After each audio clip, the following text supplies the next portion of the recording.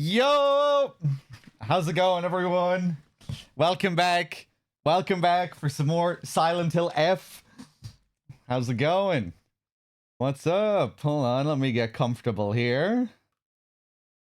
Sib, welcome back. Pew, good to see you. Marsdith, Kanjer, Hugs, Fiddler, all the usual suspects. Welcome back. Mentos, Neck Bromancer, Sinsky. What's up? Hold on a second here. Yeah, so today we're gonna get started with NG Plus in Silent Hill F. We completed our first playthrough a couple of days ago at the end of the marathon, and today we're gonna see what NG Plus is all about. I'm very intrigued to see how they handle NG Plus in this. We have a multiple ending system, like is often the case in Silent Hill, but it seems like it's going to be a bit different in this one. Everyone is forced to get the same ending on a first playthrough. And I'm getting the sense that these other endings are going to be more like continuations rather than like alternate possibilities. That's kind of the feeling I'm getting. Or maybe that'll be the case with some of them, at least. It seems there are 5 endings in total. Maybe a couple of them are joke endings. But yeah, I'm very intrigued. It seems like the game gives you the requirements for the other endings, but I don't really want to look at the requirements. I'm kind of scared to look at the chat as well at the moment, just in case someone blurts something out. So please be careful with what you say when it comes to NG Plus. You know, I'm assuming most people are going to be looking at the requirements because they're like right there for you. I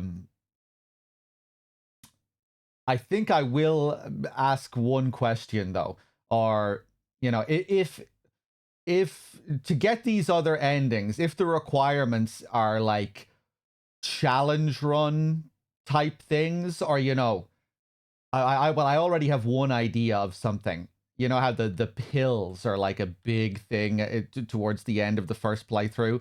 I was thinking of doing my second playthrough without taking any pills in the game. I was thinking, oh, you know, that might lead to something interesting.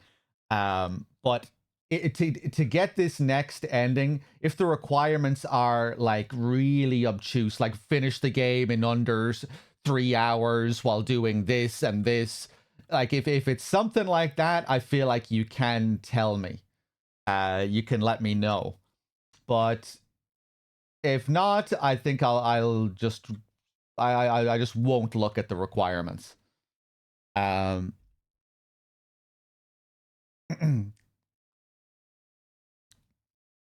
You can screw over the next endings pretty easily. Oh, I don't want to know if my pills idea is good. Hugs, please. Oh, you're like, you're I just feel like you're spoiling it now. Oh, what do you mean my idea is good? I told you to be careful with what you say. Um,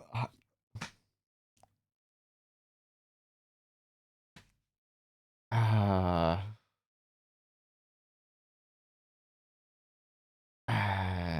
there are no timed events. Oh man, like you're just basically telling me that I'm right. You know, I really didn't want to know if if that idea was right. Oh man, damn. So that is actually one of the requirements.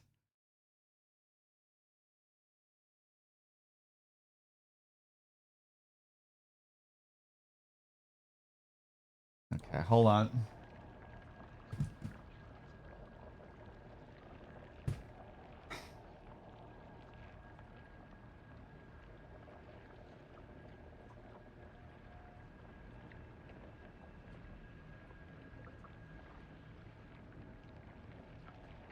Okay, I have another question. Um,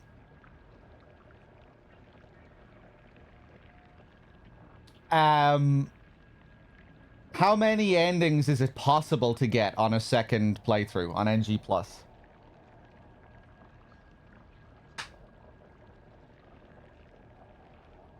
On the first playthrough, I could only get one ending. Is it possible to get all of the other endings on a second playthrough?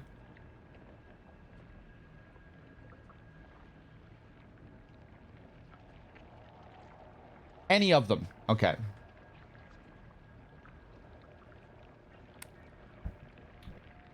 Right, so it's 3. So not all of them, because there are 4 endings left, right? There's 5 in total. All but 1, okay.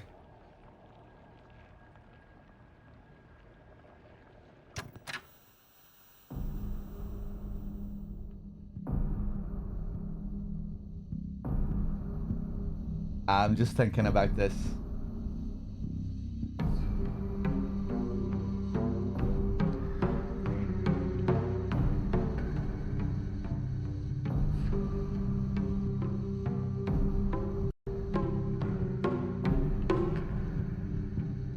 Okay.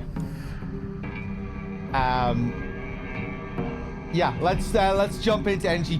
I don't think I'm gonna look at the requirements. You know, I really like the feeling of discovery when it comes to this stuff in a Silent Hill game. The game just giving you a checklist of things to do, to me, that just makes it so much more boring, you know? I really like the surprise of finding the new things in NG+, wondering how they affect the endings, stuff like that.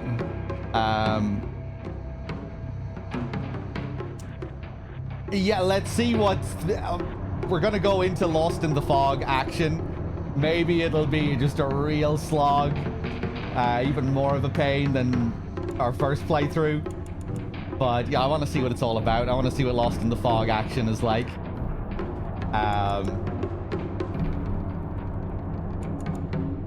Yeah. Yeah, the only thing that would make me look at the ending requirements would be if they were like a big boss run or something, you know? But I'm assuming that's not going to be the case. There might be certain challenge run type elements which have kind of been spoiled. Which I had an idea about with the pills. But I'm assuming for the most part it's going to be like finding new items and, you know, maybe Silent Hill 2 type stuff.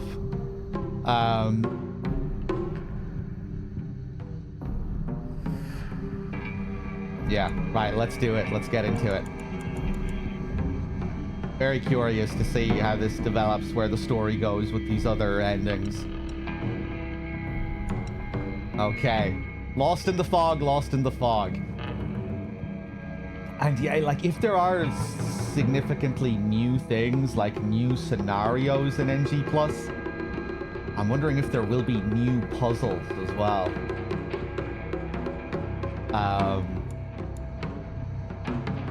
But yeah, let's go for Lost in the Fog with puzzles. We did our first playthrough on hard, so yeah, get ready. You might be watching me sit on screens for 2 hours trying to solve some puzzles.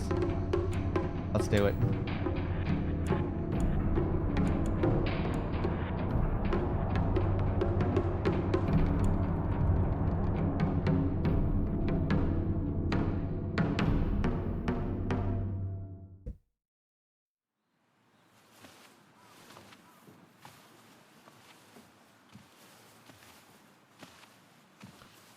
This is different. ねえねえ、知ってる？女の人はお嫁さんになるのが仕事なんだって。仕事じゃないよ。ひな子はお嫁さんになりたくないの？でもお父さんに言われるとなりたくなくなる。宿題と同じだね。やれって言われるとやる気なくす。Oh. お待たせ。 Okay, this is already very interesting. She's wearing the badge of ownership right from the beginning. 何かいいことでもあった？うん。昔を思い出してた。お姉ちゃんって小さい頃からずっとお姉ちゃんだったんだなって。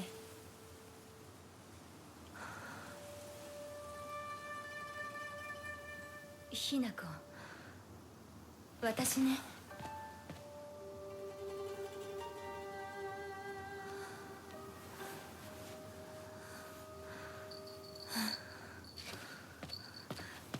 これお姉ちゃんにあげる。綺麗だわ。ありがとう。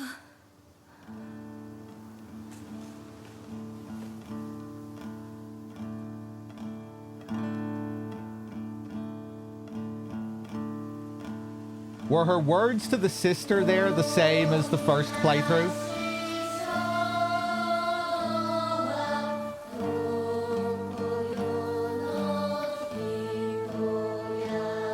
We passed through the Torii Gate into the town, entering a spiritual realm.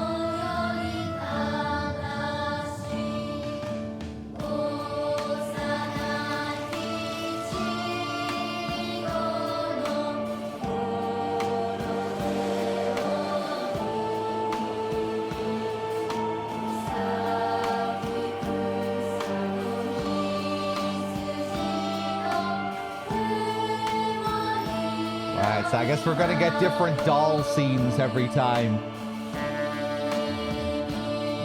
with each NG Plus cycle.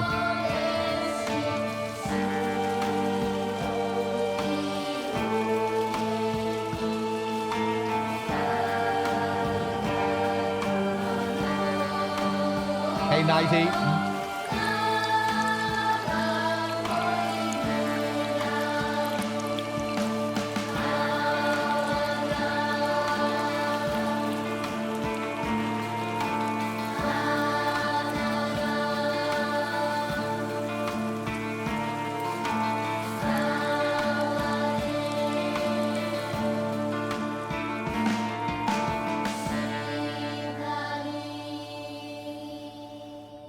Oh,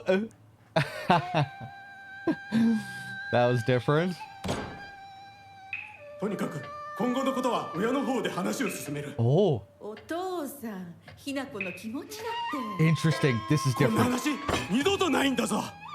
ひな子にとってこれ以上の幸せがあるか。あるわけがない。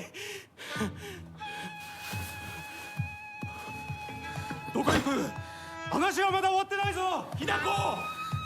それにしても、あのひな子がね。あいつは本当に高校娘だ。何しろおかげで借金は全て返せる。二度と金に困らずに済むぞ。お父さん、やめてくださいよ。ひな子に聞こえます This よ。 is kind of clever. They're able to play the exact same scene again, but have different dialogue because all of the characters' faces are out of the frame. So, you know, it's another argument, but a different argument. Framed in the same way. Alright, so he's talking about selling her off. あってたまるか。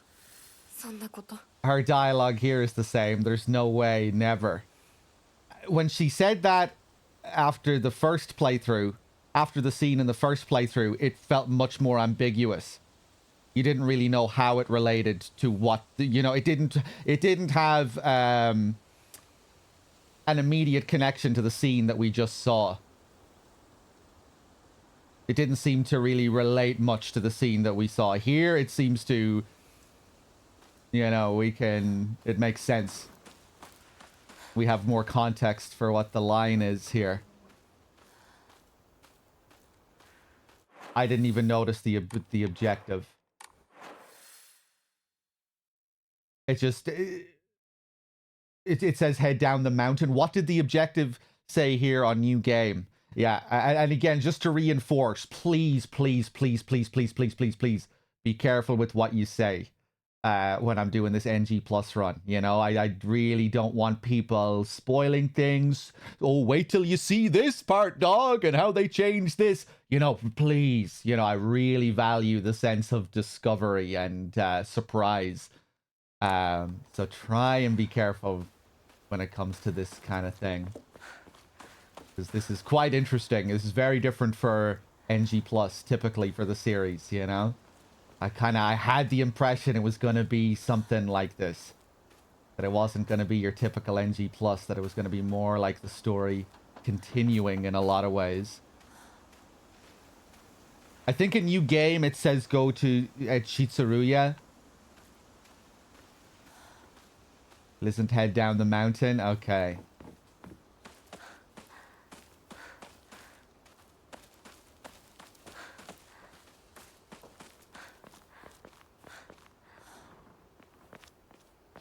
Okay, nothing new around the house.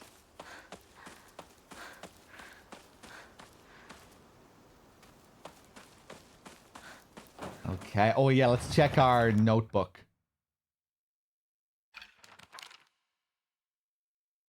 Anything new? Doesn't seem like it. How are the pictures looking?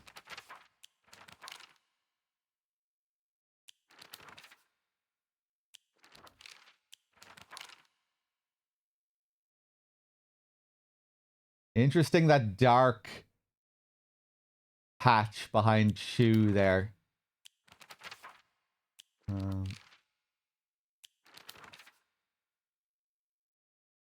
Okay. Nothing new, seems like.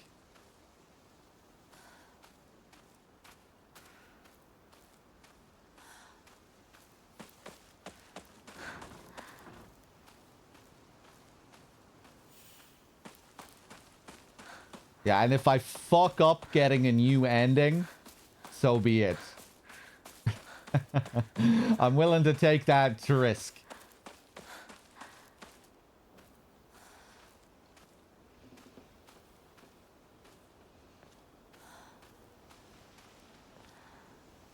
Yeah, I think the journal pictures are the same as New Game. Don't think anything changed there.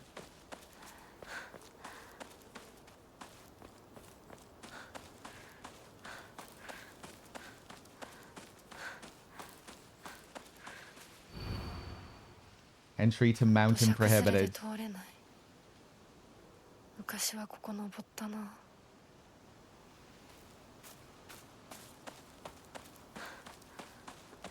Really curious if we learn more about the gazers, the significance of the gazer. Remember we read about that here in the early game? Reading about all these natural disasters, the landslides, the gazers, people being infected by the water coming out of the gazers, being sent to hospital. Some interesting details there in the early game. Some of it was making me think of Siren and all the focus they put on the natural disasters, the earthquakes, the landslides in Siren, and how they coincide with the shift to the other world.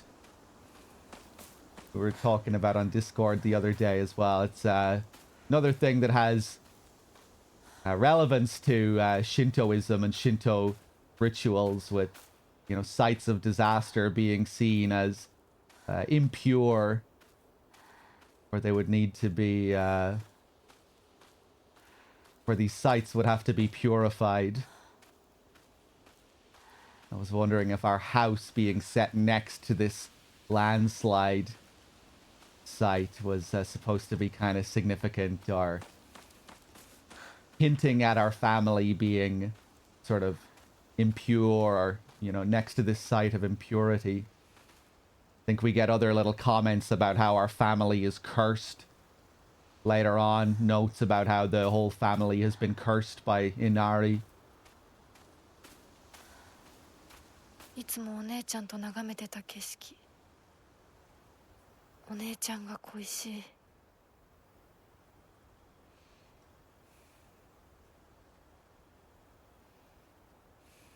Not sure if I got that one on a first play.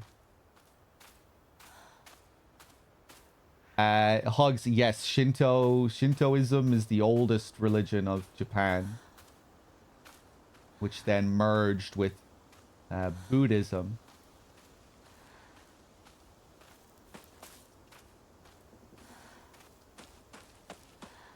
There's a lot of Shinto in this game.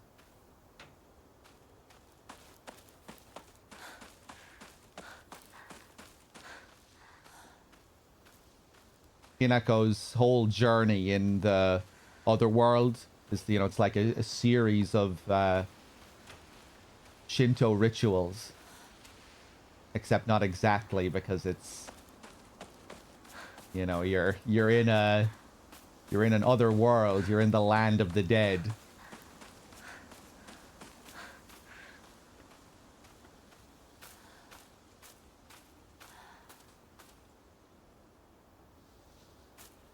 Ghosty, you're fairly close. You're in the last third of the game, last quarter of the game.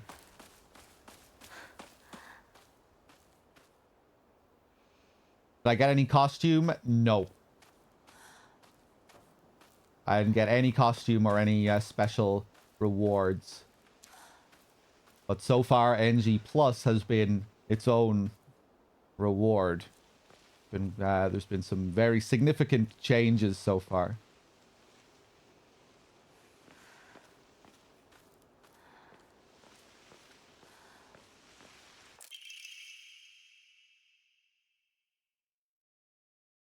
Local doctor's note. A fox's wedding is a common expression used for times when it rains while the sun is still shining.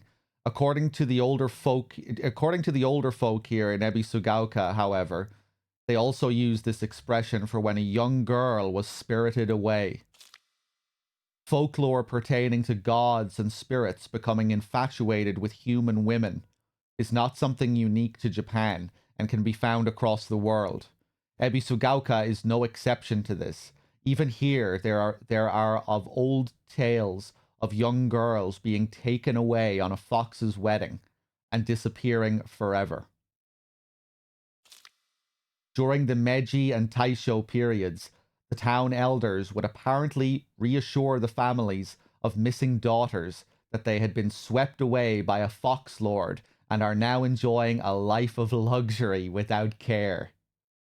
Okay, this is new.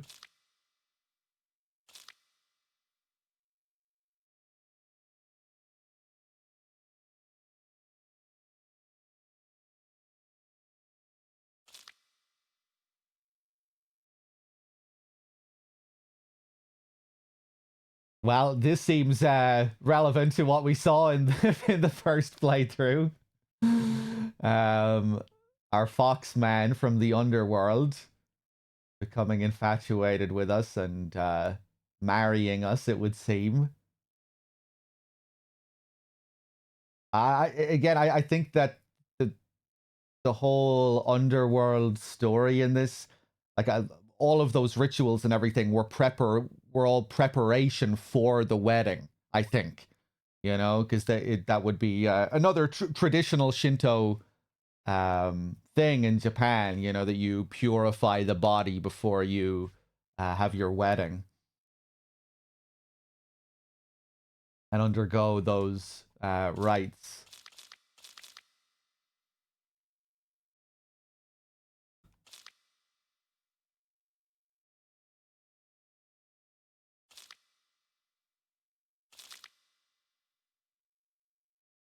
Okay, interesting.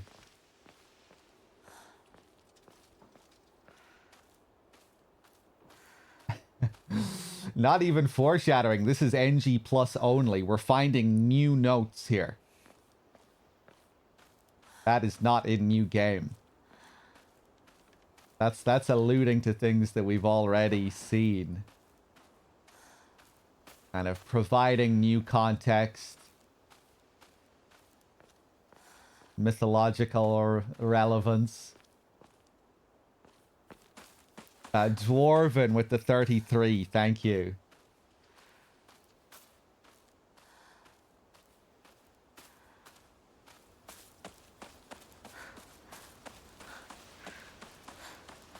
拝んでおこう。 We won't be reading everything in this playthrough. You know, we might stop and look back at some notes when they become relevant. If I'm trying to figure something out, you know, I might search up a specific note, but you know, we won't be reading everything in every playthrough. 神様、私はどうしたら。 This is the same. I remember her saying that. The UFO ending, you definitely trigger that at the pond.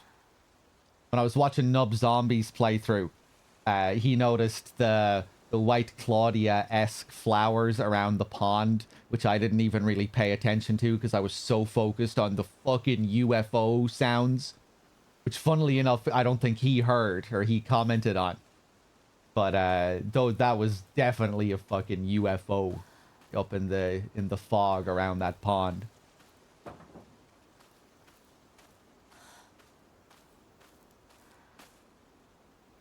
Drinking at this time of day?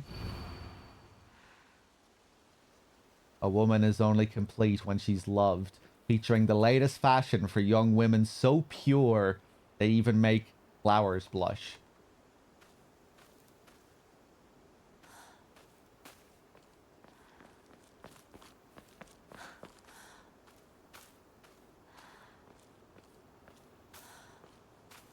Anything new around here?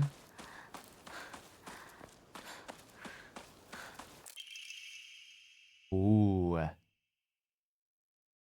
This is new. Pretty much every note we find is going to be new. I probably did miss some notes on my first playthroughs. You know, there probably will be a couple of new game notes that we find, but the majority of them should be exclusive to NG+. Although the most famous translated Western medical book remains the new text on anatomy, there was a peculiar work by the name of Exotic Herbology published in the 5th year of the Ane era, 1776 AD. Strange as the text was, it has largely been forgotten by history. A foreign missionary brought this text to Japan along with a curious medicine that would supposedly allow one to speak with divine spirits. This drug came to be known as Kakura Makakura by locals. However, in order to have contact with the gods, one must first liberate one's soul. However, upon doing so, the individual will fall into a temporary state of unconsciousness, potentially leaving them vulnerable to malevolent spirits.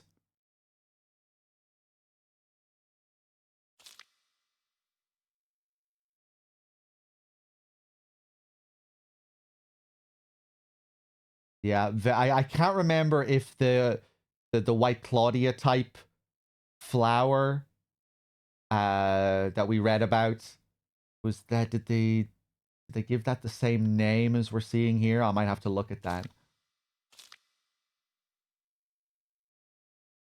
But yeah, very Silent Hill 1, very White Claudia. Here again, very Shinto with the liberating of the soul or cleansing of the soul.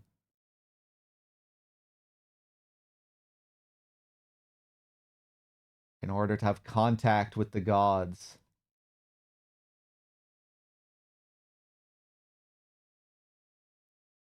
Yeah, and this it seems like this is what happened to Hinako, where she appears to become possessed in the other world.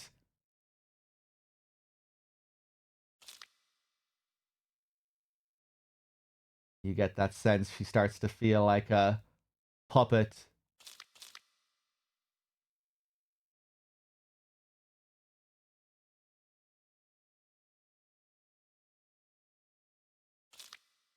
Okay.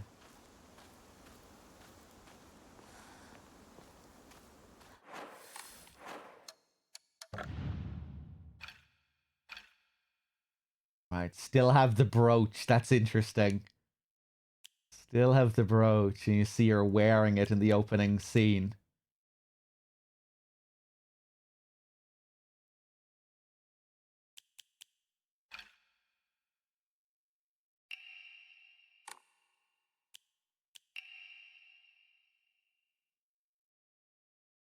Oh, oh, cool. Yeah, yeah. So this is the note we got about the White Claudia type flower on New Game. I've learned from reading exotic herbology that that Kakura Makakura is made by grinding up the seeds of Hakokusu, an extraordinarily rare herb. I think the Hakokusu, that's supposed to be the red flower that you see most prominently throughout the game, I think. Hakokusu is notoriously difficult to cultivate, as it requires a very specific environment in which to grow. Oh no, maybe not actually. If it's the white flower that you see at the pond. Yeah, rarely found in the wild, this precious medicinal herb is so prized that it has earned itself the title of the flower of the gods. According to folklore, the herb can give one the ability to converse with gods, visit their lands, and even awaken dormant powers. With the manifold divine experiences this herb is rumored to provide, it is no surprise that numerous legends talk of kings journeying to find it under the belief it holds the key to immortality. When ground, its seeds are said to smell of peaches.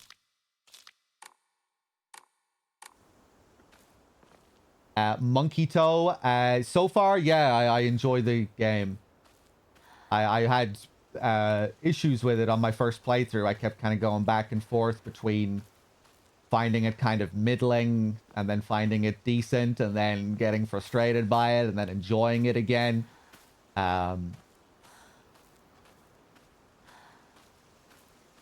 You know, it's pretty different for the series in a lot of ways. It's an action RPG fused with more traditional Silent Hill horror.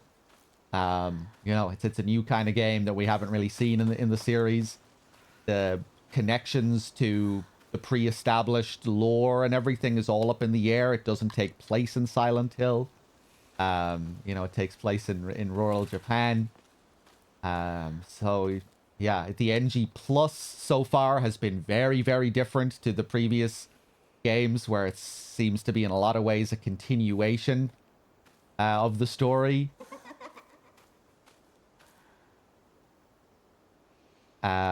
Which I've really been enjoying so far. Very intriguing how they're handling NG Plus.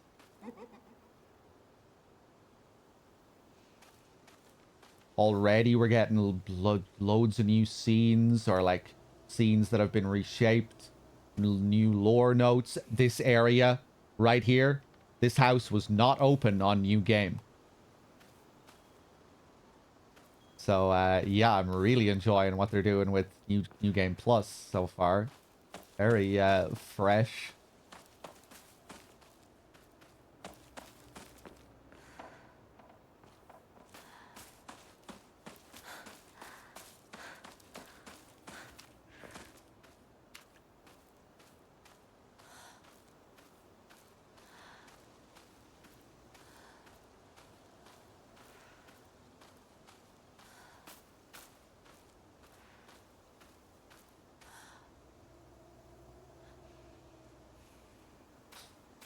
Yeah, Agnew, one idea I had to get a new ending was to avoid taking any pills.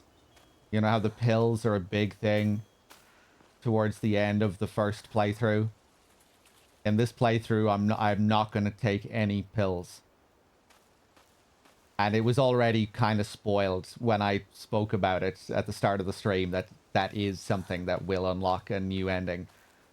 So unfortunately, yeah, I kind of know that's going to lead to something. But maybe I need to do other things as well as not take any pills.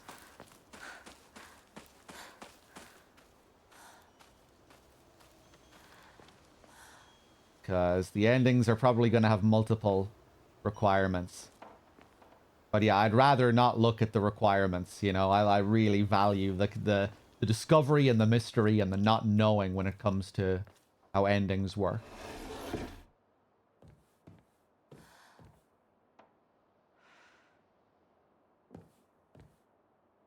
Ooh.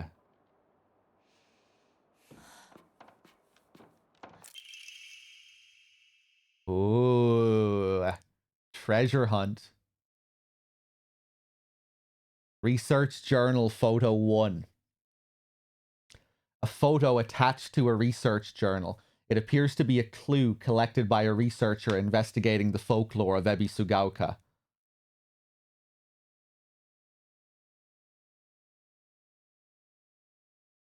Okay. So next to a post box somewhere.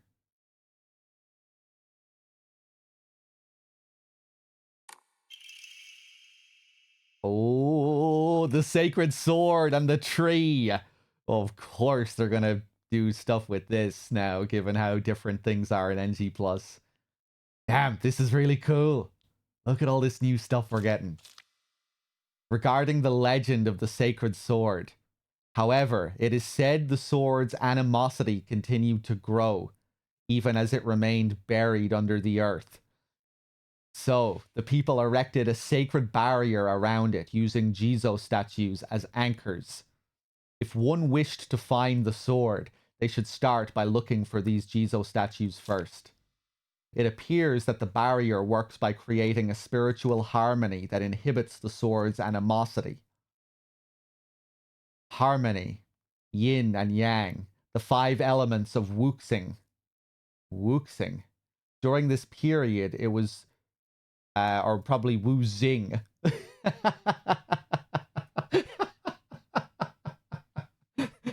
Yeah, probably Wu Zing or Wu Jing. Wuxing.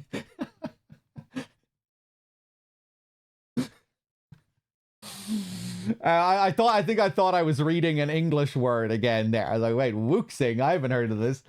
During this period, it was thought that everything was composed of 5 elements: wood, fire, earth, metal, and water. Therefore, 5 was a number associated with harmony. In other words, there should be 5 Jizo statues. Okay. Are 5 such statues located in this town? I expect tracking them down will prove a tremendous task. Ooh, okay. Well, I guess these photos are gonna help us find the statues.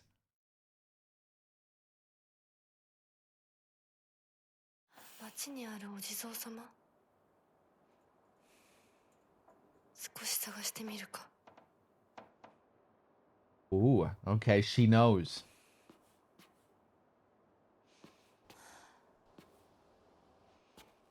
That's another big thing in Shinto, the harmony of nature. That's why sites of natural disasters can be seen as impure. It's disrupting the harmony of the natural world, the harmony between humans and nature, and why these sites would need to be, in many cases, purified, cleansed.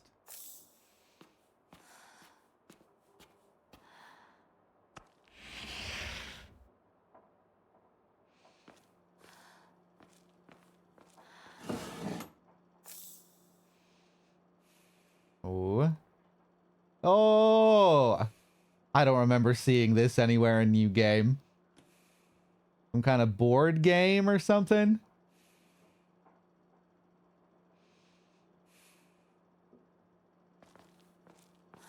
Or maybe not. Maybe some kind of snack or some kind of food. Ooh. Another box that needs a key. Okay.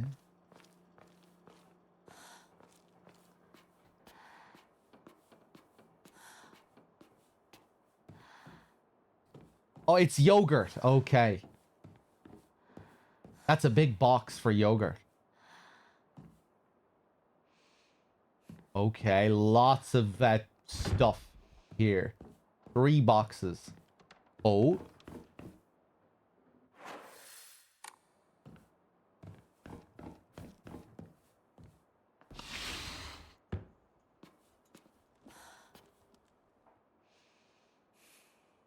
He always told me play house like a good girl should.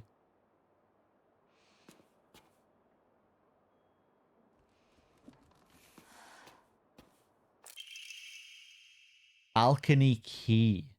A key stored on the doll's back. It seems to open the door to the next room from the balcony.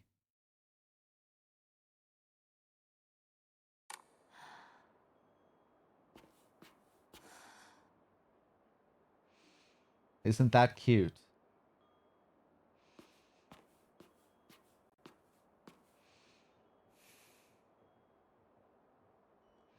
This is from Sakuko, but it's too cute for me.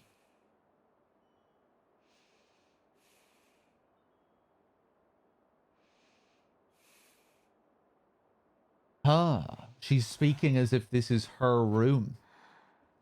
It would seem. Like as if we received this as a present from Sakuko.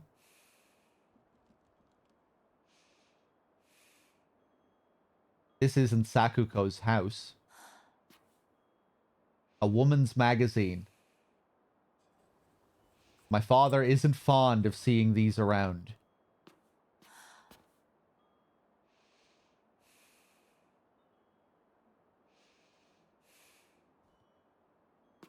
This isn't Sakuko's house, no.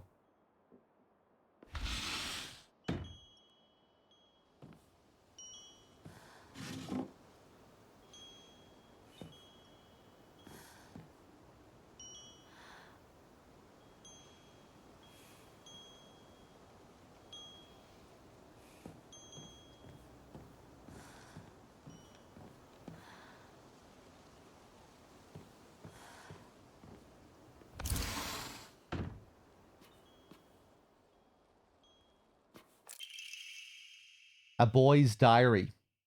I'm going to be a treasure hunter. I'll make sure of it. And then I'm going to become a millionaire by finding treasure all around the world. And not just hunting treasure. A real treasure hunter sometimes takes down big scary beasts and bad guys. Chico, what the fuck are you doing in this game? Get out of here. And not just hunting treasure.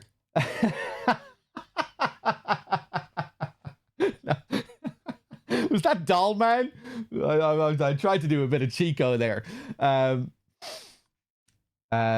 He'd definitely be into this, though, with all the UFOs and everything. And don't forget that they have to learn how to escape dangerous traps, too. I was play fighting with the girl who lives next door when Mom got mad at me. She said, what if you leave a scar on her face? Then nobody'll marry her. What's that all about?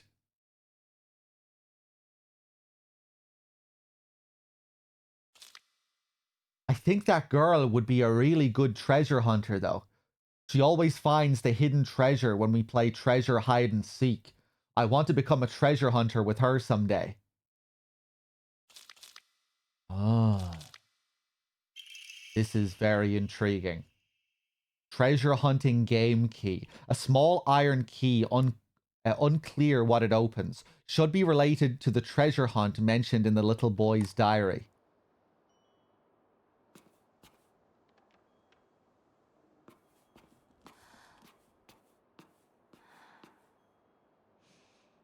Right. I'm wondering now, like, if this was Hinako's real house, and that house up there is something else.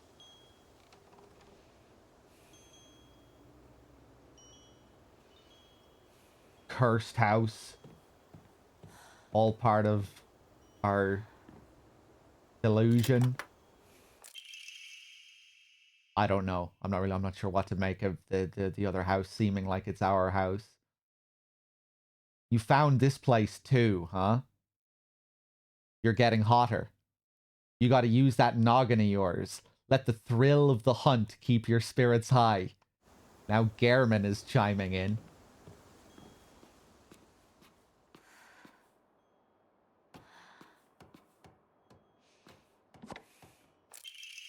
Hacking tips.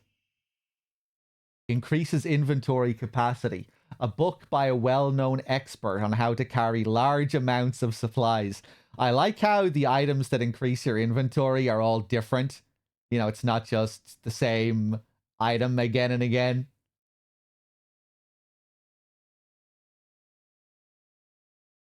It's just nice getting all these different visuals.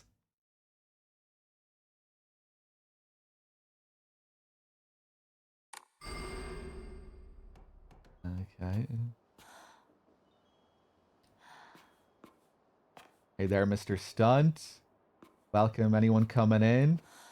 We're just getting started with NG Plus in this game, and it's already so different. Entirely new scenes, new areas, shitloads of new lore. It's in a lot of ways it seems like a continuation of the story rather than your typical Silent Hill NG Plus,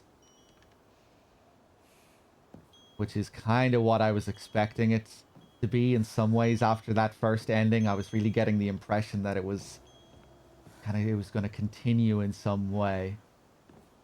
Especially when people were saying that everyone's forced to get that ending on a first playthrough. We just made our way to a new house, an area that was closed on New Game, and the house is presented as if it is Hinako's house. It seems to be the case, this bedroom. We have a note here on the table from Sakuko, as if it was given to Hinako here, or, you know, like a present from Sakuko. In that sense, it's structured like a visual novel. Yeah, people were saying it's kind of typical of what the author has done with his visual novels. But yeah, that's just common for a lot of visual novels in general. But yeah, it's been really cool so far. Like loads of new stuff. I haven't even made it into town yet, and we've had like 6 or 7 new lore notes, keys, items. The opening scenes have different dialogue. All sorts of changes.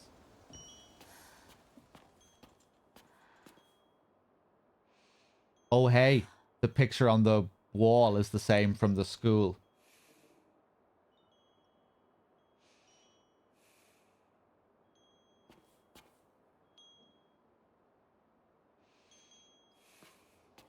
Yeah, very intrigued to see what else is new.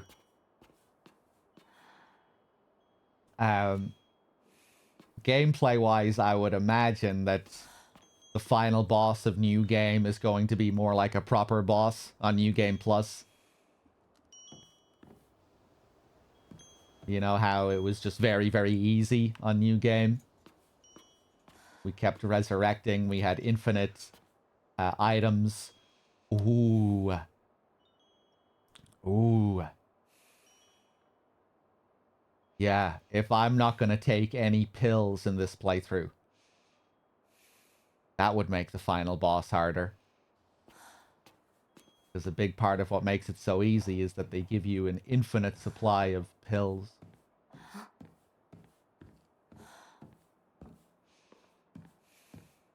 Mr. Freet, thank you very much for the 52.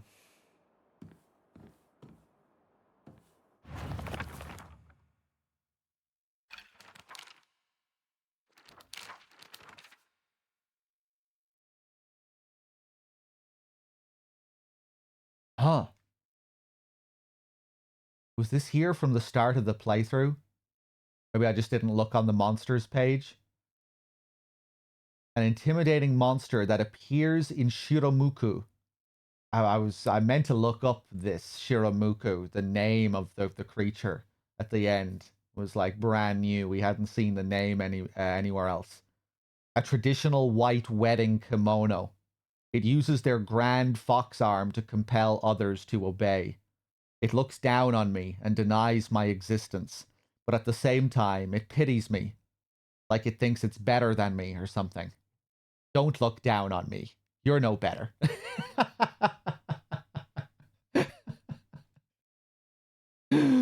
Yeah, you stupid fucking monster. Who do you think you are?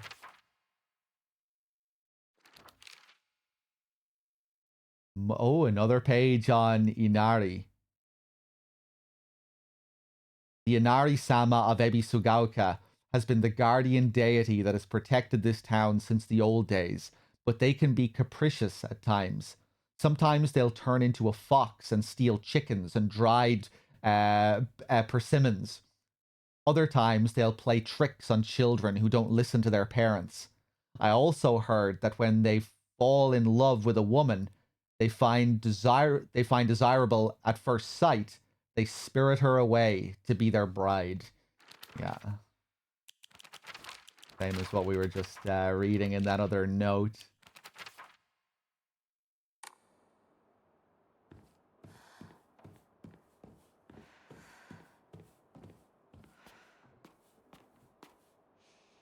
Speaking of persimmons, are those persimmons there?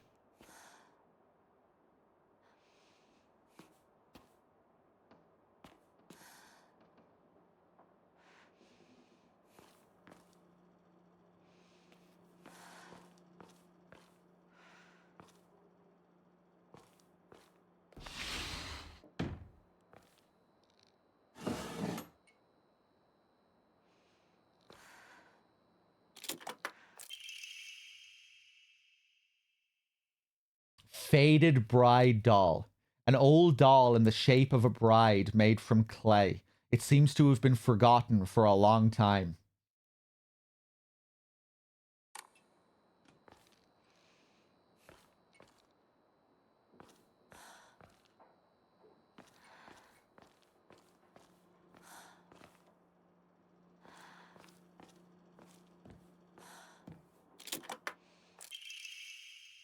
Yeah!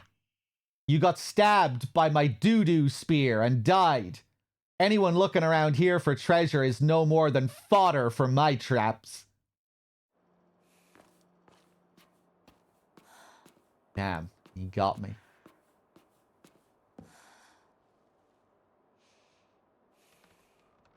I don't remember that little statue being here.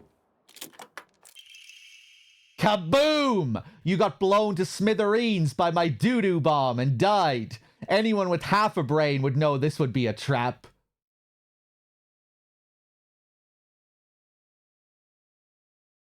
Oh. Oh, maybe I've already fucked up an ending. Wait a second. Maybe I should have read that first note a little bit more carefully. Shit. Have I fucked up the game? I have to open the right chest. Don't say anything. You're real good at this. Not any bozo could find this one. Too bad this isn't the treasure, but points for trying. You were so close. Oh, he gave me some chocolate. Okay, maybe I am allowed to open the wrong chests.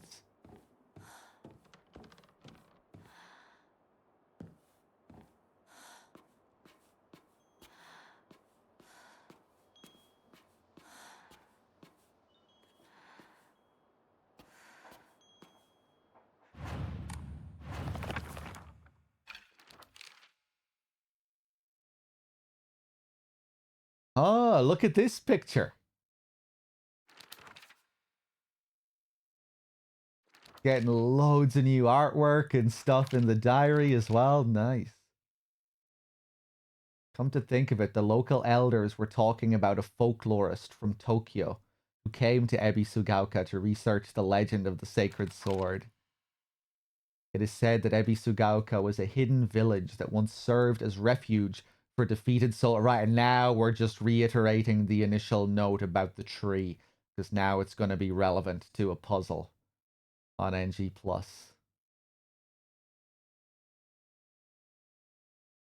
Yeah.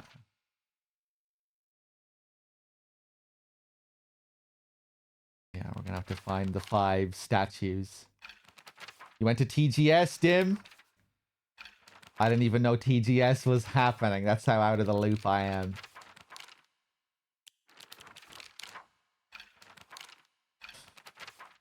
Once again, sorry if I'm missing some of the chat when I'm playing. Because again, with this playthrough, I'm going to be a little bit cautious, careful, because I won't want to see spoilers and stuff. So when I'm exploring a new area or dealing with a puzzle or something, I'm going to be a little bit cautious when looking at the chat, just in case someone says something that I don't want to see. But I'm still going to be trying to read the chat as well. I'm just going to be a little bit careful.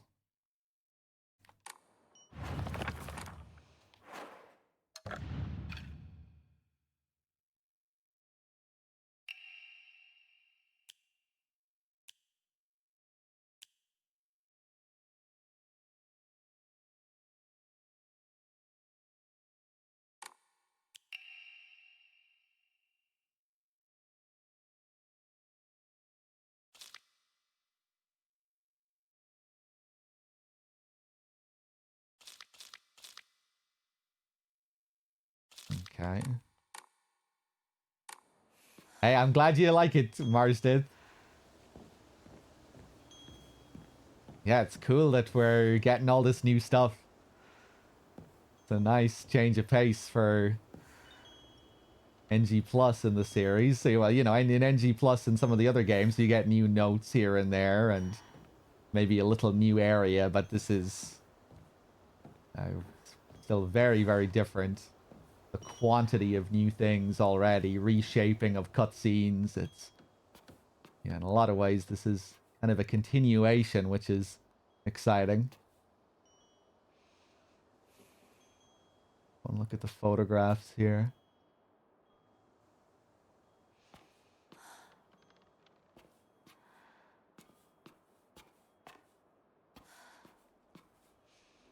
I always respect when developers do stuff like this with their games as well, because like just with regards to reviews, you know, most reviewers are just going to be doing one playthrough and writing their review based on that, and not even you know, without even knowing how significant the NG Plus is. You know, you risk reviewers coming away from new game feeling the story is a bit incomplete and not giving a full review of the story. So, you know, it feels like feels like a bit of a risk when you're doing this stuff, or it can be.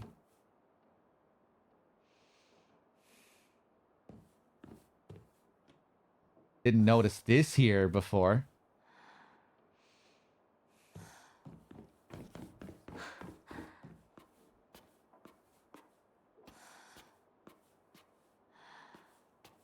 Okay, I probably found all of the chests here. Let's just... We'll go and check the backyard. Oh, the shoes there.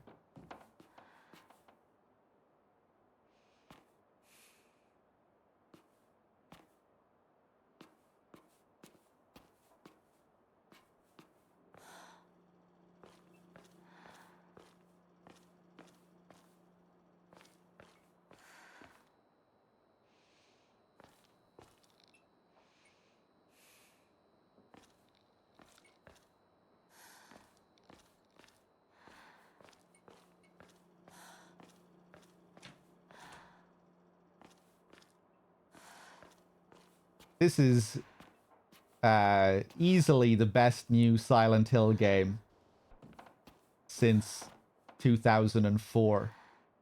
This series has either been really, really shit or really, really dead for like the last 20 years.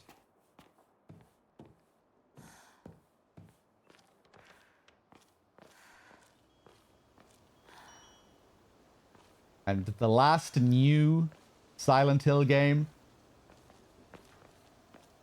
that people, you know, generally see as like the last true Silent Hill game, that was also a black sheep.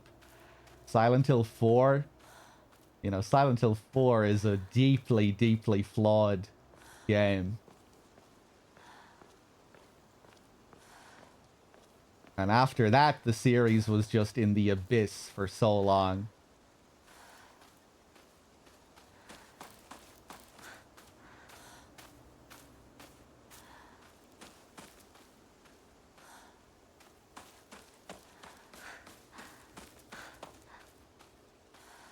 Silent Hill 2 remake was good. You know, that was a remake.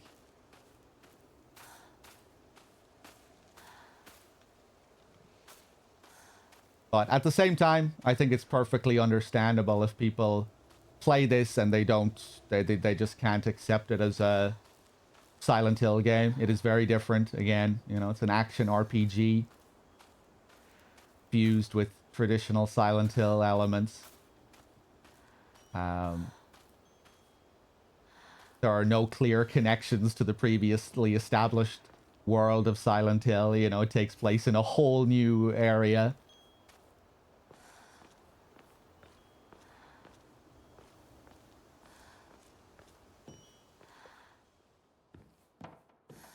But yeah, it's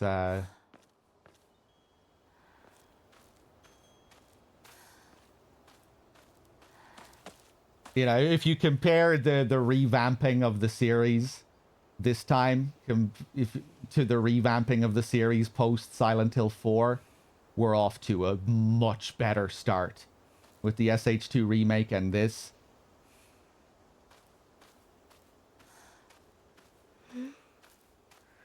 人気がないな。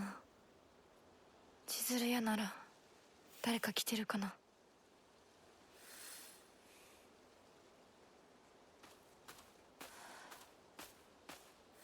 The bar wasn't very high, no, but this is the quality of this is it's like it's so much better than fucking Origins, Downpour, and Homecoming. It's a low bar, but this is way above that bar. You know, in my opinion.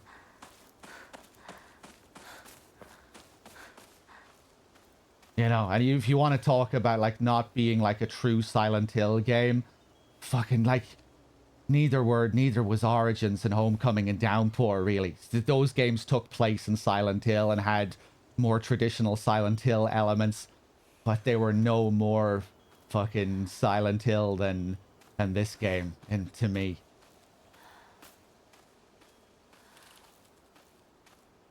I don't know.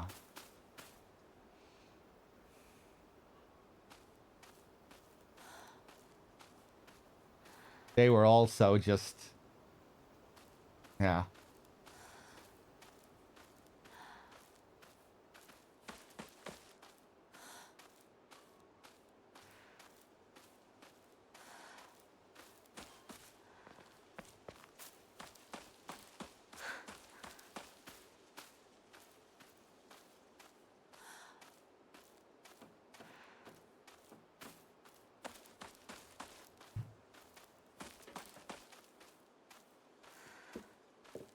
How do I feel about the mob fights towards the end of the game? I think the combat in the last third of the game gets very, very tedious.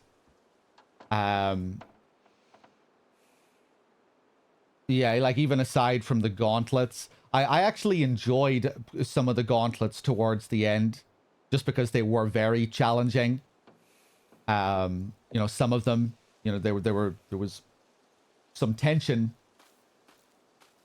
They were making me sweat a bit getting through some of those encounters. So yeah, I did end up enjoying some of them. It was in Hanako's house where I was really getting worn down. You know, like the last major dungeon and you're just fighting the same fucking enemies again.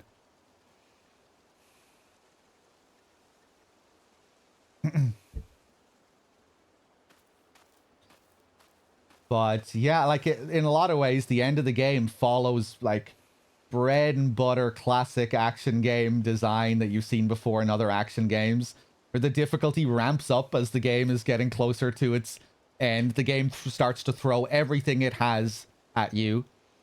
The gauntlets, every enemy in the game at the same time. You know, phase after, you know, wave after wave of enemy types. But the problem was that the game didn't really have the enemy variety that other games would have when they do that kind of thing. It just felt like the game needed... like, the game didn't need a crazy amount of enemies. You know, it didn't need to be Devil May Cry or some shit. But it needed, like, 2 or 3 more enemy types, I think. When you're fighting the fleshy mannequin girls in the late game and they're still, like... And the way they present them as well just kind of makes you sigh. Like, you come out of a big cutscene with all this drama happening, and then it cuts back to the same fucking fleshy mannequins coming at you.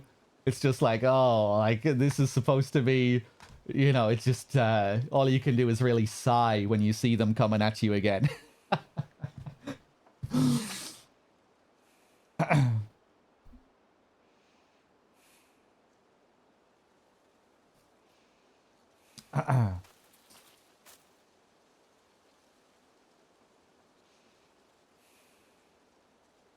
But yeah, you know, like, I think it's perfectly understandable if people play this and they're like, this isn't Silent Hill. That is like a reasonable take. But I guess I would respond to that just by saying, but like, look at the state that the series has been in. Like, for me, it's like, you know, if it's decent, I'll take what I can fucking get at this point. You know, the series has been either been really, really shit or really, really dead for like 20 years. You know, I'll take this over Origins, Homecoming, and Downpour any day of the week.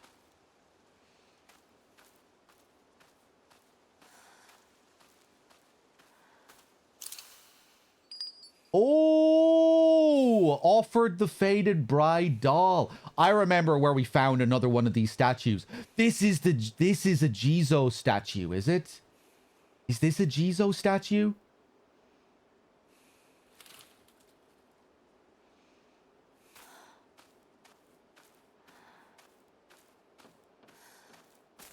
Yeah, I don't know.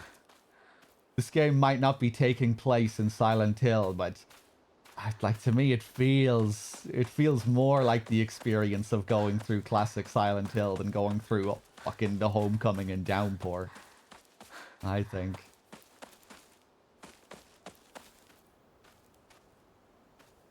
Just the world building, the author's understanding of the concepts and the ideas that are like so in parallel with Silent Hill.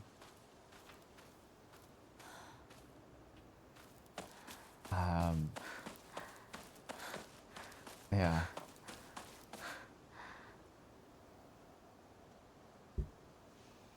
Book of Memories, Ascension. Ascension.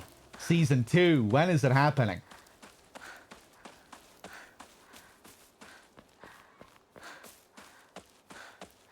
We need that season 2.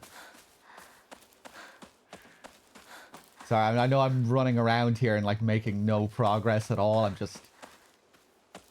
Did I really get all the chests up there in that house? I think we were as thorough as possible, right?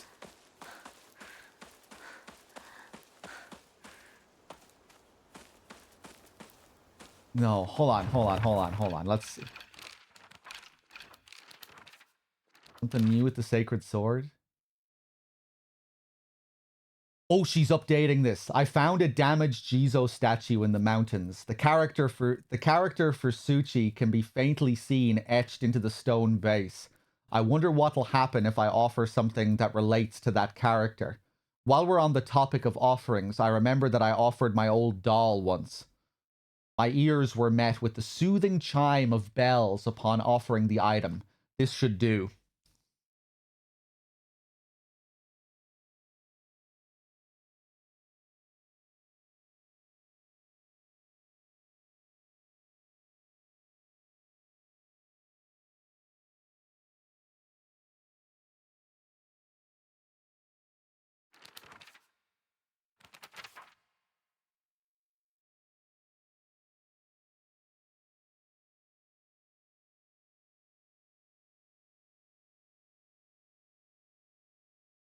Okay.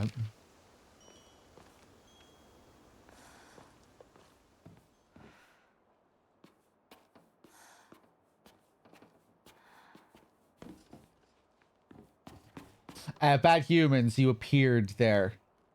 out of the fog.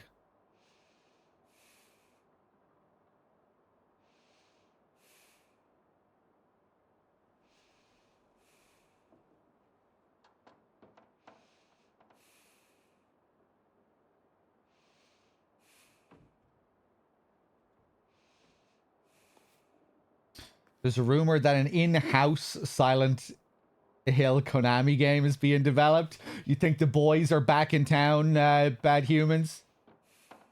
You think we'll get any of the OG developers back? Oh yeah, I guess in-house doesn't mean fucking that we'll get all the same developers, because a lot of them are gone. Imagine getting a new Silent Hill game written by Hiroyuki Owaku, art direction by Masahiro Ito.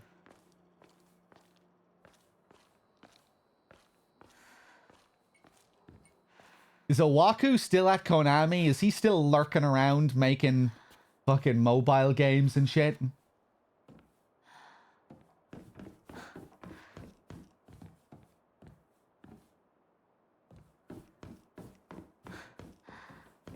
I just have to come back up here one more time. Is In the Fog the highest difficulty for your first time?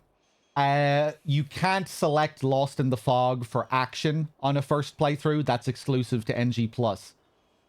You can pick it for puzzles.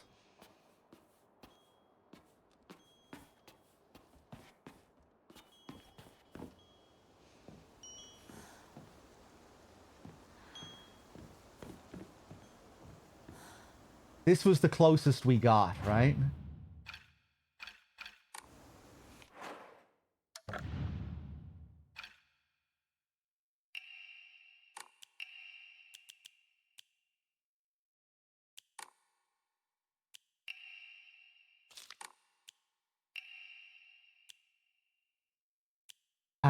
I got stabbed. I got blown to smithereens. I'm really good at this. Not any bozo could find this one. Too bad this isn't the treasure, but points for trying. You found this place too. You're getting hotter. You got to use that noggin of yours. Let the thrill of the hunt keep your spirits high.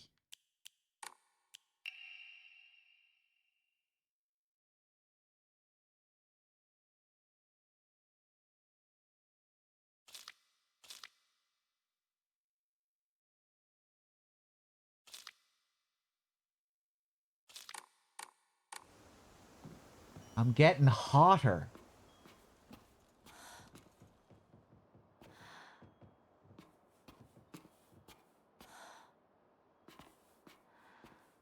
I have a feeling he's talking unbelievable amounts of shit. And I'm not hotter at all. And that the next treasure chest is going to be in the fucking town and not anywhere near this house.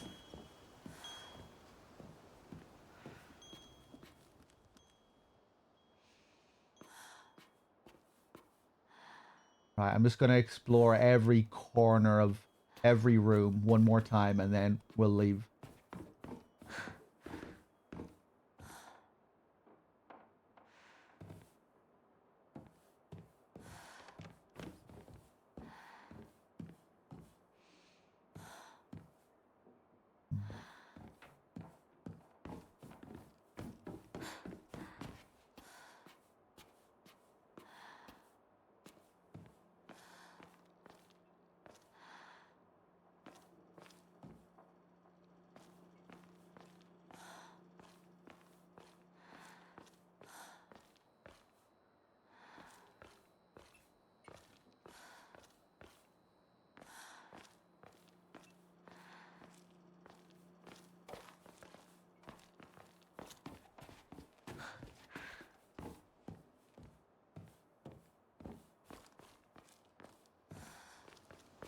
Ooh, did I go over into these dark corners last time?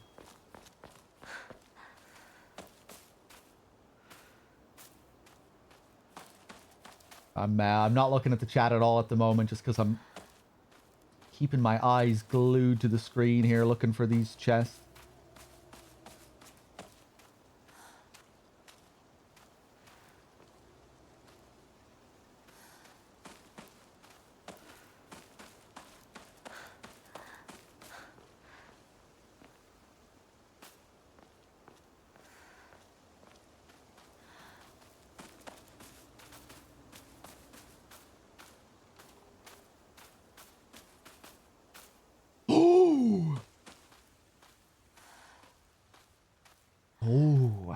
is this path even here on New Game?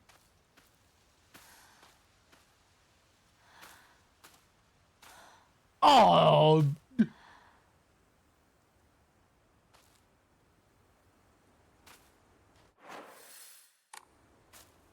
Nothing.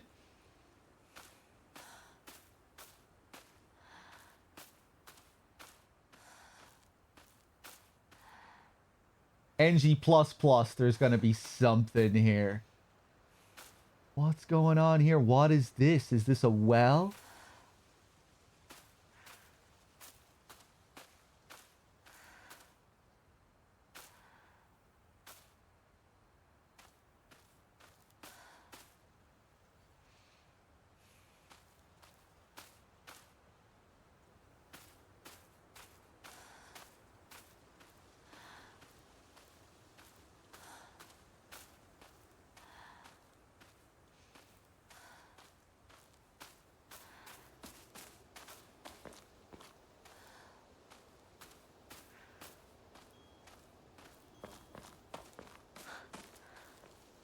Okay, I think I've had my fill. Right, let's keep walking into town. If I missed something, I missed it. I like missing stuff.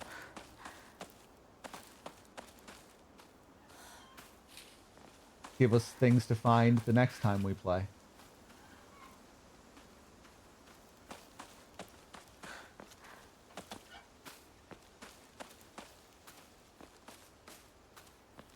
You think you're a treasure hunter or something?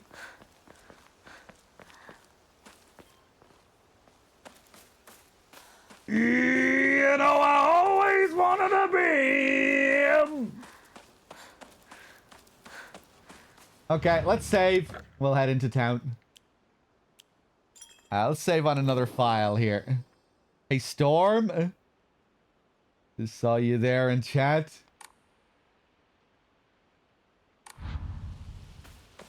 Did I say no, Red Planet. I was talking about other people. And just how I think it's a reasonable opinion to have. But I was also comparing it to the last 20 years of Silent Hill. Where the series has either been really, really shit or really, really dead. And to me, while this game does not take place in Silent Hill, at least initially, maybe later it'll be tying more into the previously established world of Silent Hill. But while it is an action RPG, and while it does not take place in Silent Hill, to me, it still has the spirit of the game more than Origins, more than Downpour, more than Homecoming. These other games that do have more recognizable Silent Hill elements.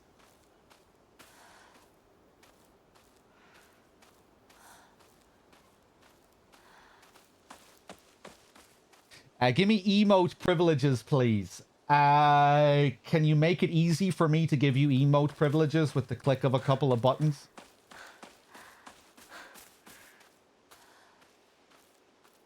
But yeah, if you're just tuning in, we're getting into NG Plus in Silent Hill F. So far, it has been very, very interesting. It has been more like a continuation of the story than a typical NG Plus experience. New cutscenes, new areas, new little mini game challenges. It's been very cool.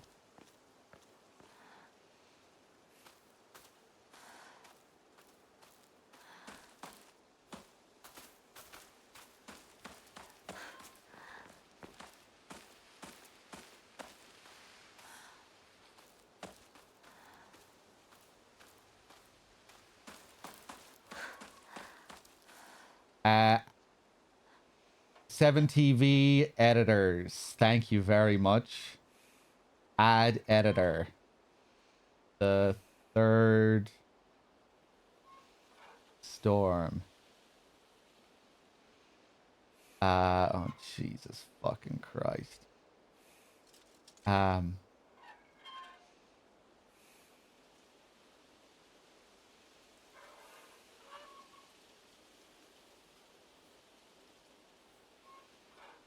Okay, Storm, you should...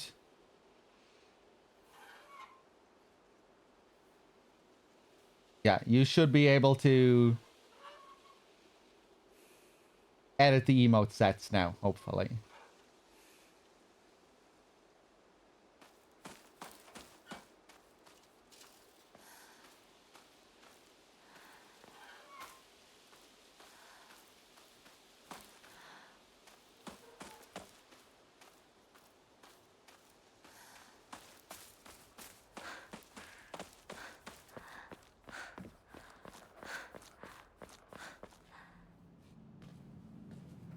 すいません。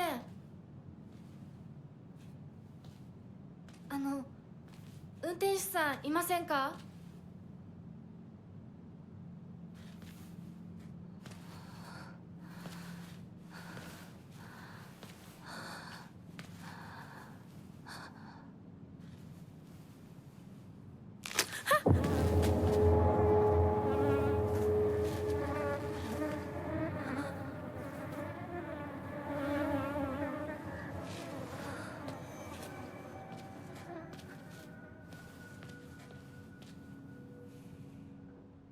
他の道を探そう。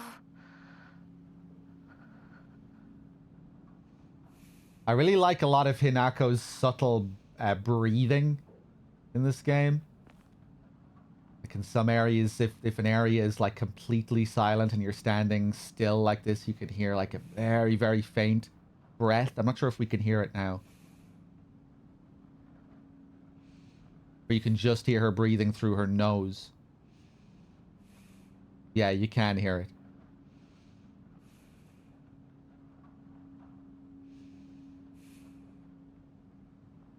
Very, very faint.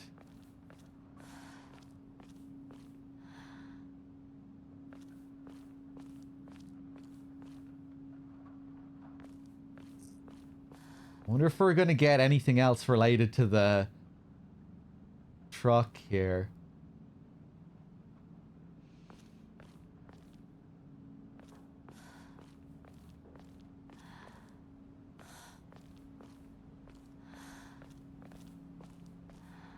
The English dub is really bad.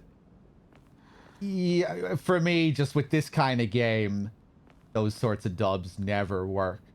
When it's like so when it's like when everything about it is Japanese. You know, the setting, the realistically rendered Japanese characters that just look like real Japanese people, not stylized. Yeah, you know, if it's Japanese characters and it takes place in Japan and it's all very culturally Japanese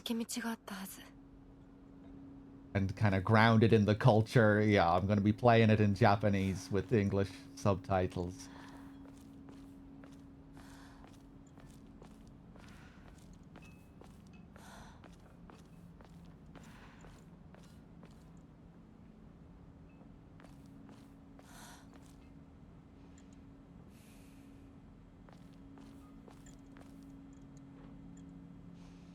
Oh, I missed that phone call, Tim. I didn't answer the phone straight away. And the phone stops ringing. If you don't answer it after a certain amount of time.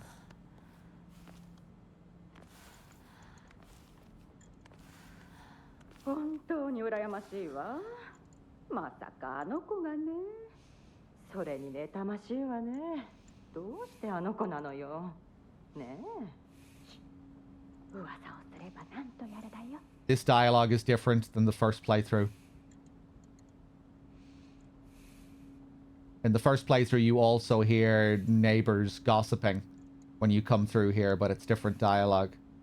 On New Game, they're talking about someone being killed and a crazy family. How could they let that person die like that? And they're talking about this crazy family, which I think is alluding to Hinako's family. At first, I thought they were talking about maybe the recent death of Hinako's sister, I was theorizing if Junko died recently, but now I'm not so sure. Maybe it's supposed to tie in with Hinako's death, if Hinako died. I mean, there's still just so many mysteries that are kind of up in the air.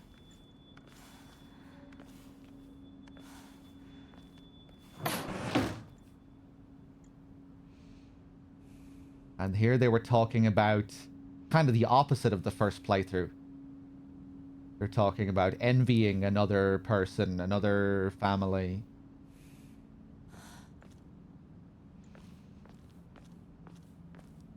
Yeah, this is my first playthrough through NG+.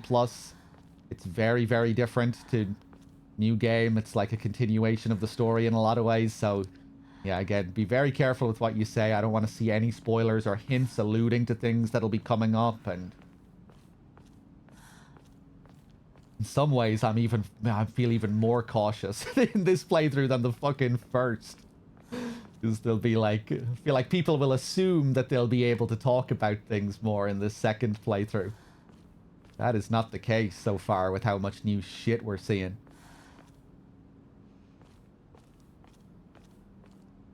Okay. But yeah, just be careful you don't allude to things that I haven't seen yet. 裏切り者。サクコ。どこ行くの？こっち通るの珍しいね。車が道を塞いでてさ。千鶴や？今は誰かと喋りたくて。私も後から行くね。うん。じゃあね。裏切り者。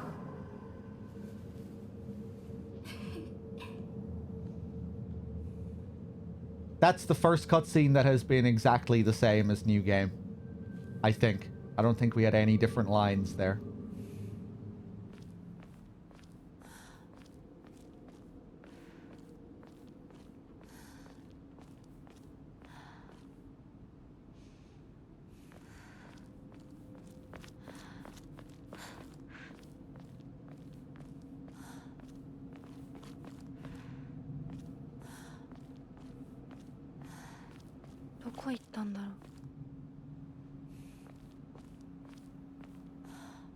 This reminds me of Silent Hill 3 and the truck that's like impossibly parked when she climbs out the window against the two walls.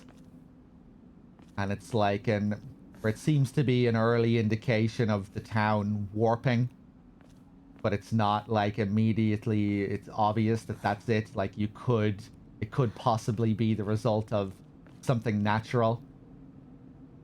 But when in actuality, it's probably an early manifestation of the town warping.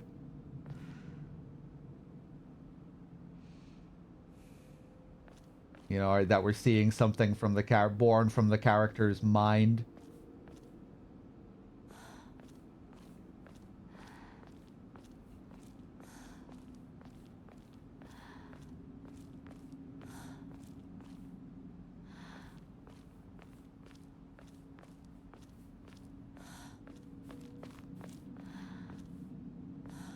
Oh, this fucking thing.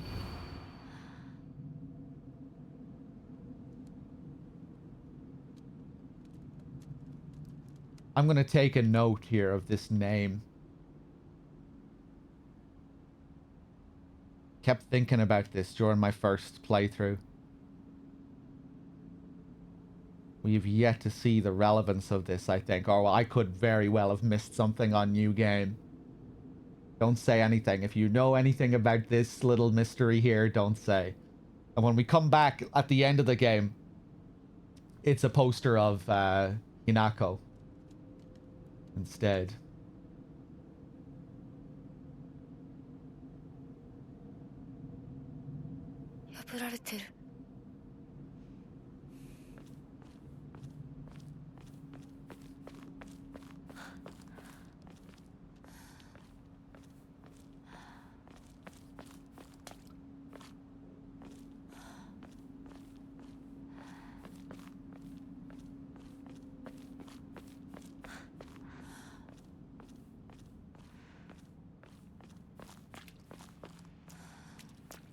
Okay.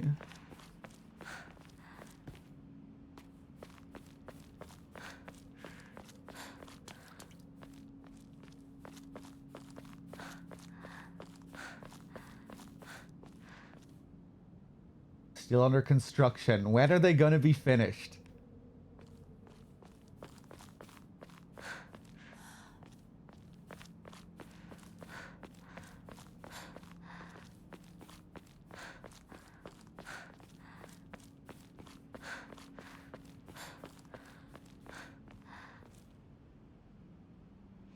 By the way, if you press skip, you can see if a cutscene is new or not.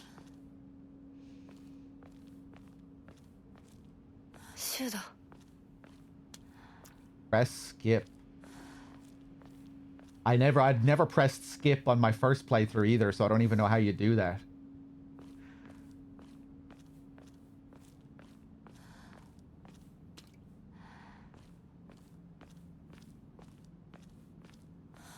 Just if I press start or something. Okay. Let's see this scene again.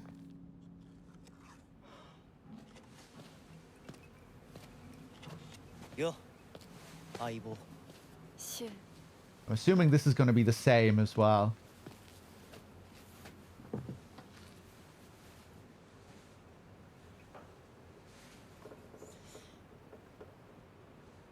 Sa.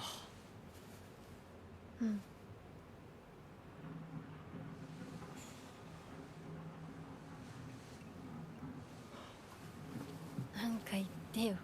お前こそなんか言うことはないのかよ。相棒にないんだったら私にだってない。お前らしいや。 Yeah, I stopped thinking about the relevance of that. The pills. お前が自分で選んだ道なら俺はいつまでも応援するからな。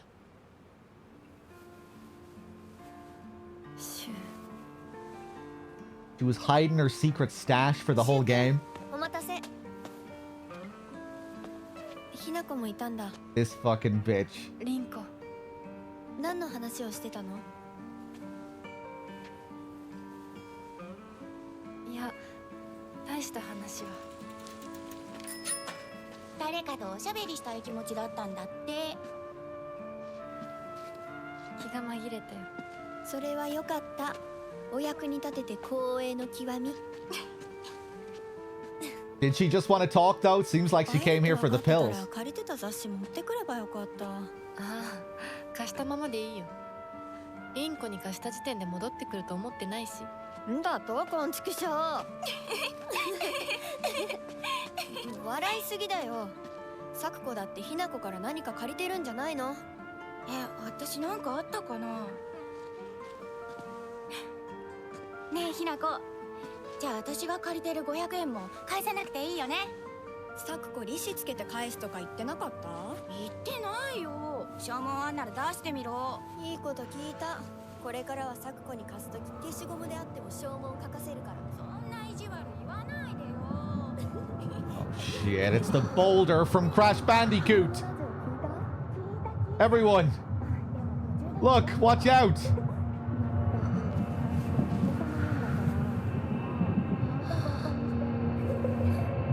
ひなこ？あ、ごめん。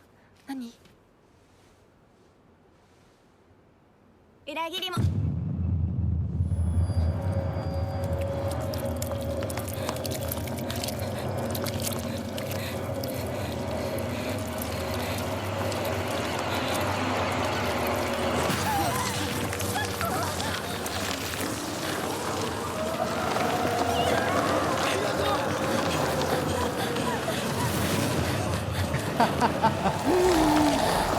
Run, Hinako! I'm glad this is the only part of the game that does this with the camera. There is one more chase sequence later. This is the only one that has the camera like this, like you're playing Crash.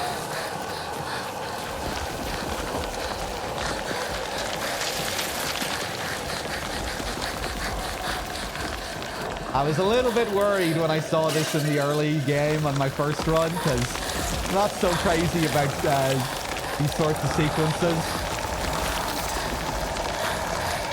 But, yeah, I think they only used them twice, right?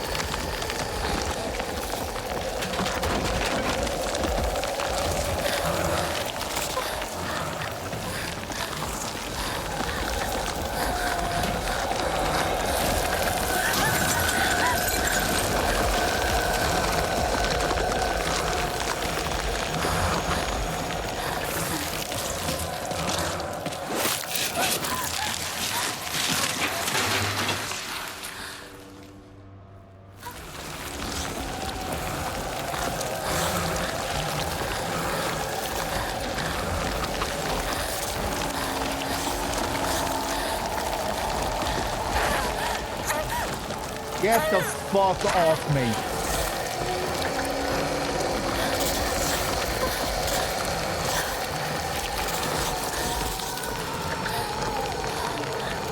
Okay, I wonder how many secret items I missed.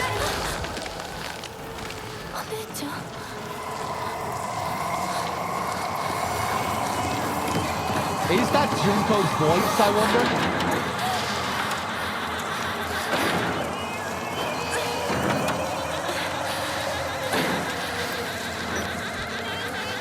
I hope the enemies have 5 times the amount of health than hard.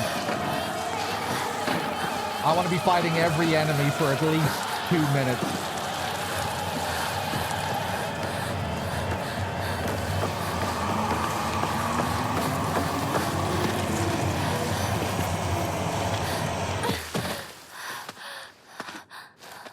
Hopefully they have new attacks. That'd be cool.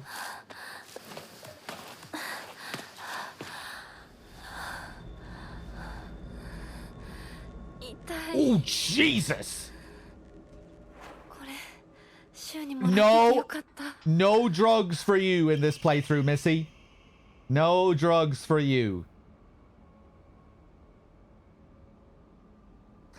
Note from Shu. Right, yeah, on my first playthrough, when he handed her the box, I didn't know what he was giving her. And I was like, are they about to smoke a cigarette or something? Or are these cigarettes? And then she put them away. And then by the time I got to this sequence, I wasn't even really thinking about it being a box of painkillers. And then it comes back at the very end of the game. Of course, later on, we do read about Shu making the pills for her and him being from this family of herbalists. I'd say, you know, and then I figured, you know, that Shu created the pills, but I forgot about the whole thing with the box. And then at the very end of the game, in that final boss, she pulls out the box and she has 99 pills. It was kind of spoiled for me already that not taking the painkillers will lead to another ending. So yeah, well, I had the idea initially at the start of the stream. I was like, you know, considering how much focus they put on the painkillers at the end of the last run and this run, I'm going to not take any. So I figured that might lead to a new ending. And then someone more or less confirmed it in the chat, unfortunately. So, yeah, I guess now I kind of know that this is something that I need to do. But maybe I also need to do other things as well. There are probably other requirements.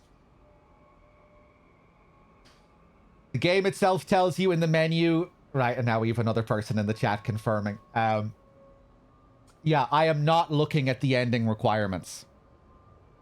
I don't want to know what the requirements are. I wanna do this like a classic Silent Hill where you don't know. I want to discover the endings rather than ticking off a checklist that the game gives you. So yeah, please don't talk about ending requirements.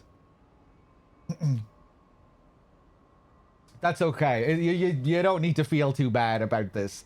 You know, I figured most people will be looking at the ending requirements because they're right there, and they'll assume that I am also following the requirements list.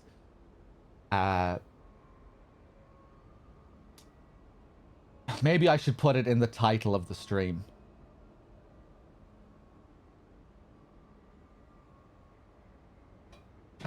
Hold on.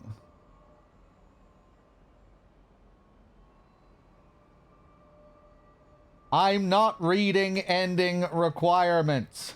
Capital letters. Okay, there we go. Maybe a few people will read that. Okay, hey partner, these painkillers should work best for you. They'll not only take care of your headaches, but also any pain from injuries. I suspect that the main cause behind your nasty headaches is from you unconsciously grinding your teeth when you're upset. Does that sound about right? No, you fucking idiot. If you ever need to talk or anything, just call my name and I'll be there.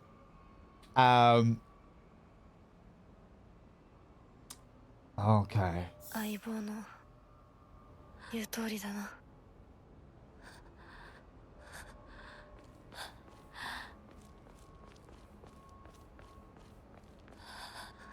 The whole thing with us talking to Shu there and her saying, you know, I just needed to talk to someone. Shu being there to talk to us and being there to, as a doctor. It reminds me of that note we were reading about pharmacists and doctors playing the role of God. You know, how people speak to doctors in the same way that they would speak to a priest. You know, kind of asking for reassurance, telling them that everything is okay with them, their bodies. Prescribing them their medicine, but also acting as a sort of god. Shu, he comes from this lineage of pharmacists. And they're kind of mysterious because they deal with all of these ancient practices, occult shenanigans.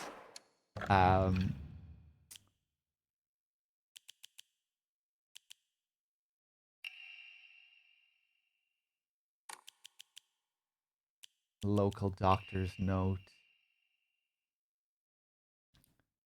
Even now, the trust given to the long-standing physicians of the Iwai family is unshakably strong. When I spoke to the eldest working member of the family at a gathering, I was astonished by their outstanding bounty of knowledge. Is this one also referring to Shu's family? What is Shu's surname again? Yeah.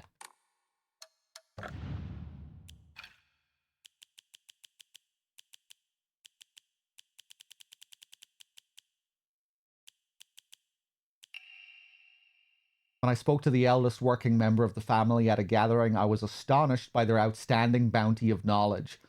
Though, as they discussed the details of their practices with me, I got the hint that they might still be using controlled substances in their treatment. However, I think it's best that I look the other way in this situation.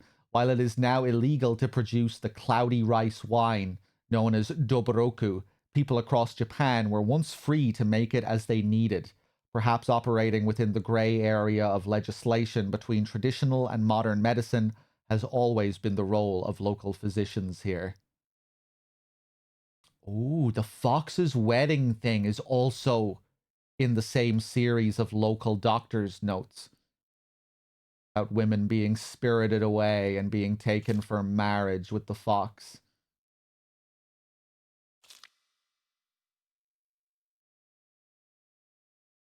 During the Meiji and Taisho periods, the town elders would apparently reassure the families of missing daughters that they had been swept away by a fox lord and are now enjoying a life of luxury without a care.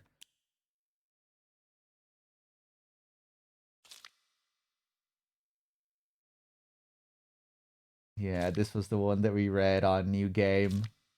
Warning about foxes and the diseases that they carry. Just like wild dogs, they carry diseases such as rabies, tetanus,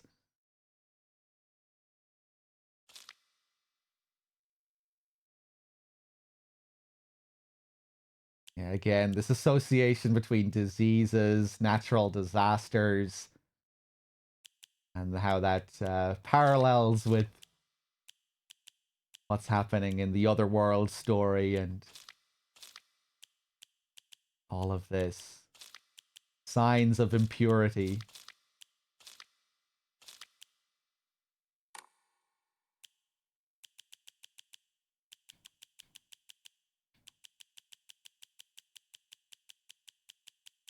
Okay, let's keep going.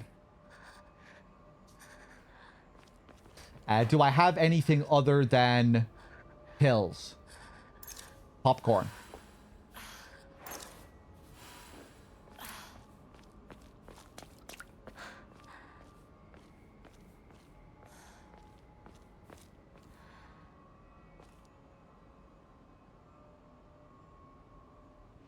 Little shrine here. In Shinto, I think the idea is that at least some of these little statues are messengers. That when you pray at the shrine, it's these messengers that carry the prayers to the kami, to Inari in this case. Correct me if I'm wrong, but I think that's at least the case with some of the statues. Maybe these smallest ones. Maybe the small ones, maybe the small ones could be offerings as well. I'm not sure.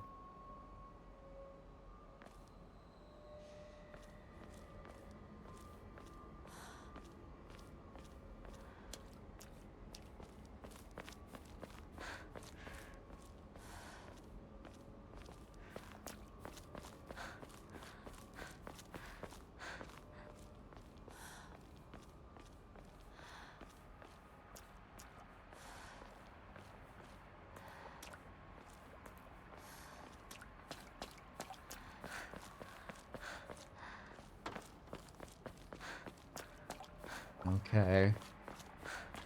Wonder if I've missed anything so far. Bandage, nice. これで戦える。 Oh! You don't get a weapon this early on New Game. Okay, they're not... どこ? They're not gonna force us... 急いでサクコのとこに戻らないと。 They're not gonna force us to run away for a while before we get a weapon. Oh boy, let's see how fucking spongy these enemies are on Lost in the Fog. Oh, Jesus. At least I can turn down the action difficulty.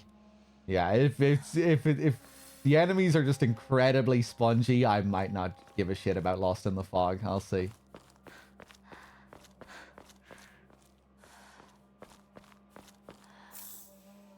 Red capsules.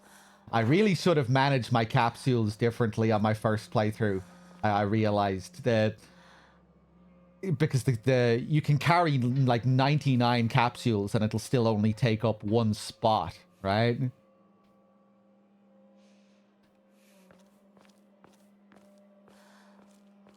It'll still only take up one slot.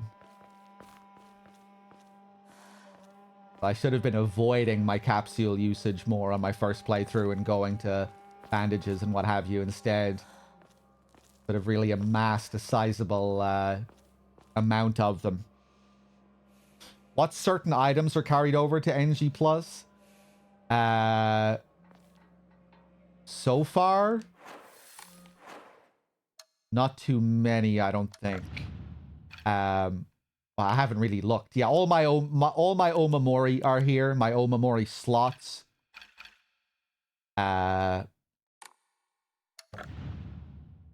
Key items. Certain key items. Like you start the game wearing the brooch, which is a little bit ominous. You know, the symbol of Foxman's ownership over us.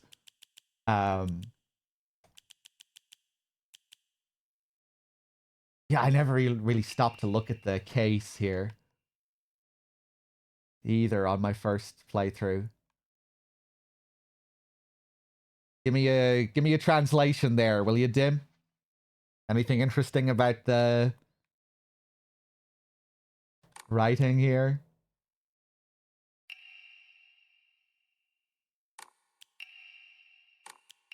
I wish we could still look at other items up close like this. You know, like the aburage sushi and things like that, the tofu. But once you pick up those items once, I don't think you can look at them up close ever again. Cold medicine.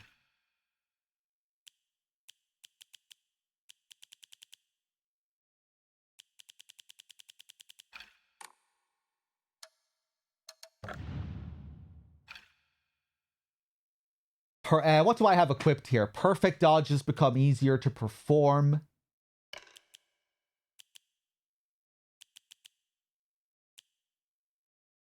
Greatly decreases the amount of stamina while sprinting.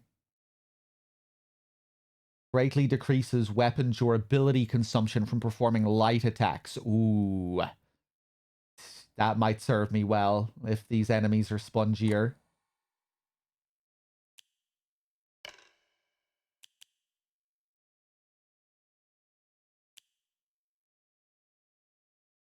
Let's equip that spider. Bad Humans, I think you were talking about the enemy line of sight one being kind of cool. You said it made it feel more like classic Silent Hill as well, where you can kind of abuse their sight and move behind them. Being able to get back attacks on enemies in this is a big deal. When you can do it.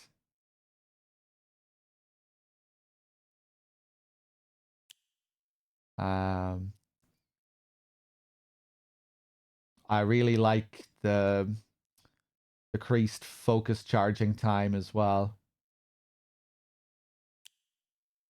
That was crazy as well, that discovery we made near the end of the last playthrough. If you're using a focus charge, your weapons will not break.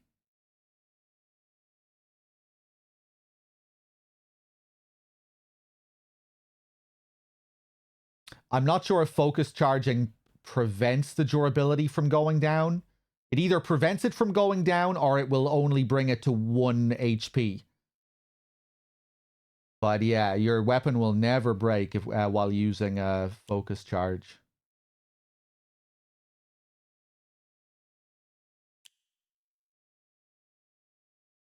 Yeah, so it will still deplete the gauge, but it'll only bring it up to 1 HP. It does reduce durability, right?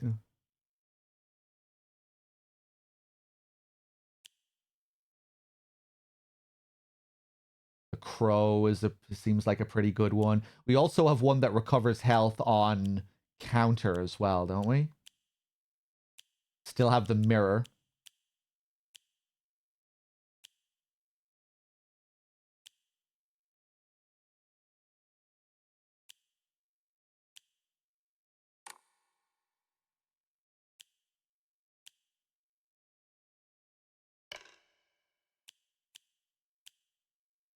Let's play around with this enemy line of sight. I want to see what the deal is.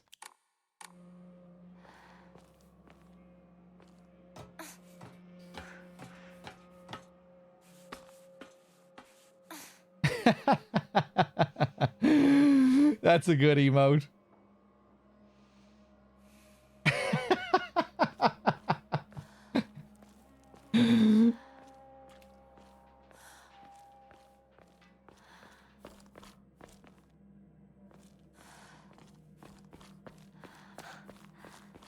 What emotes did you add, Storm? Was that one of them?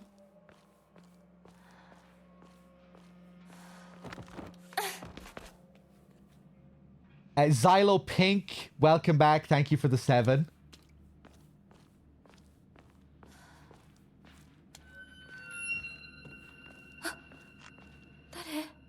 Scooby-Doo. That was actually Scooby-Doo making that sound.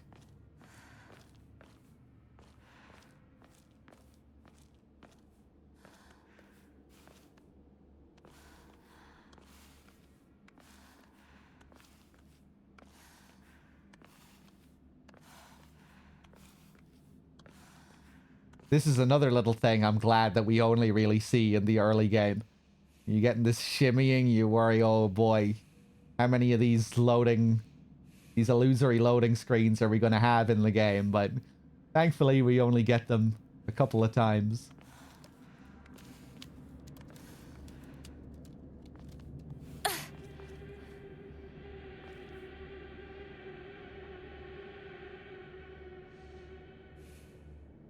Oh. I don't remember. I don't remember that sound on my first run, but I'll obviously be forgetting certain things from the first playthrough. This is where we had the first enemy encounter down here, right? Except now we'll have an item. Or now we'll have a weapon. Oh. Avoid the monsters and move ahead. I say the monster is going to appear. I don't remember that bucket.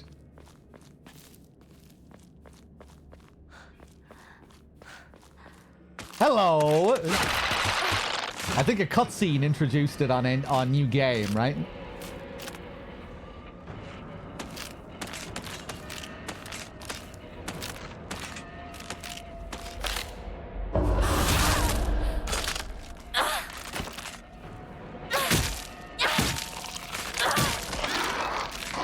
Okay.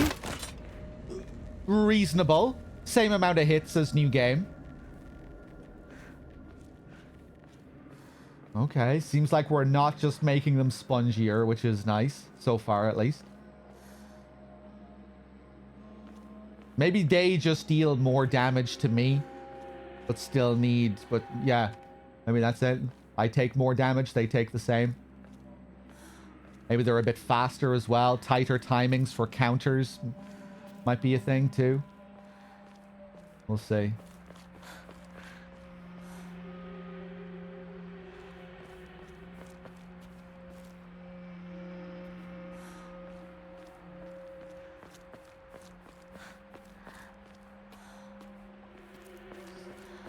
This is just the beginning.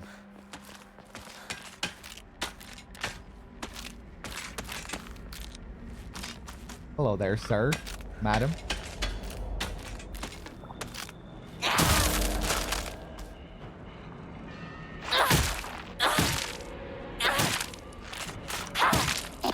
Oh, okay, you took a couple of extra hits. But again, I think that was also the case on New Game as well. They wouldn't all have the exact same health pool. Maybe the damage you deal is random as well.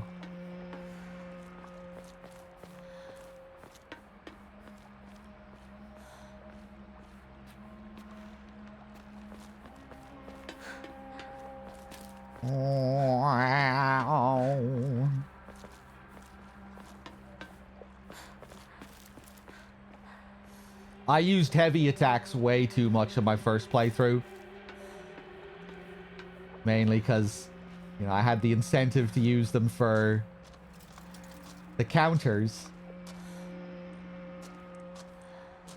And then when they were staggered, I thought I was probably better off using heavies while they were staggered, but I think I should have been using light attacks more when they were staggered.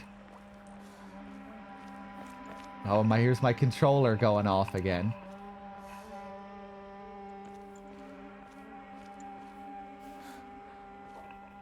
I wasn't really following the messages on the radio last time, or like really paying much attention to them.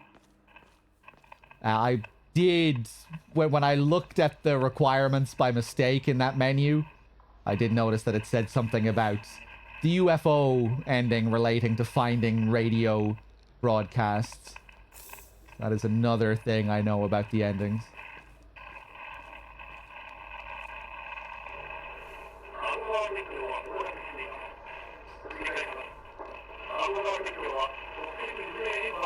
UFOs.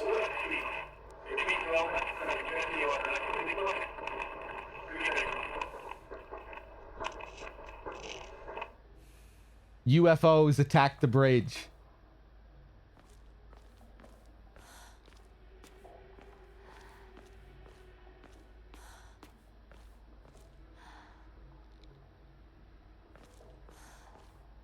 Maybe all the roadblocks are the results of UFOs. The truck driver was an alien. was a gray.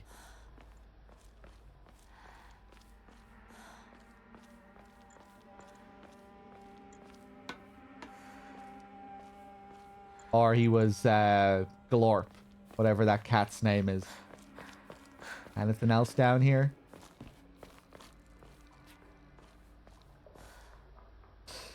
I think so, Hugs, yeah. I'm assuming that's the bridge they're talking about. That was a silly scene where they look out at the bridge and they're like, oh no, this is impossible.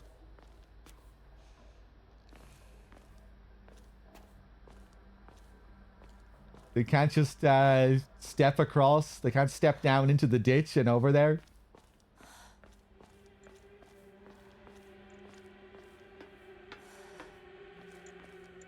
We have to go to the highway.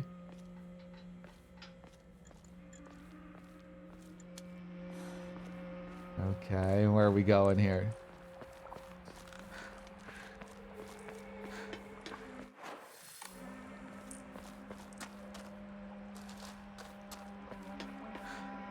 This is where I came from, right?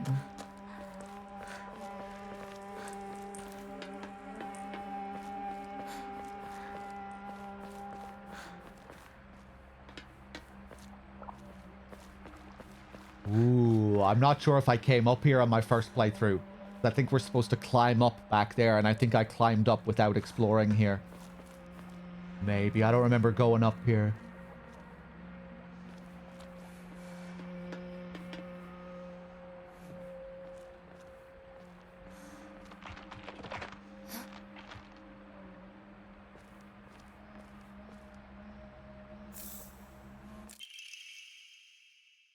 There are cases where patients see an improvement in their symptoms, not by taking medicine, but rather by simply talking to a doctor. Maybe I did then, because this is the note I was talking about. Or maybe I saw this on another stream or something. I was watching a bit of Nub's playthrough. The cause of this phenomenon lies undeniably in the trust fostered between practitioner and patient. Conclusively, the pharmacists who have been trusted since ancient times perhaps could be said to contain a similar power to that of the local gods here. Even among the younger generations of this town, there are many who believe praying to Oinari-san will soothe pain and speed up the healing process. One's fortitude of faith is thought to have direct relation to potency. There are even some town elders who claim to have had broken bones miraculously mended after praying to Oinari-san.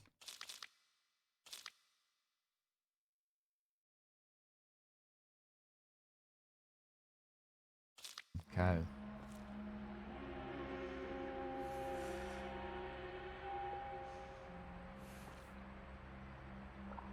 A noose.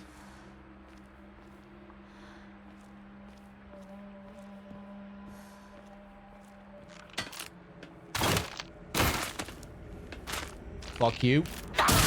Get you while you stunned yourself. Whoa.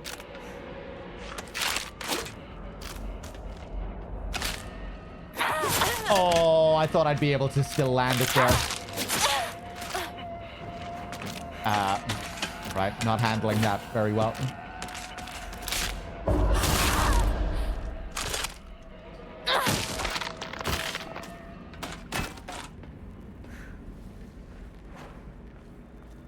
Let's just unequip these pills in case I take them by mistake.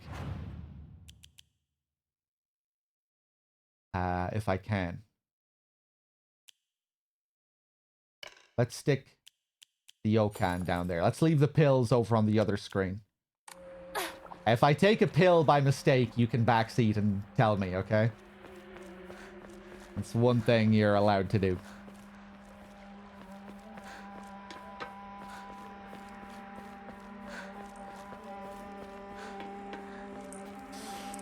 I could just discard them. But I kind of want to collect them. For no reason. Just so I can point to the pills and tell you how badass I am for not using them. on the highest difficulty. Just as a bit of a flex.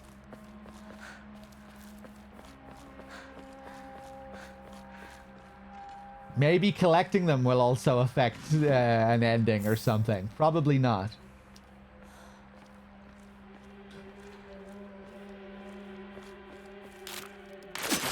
Oh, you dirty bitch.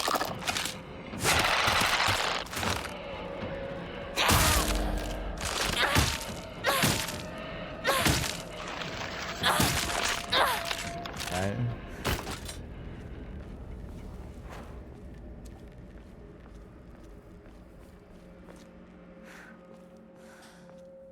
You can unbind them from the menu. Equipment.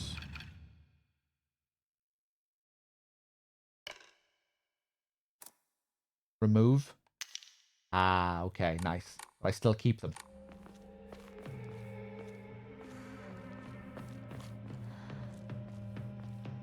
Ooh, back into this house. I wonder if anything has changed here.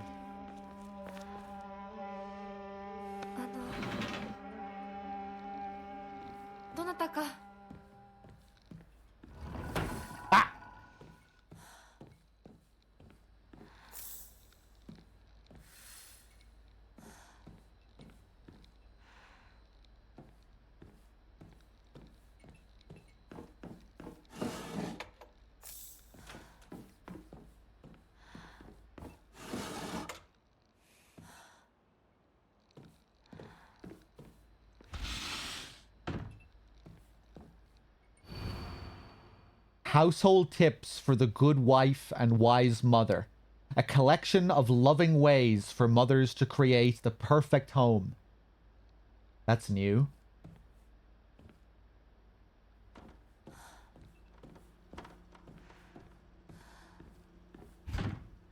Won't open without a key.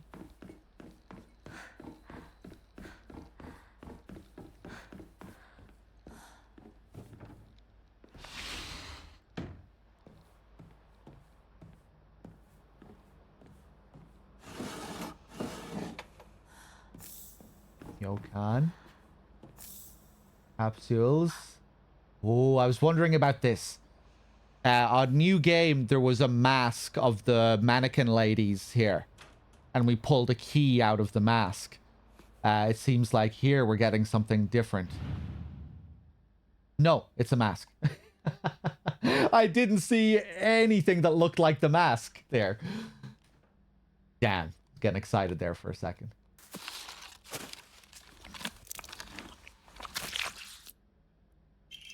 Okay, same bloody key.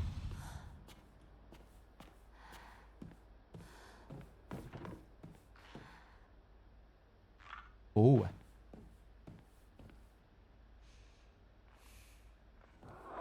Oh, Jesus!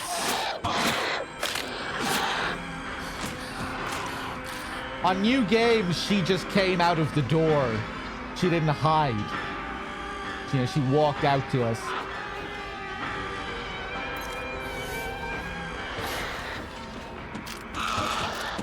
Fucking bitch. Come here.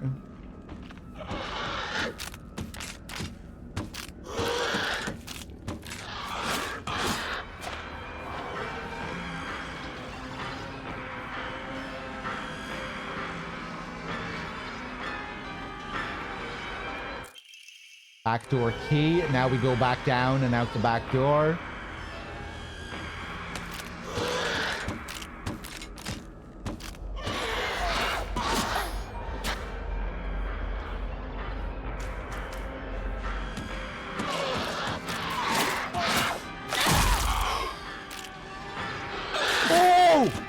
Okay, I thought one heavy would have stunned her there.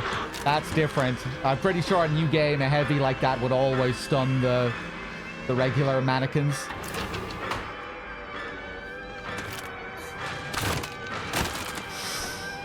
Jesus. Dried carcass. Right, so I guess instead of in the Omamori locations from New Game, we'll get good offering items instead.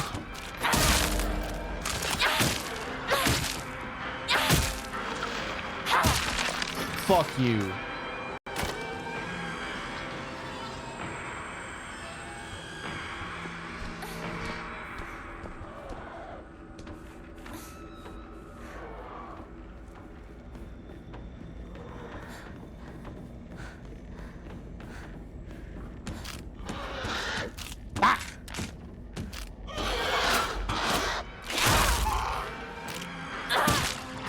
Wow.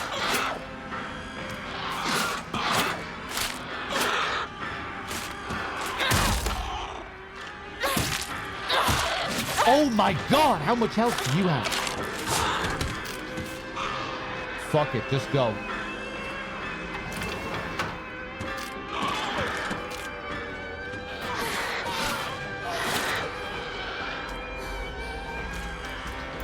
Eat some popcorn.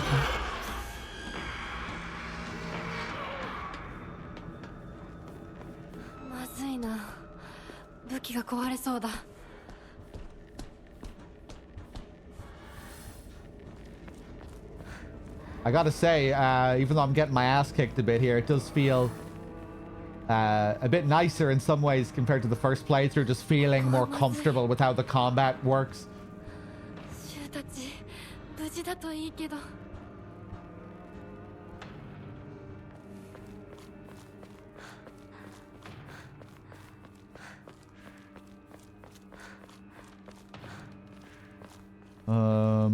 Okay.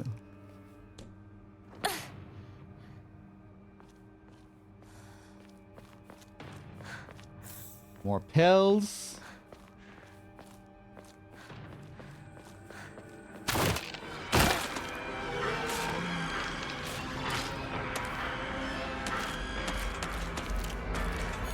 Yeah! Hold up. Might be a reason to go over there.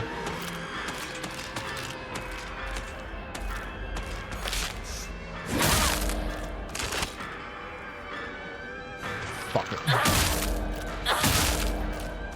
What the hell? What the fuck? What the fuck was going on there? Why did all 3 of my light attacks feel like stuns? Maybe that's something unique about, like, following up from focus attacks? Boom! Boom! Boom! But with all 3 of those hits there. That charm really works with the light attacks. The health was so low before I did those light attacks. I was sure the pipe was going to break after, like, 1 or 2 hits.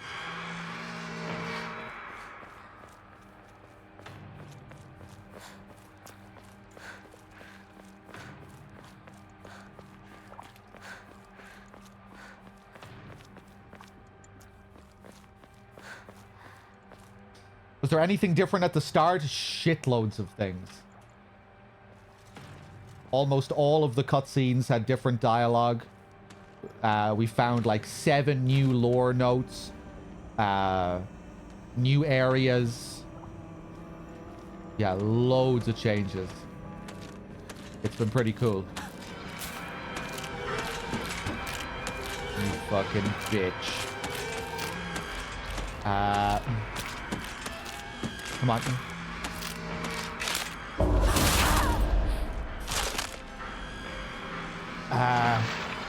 I need to search everywhere, man. Bandage.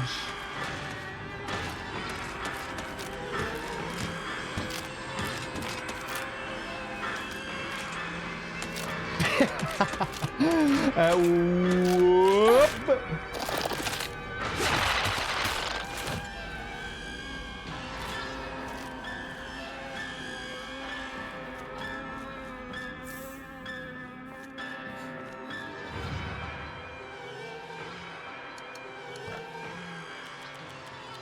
Antique comb, dried carcass.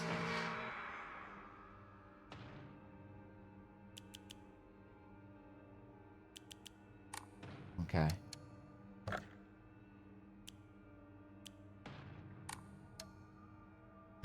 How much for my next Omamori? 600? I think I'll save it for a bit more health. Go for health first.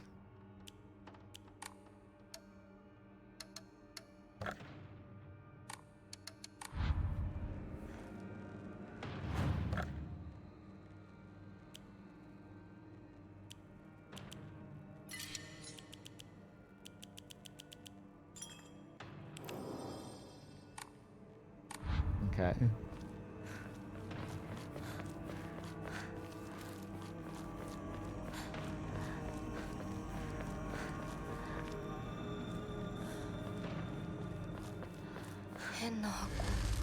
Oh. 開いた。 This is new. Diary of Revenge. According to the Nihon Shoki, one of Japan's most ancient history books, Yamata no Orochi, a colossal 8-headed dragon demanded the sacrifice of beautiful young girls for it to devour.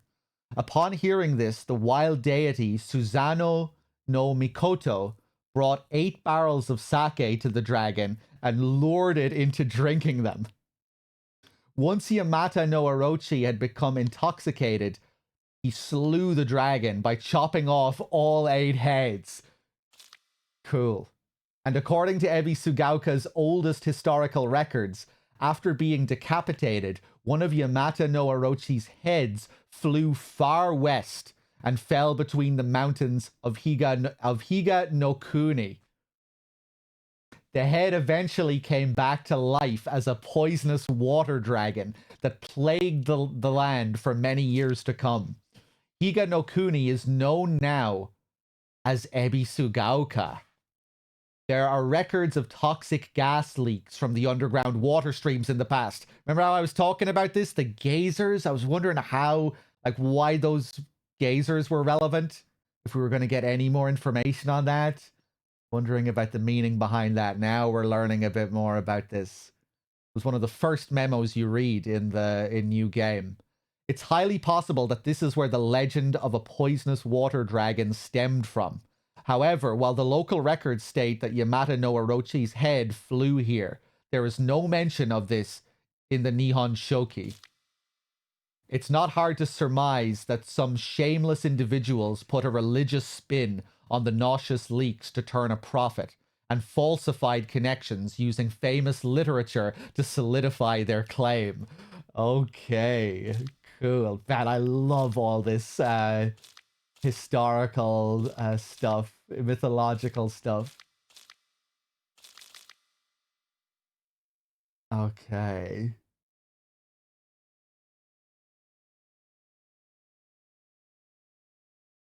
Let me just glance through this again.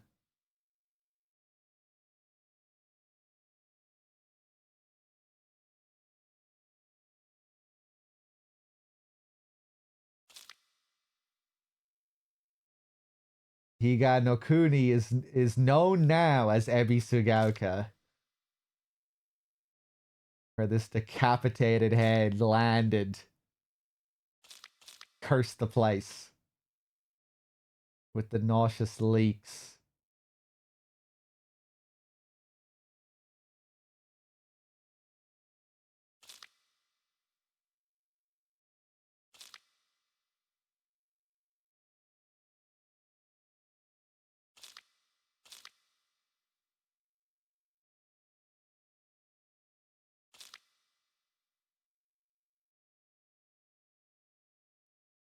All right, so this tale only appeared in Ebi Sugaoka's historical records, not in the Nihon Shoki, the ancient history book.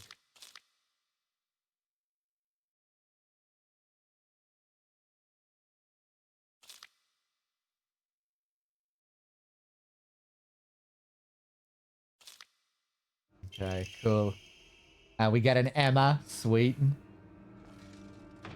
Kevmate with the 29, thank you. Can finally watch as I finished NG and started NG Plus myself last night. Okay. Yeah, you need to be careful with NG Plus too. I'm assuming you've seen how different things can be in NG Plus with all of these new scenes and areas and lore items. Right, we'll hold on to the Emma. 1 second, guys. Hey there, Gaius.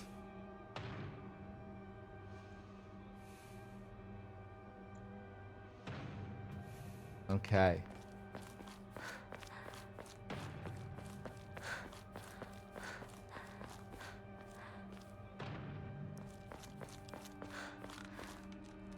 Kitchen knife. Ooh, that's a different weapon placement. Don't think we got the knife until a good bit later in new game, right?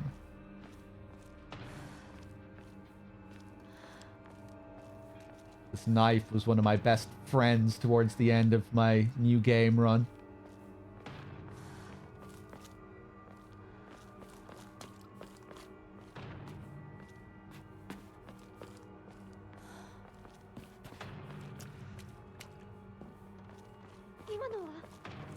Rinko.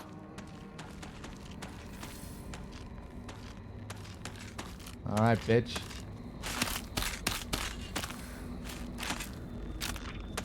Come on.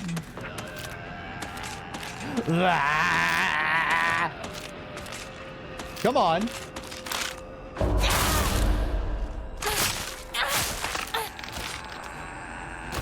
If I'm in the neutral at close range and I don't see a tell for more than a couple of seconds, I should probably start slashing.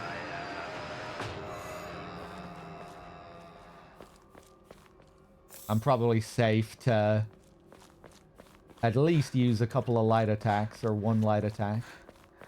Or with a weapon like this, I'm probably safe to use a heavy.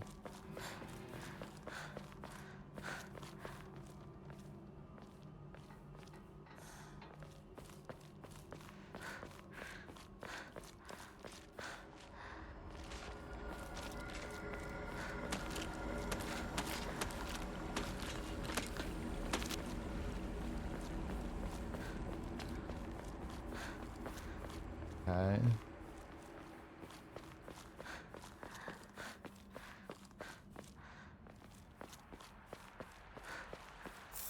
Toolkit. Nice. Ah, Jesus! That might kill me.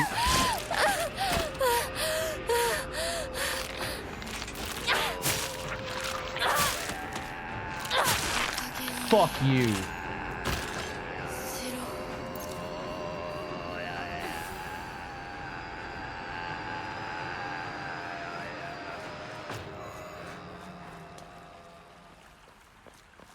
Okay.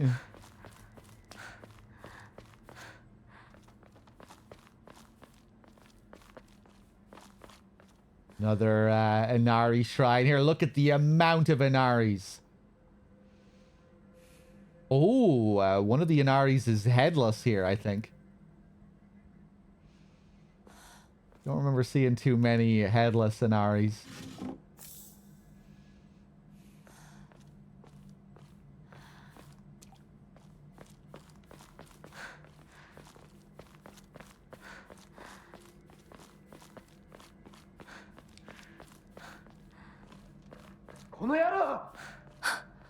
Shu?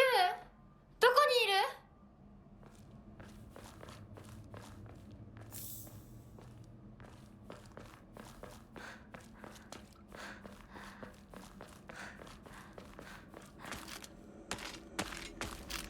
Hello there.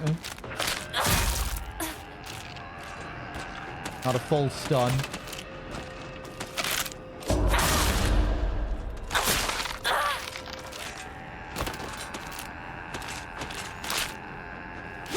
Whoop.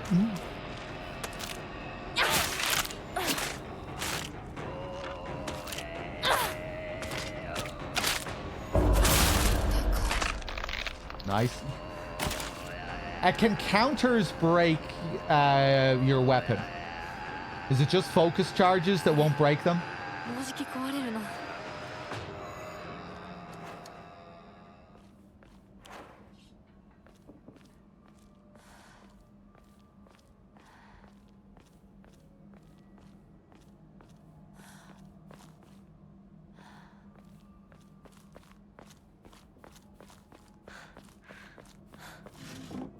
Ramune. 使えるものはないか。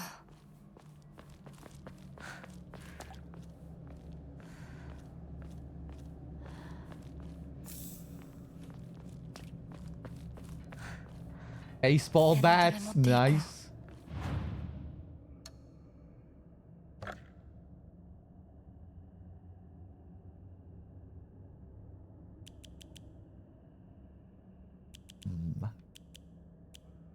Okay.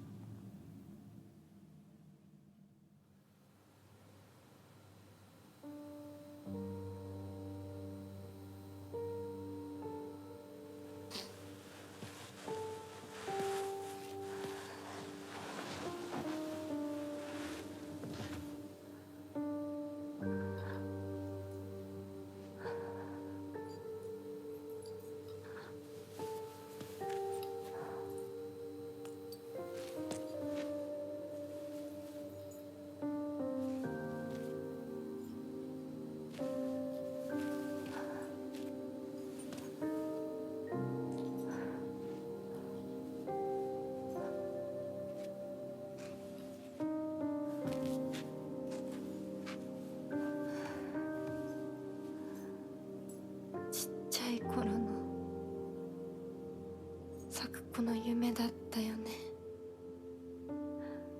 堅苦しい神社じゃなくて駄菓子屋の娘に生まれたかったって。ここならいつでも好きなだけお菓子が食べられるよ。おやすみ咲子。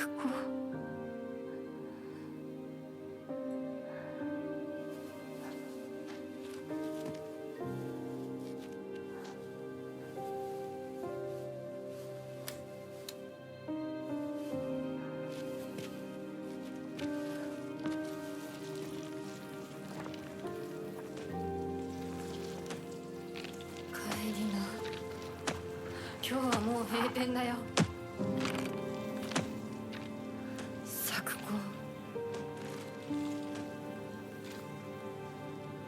私やっぱり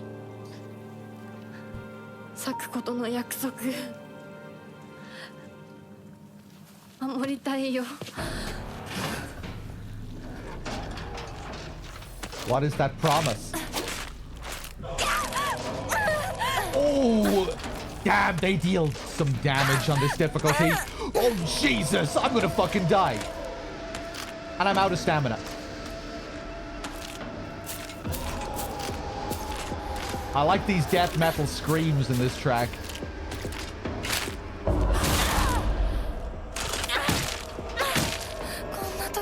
Fuck.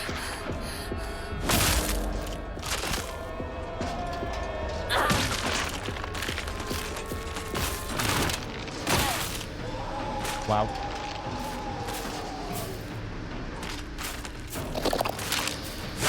Yeah, the grab. Oh!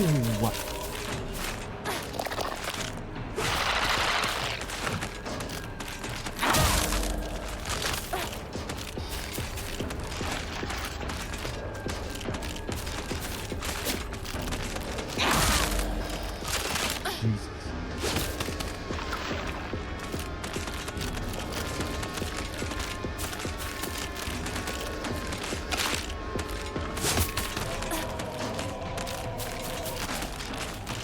Whoop.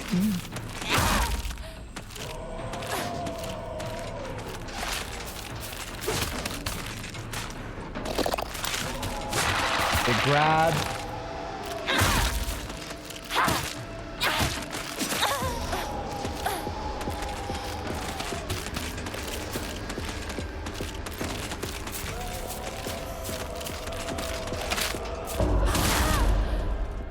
Didn't get the double there. Big grab. No! Maybe white uniform for NP plus. I was thinking about it.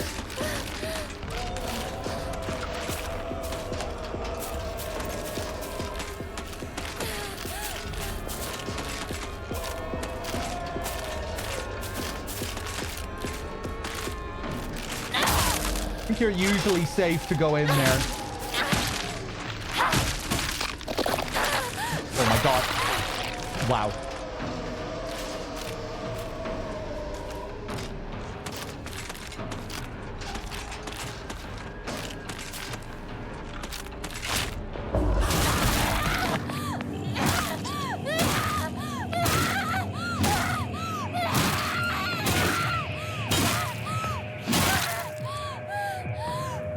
It's a shame the scenes are pre-rendered.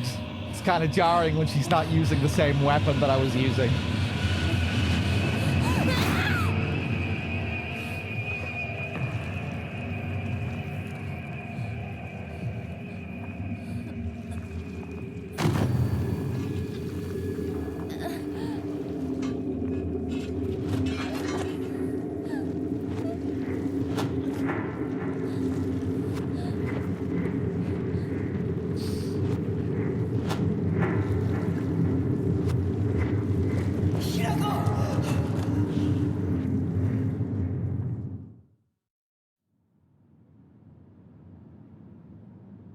Okay, first underworld sequence.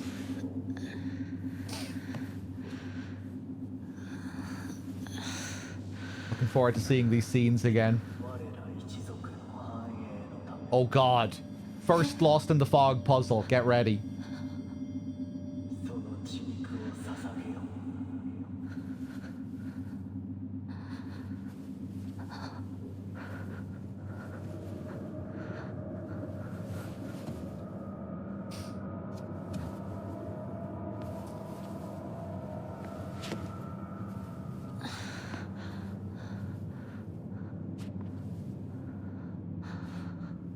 The Foxman is awakening, waving that tail.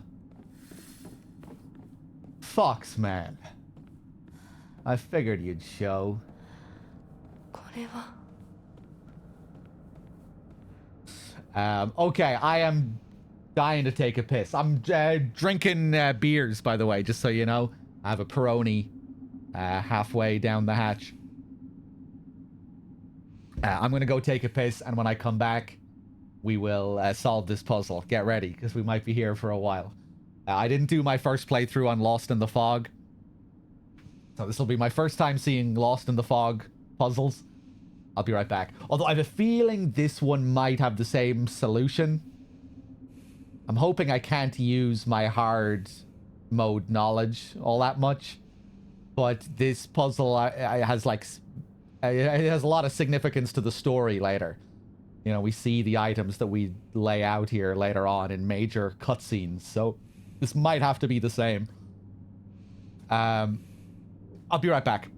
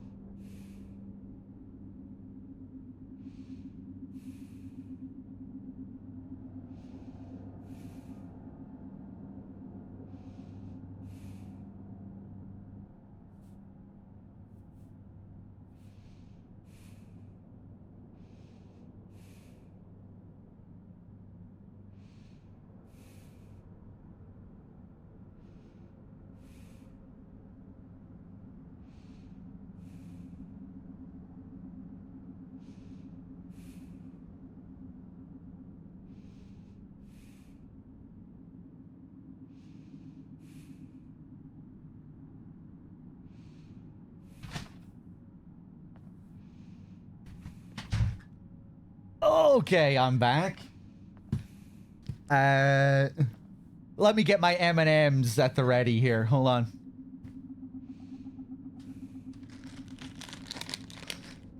Okay. I washed my hands.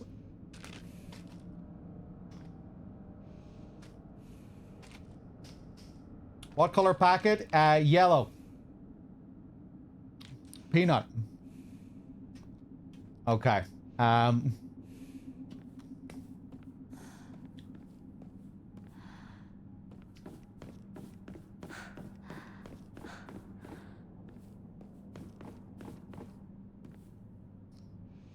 was just wondering if this is the Grand Hall from the end of the game. We're just seeing it. It's not lit up. But no. I don't think it is. Okay, man. Here we go. Get cozy. We might be here for a while.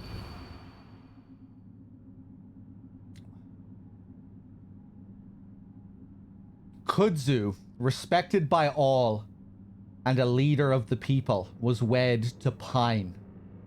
Plum, loved by all and always at the center of any group, was wed to Bamboo. Chrysanthemum, who had no mate, spent their days studying under Kudzu and became known as the Sage of the East. Let the prosperity of our clan be eternal.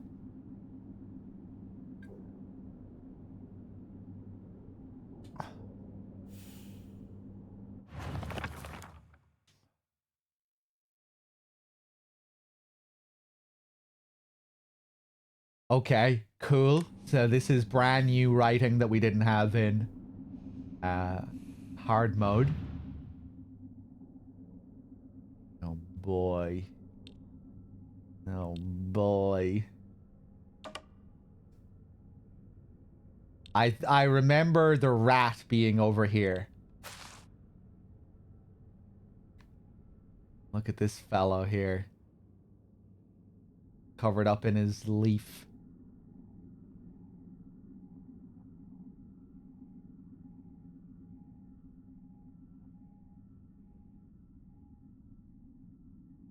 So these, I'm assuming, are not typical kinds of offerings that you would add to a shrine. But we're in the underworld here, the land of the dead. And they're doing some shady shit here.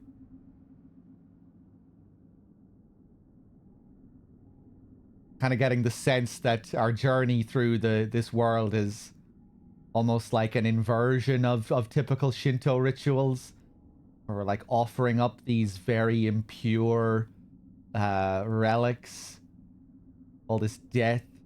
Although our fox mask does still reinforce this idea of needing to be cleansed and pure, and you know that we're in the world of the dead here, so we need to be very careful.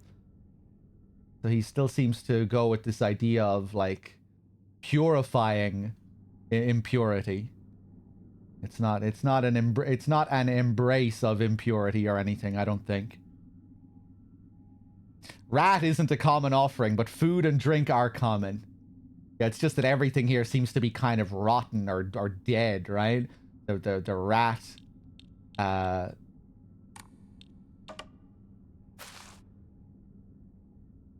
Oh, I don't think I even noticed that this was a fucking bird on my first playthrough. I noticed the kimono, but I don't think I noticed what was in what was wearing the kimono. This is like symbolizing myself or Junko. Look at that bird. Kimono Flove.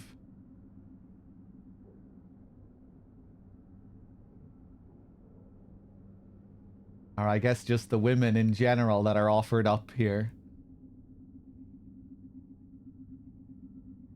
That looks cool.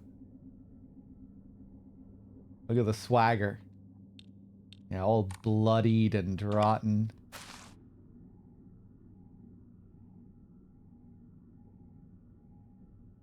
Some fish with the The red parasitic looking flowers coming out of them.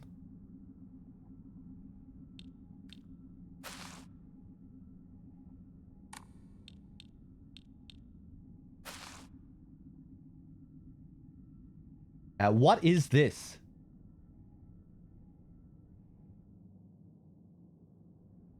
What is this item here? Is it a fan? Looks like it could be a fan. Yeah, it is a fan.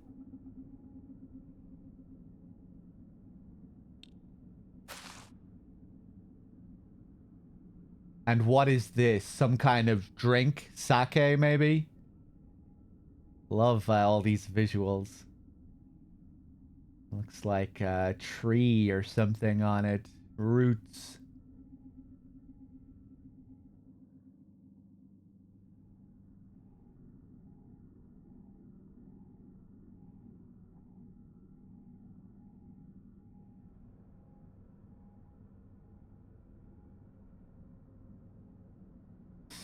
This puzzle is much easier if you're Japanese. That's cool. Okay, let's take a look at this puzzle again then. I think Listo might have hinted at something regarding this puzzle on Discord when we were talking about the game. I might need to know what the symbols are associated with. What clans the symbols are associated with or something.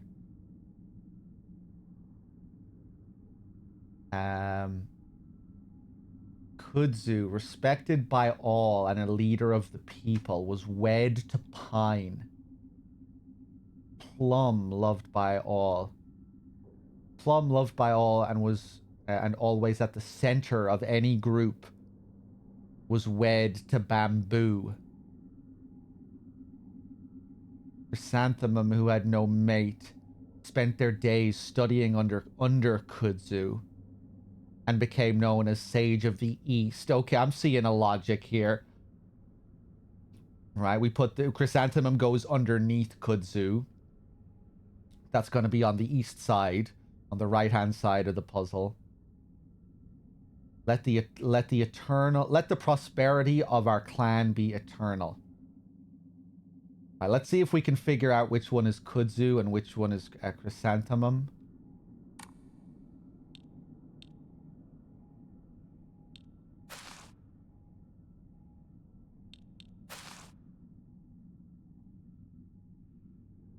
Chrysanthemum is the flower. That's going to be this.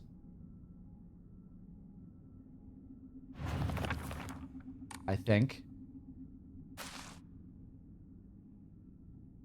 There's also a flower on this. I don't think that's Chrysanthemum.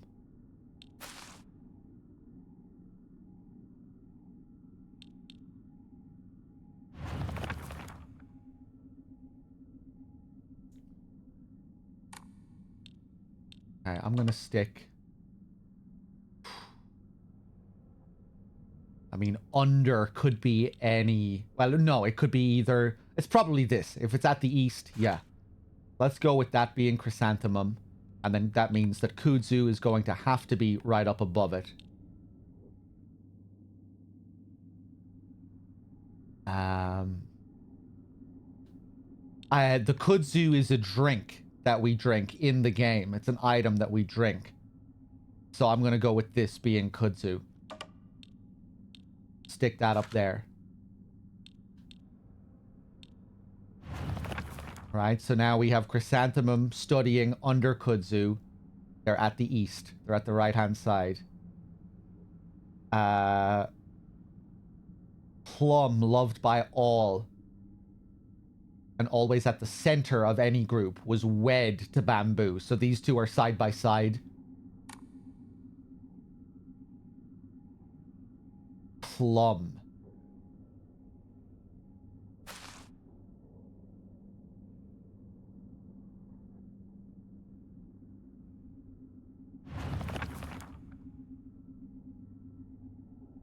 Kudzu, wed to Pine.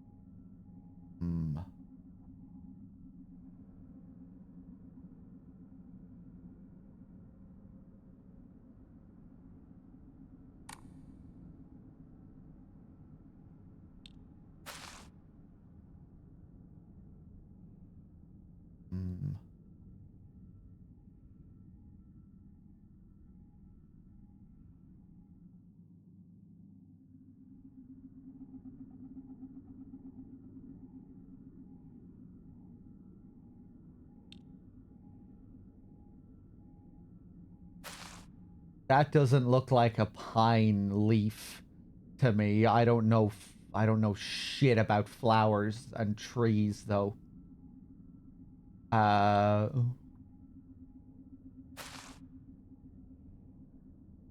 Feel like that could be pine, maybe? Sticking out of this guy? That kind of gives me pine vibes. Maybe this?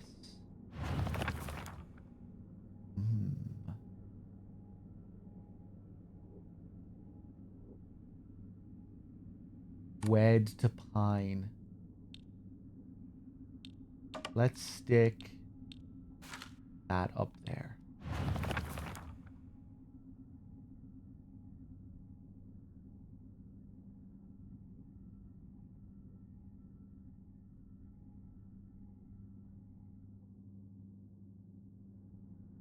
Plum, loved by all,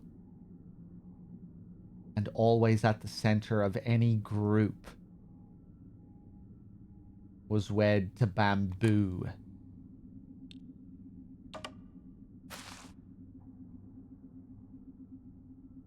That looks like a bamboo tree on the side of that, I think. Bamboo.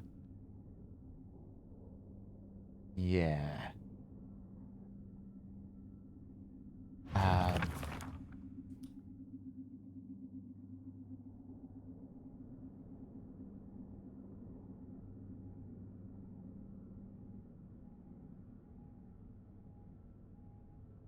And bamboos are kind of light, right? I feel like you might be able to make a fan out of a bamboo.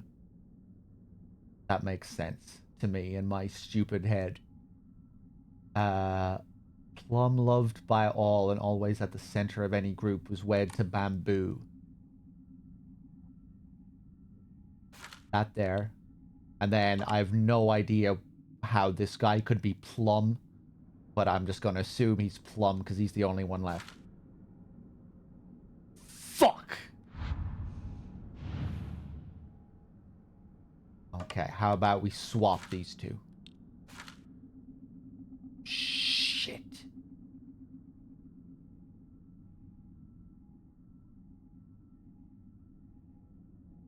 Fuck.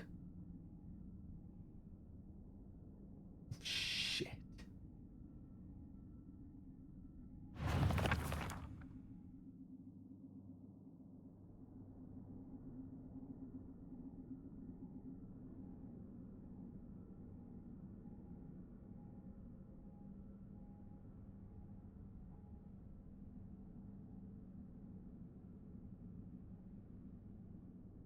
Kudzu was wed to Pine, respected by all.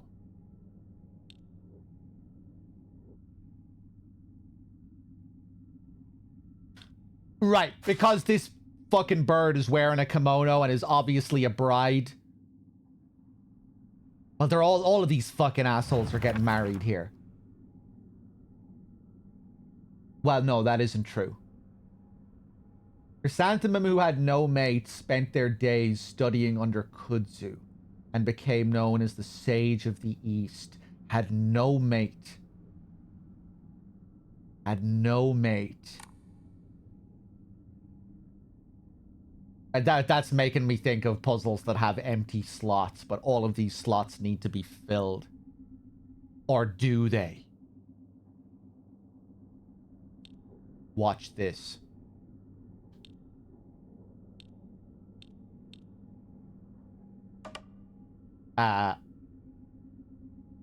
Wait, no.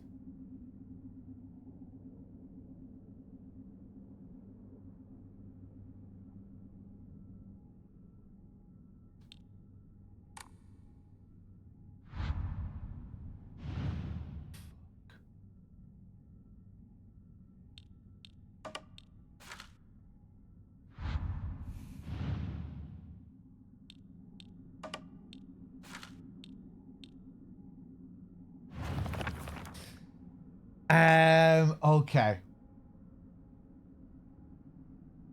Kudzu, respected by all and a leader of the people, was wed to Pine.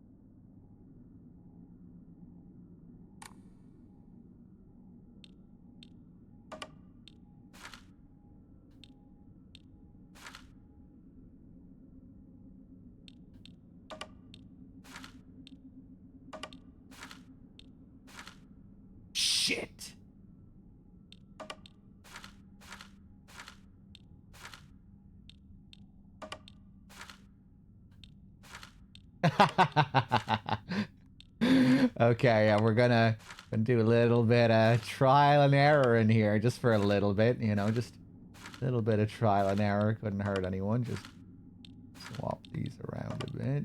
Stick that over there. You never know. There we go. Stick that over there. Little bit of that. Little bit of this. Bit of that. Bit of this. Bit of that. Stick that up there. Stick that up there. A little bit of that.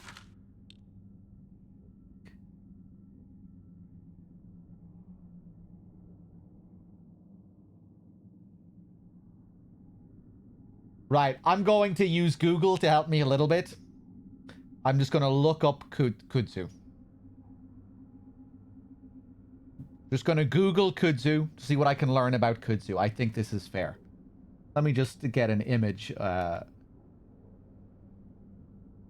the kudzu is the fucking rat!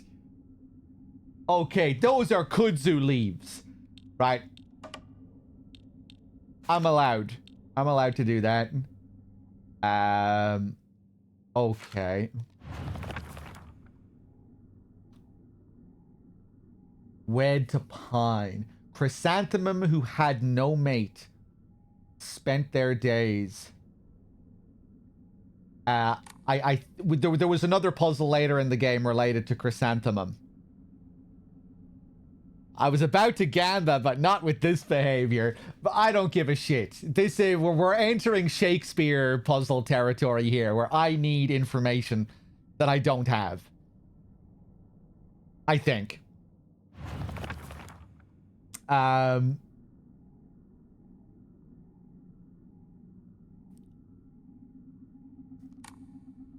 Yeah, I'm pretty sure this rat is covered in a kudzu leaf. I just googled kudzu and the plant looks... This looks like it could be right. This fucking guy is respected by all. This guy has chrysanthemum serving under him, learning from his sage ways. Okay, right, let's stick him there.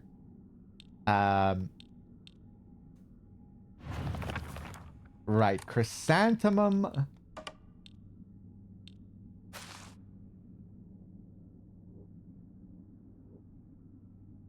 I'm probably going to end up Googling all these flowers.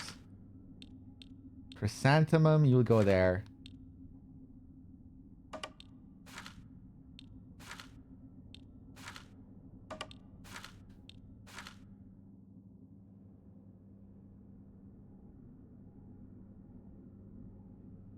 Okay, I'm Googling chrysanthemum.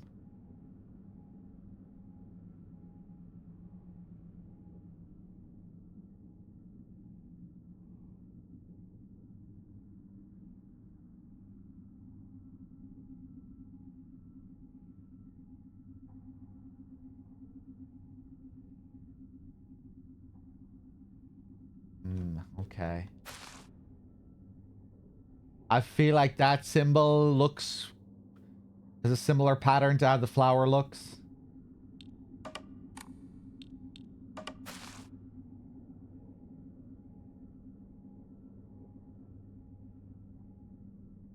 Yeah, let's stick that over there. That's it.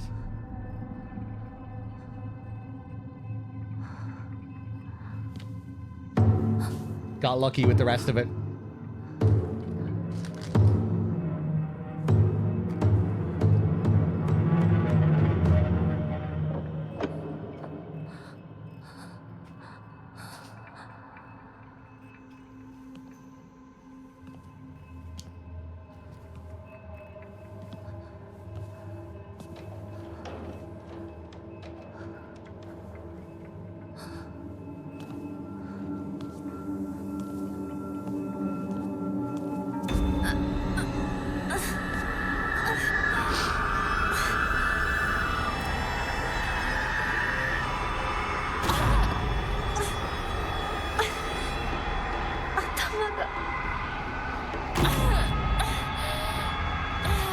That's sanity.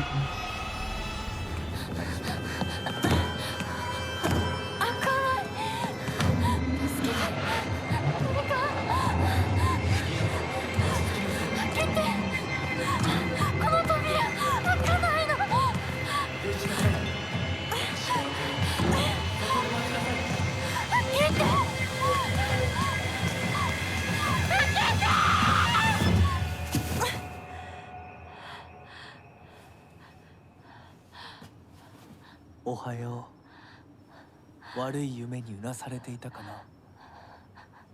悪い夢。怪我はないか。怪我をするようなことは私がする。君は体を大事にしなさい。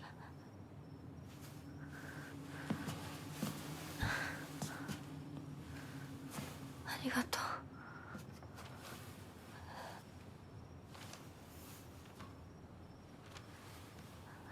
それでは行こうか、ひなこ。What a nice guy. Deep respect and care. どこ？ Tenderness. どうした？こっちだ。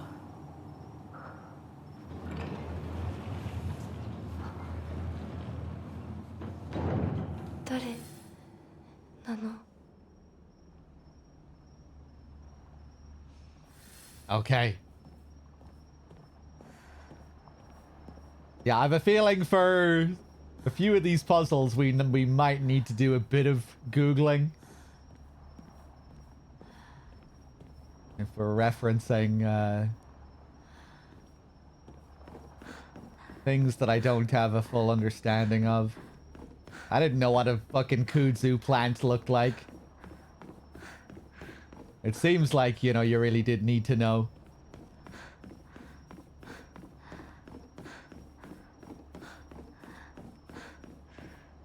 Silent Hill 3 expects you to have a decent knowledge of Shakespeare.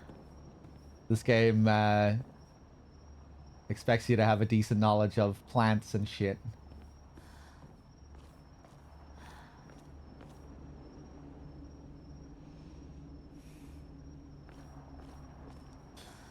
He uses a very authoritative tone of speech that I feel wasn't conveyed sufficiently enough in English, Dim. I would say you still do get that feeling. You know, you do get this sense of power and royalty from him. And like just the way he kind of is subtly dictating what's about to happen. Where there's kind of like... Yeah, where there's this ambiguity regarding his niceties.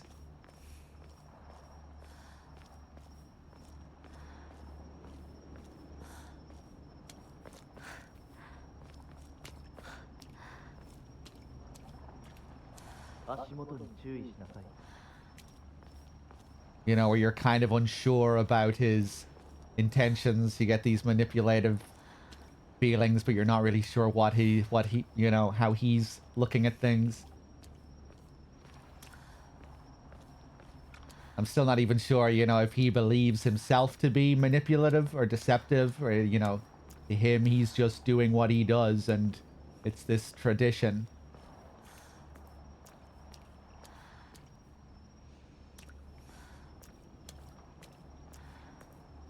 He speaks the way I do, IRL. You're very authoritative, Dim. Look at the flexing here from Dim.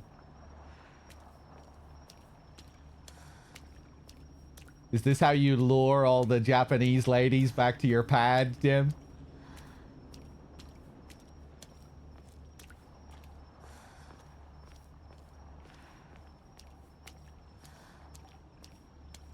Passing through the Torii gate here. From what I understand as well, this is another thing. Like, if a Japanese person was playing this and they saw this particular shade of red on the gate, they would know immediately that this is, like, this is associated with Inari. Generally, this color, right?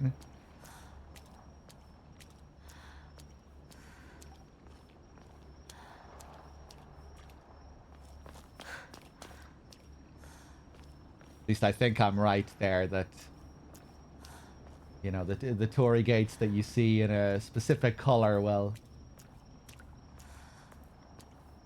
tell you which kami it's associated with.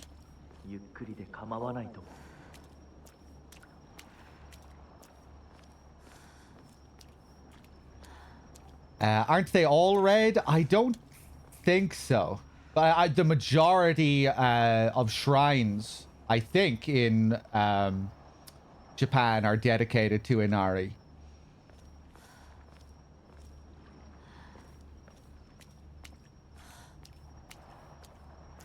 Or at least a large amount of them, like 30 or 40% of shrines are dedicated to Inari, I think.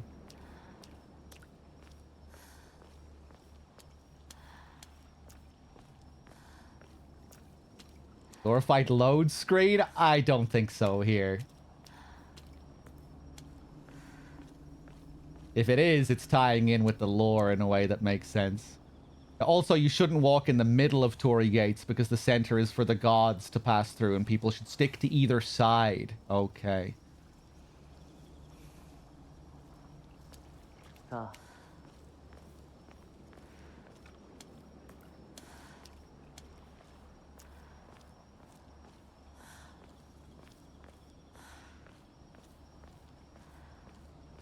Love this orange color here.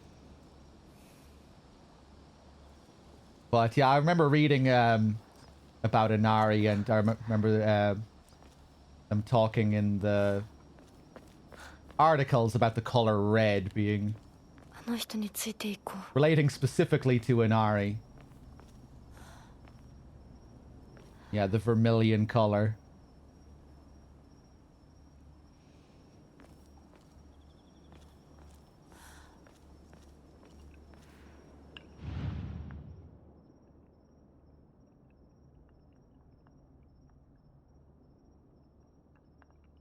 Kudzu. There, maybe. There's the Senensugi tree.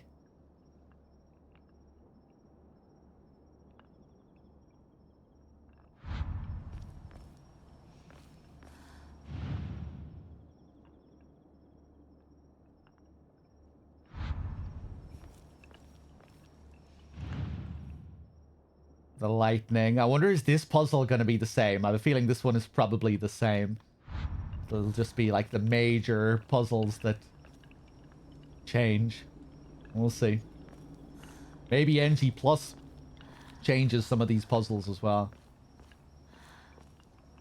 Ooh, I think this one will be different. On New Game, I don't think you had the lightning being repeated. You know, because those were the unique ones that you had to turn over for the puzzle. Look at all of the lightning things here. This will be different, I think. Or maybe this is another Lost in the Fog puzzle.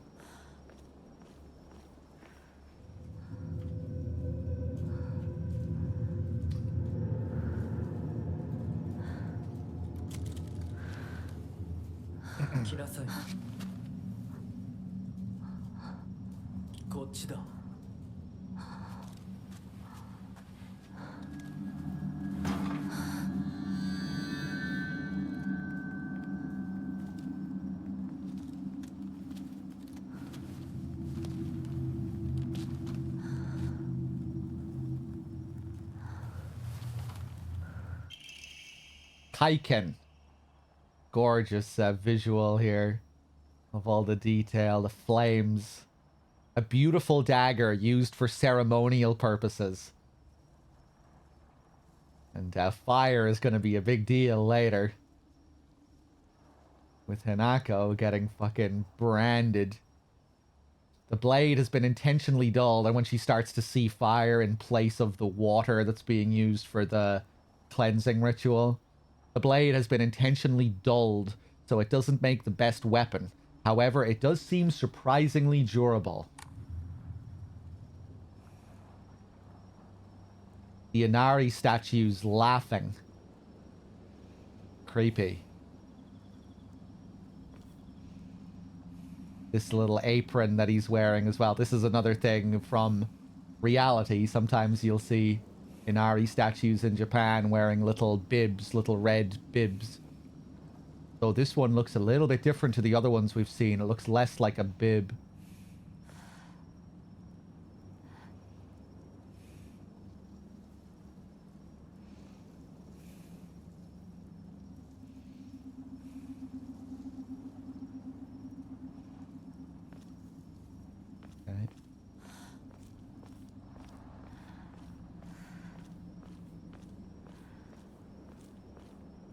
Love how those lanterns look. Really nice shade.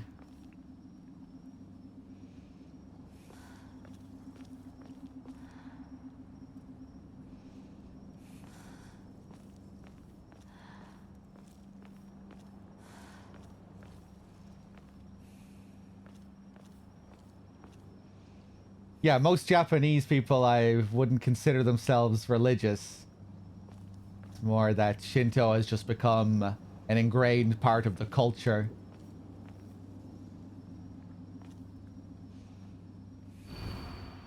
Farewell, my beloved. I leave here to you the entirety of my heart. These messages as well. Yeah, I want to take a look at these again. Wonder who wrote this. Don't say anything when it comes to some of these mysteries that I've yet to understand.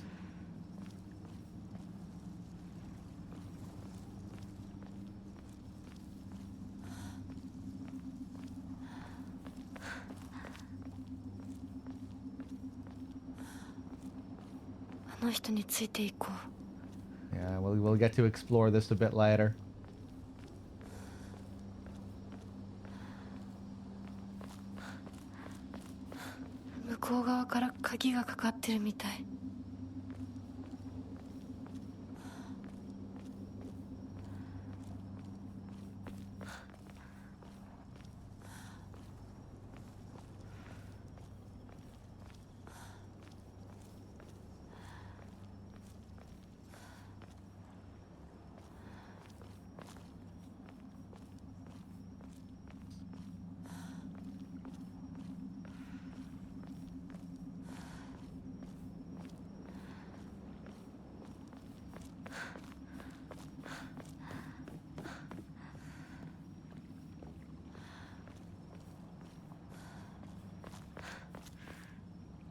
Oh, that's nice, seeing the lanterns from back here.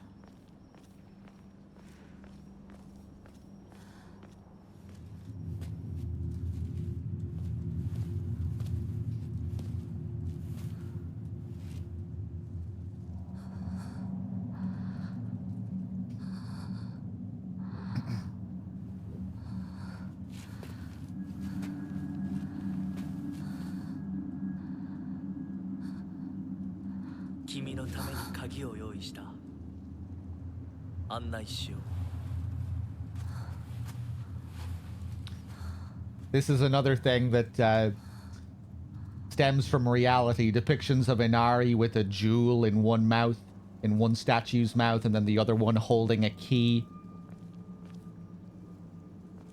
I forget again what the significance was. I was reading about this, but I can't remember what it said about it now. But yeah, this whole thing with the key and the jewel.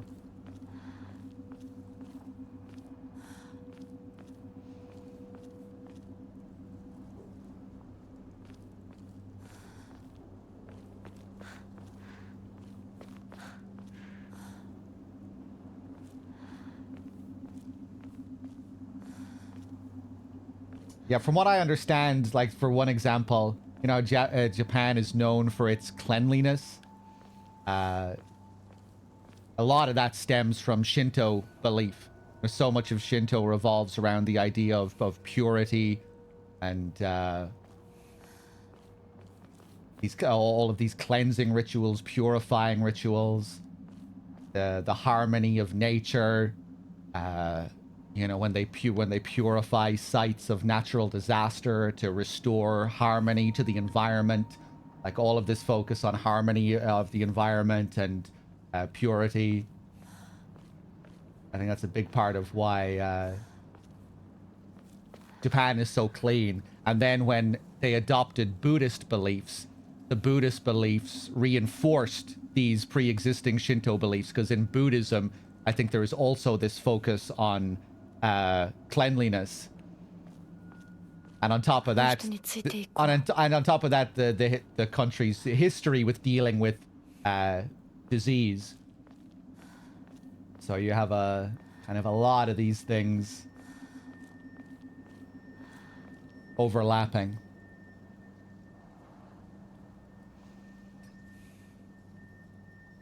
Before entering shrine grounds, you have to wash your hands and mouth. It's also a thing when it for weddings as well, right? I think it's one of the rituals you would go through before you're married. That you would go through a purifying ritual to cleanse yourself.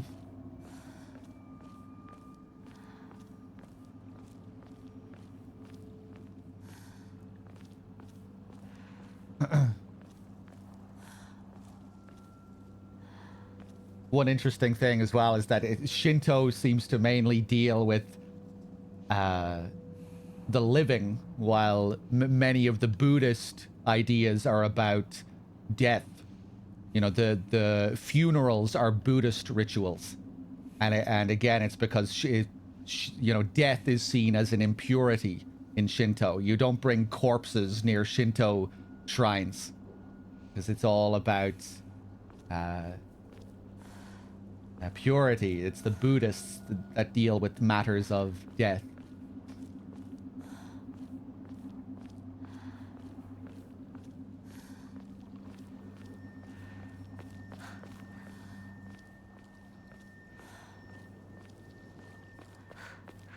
From what I understand as well, like a lot of the Shinto and Buddhist beliefs, like a lot of people don't really know where some beliefs begin and other beliefs end. There's like so much overlapping between the Shinto and Buddhist beliefs.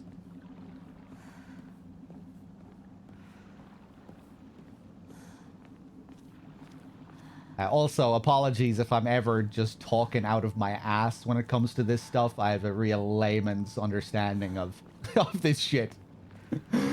But I think I'm talking some facts here. But they always take what I say with a grain of salt when I'm talking about fucking Shinto and Buddhism, because I have a basic understanding of this stuff.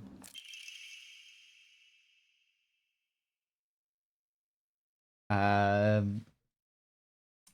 scrap of paper. Mom, Dad, I apologize from the bottom of my heart. I never made it up to you for being such a horrible daughter. I didn't deserve to have you as my parents. I guess I'm getting what I deserve. You know, I didn't really think about the implications of this on my first playthrough because I didn't really know what was going on with Hinako when we were here. But now it's all a part of this cycle, I would say. This was the previous Hinako. This was the woman before us who was offered up to be wed, I would say. At one point, I was wondering if Junko suffered the same fate.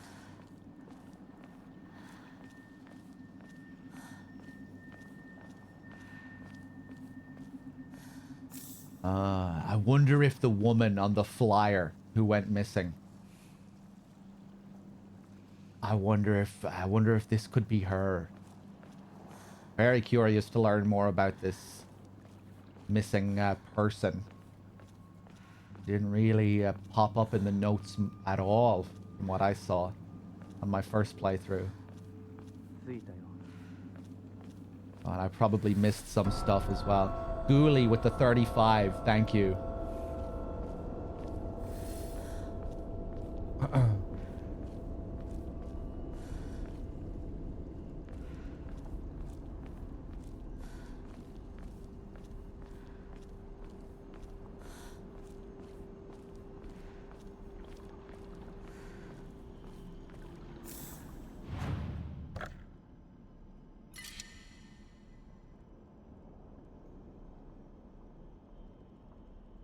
Nice, Ghosty. Ghosty, New Game Plus is a big deal in this game. So, just so you know, you're probably going to see more spoilers when you're watching. We're on NG Plus now, but we've been seeing quite a bit of new stuff.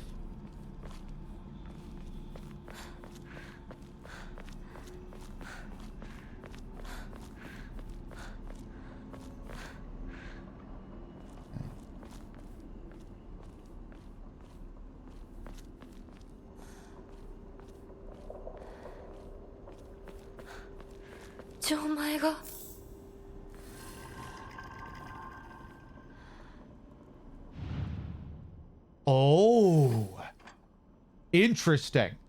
On Lost in the Fog, you're given all of the puzzle pieces. Oh. But, oh, I have a feeling here I might be able to use my hard mode knowledge to solve the puzzle.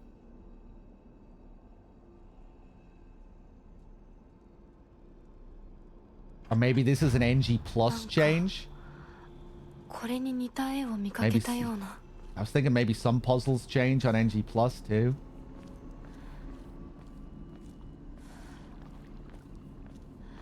Let's look around here.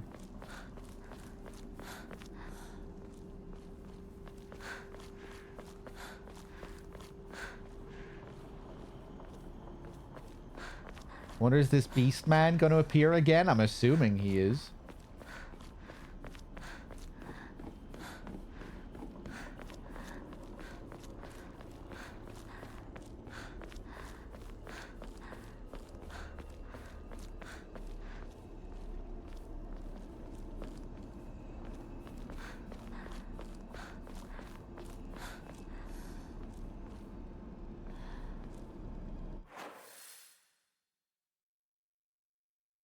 Okay.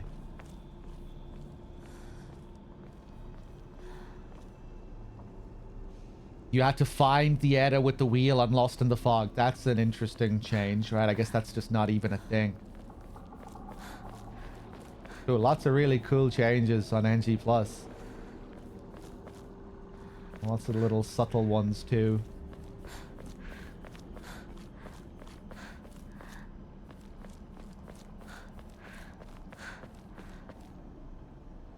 Oh, can I go down there?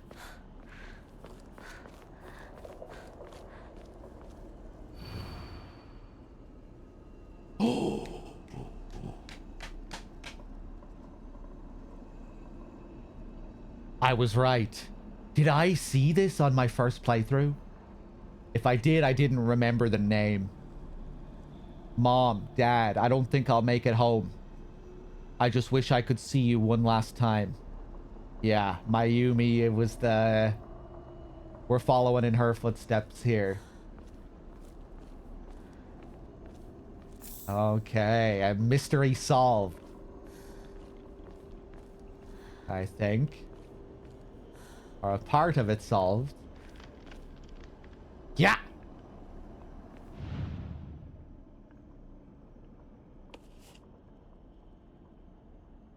Are these patterns symbols of some kind? Oh, Jesus. These symbols are way more complicated.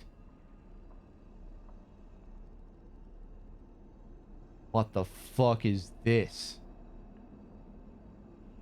Okay, let's see if all of the lightning bolts have that same symbol.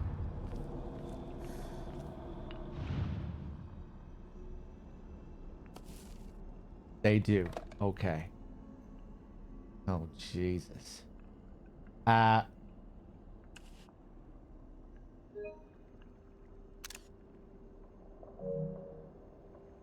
be a good idea.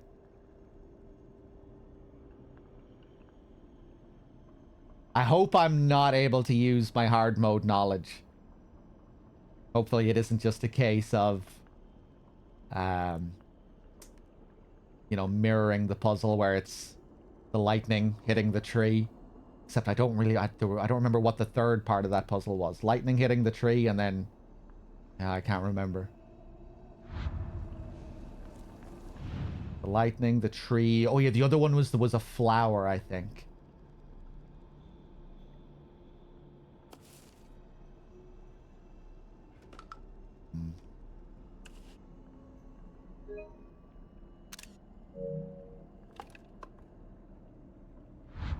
Okay.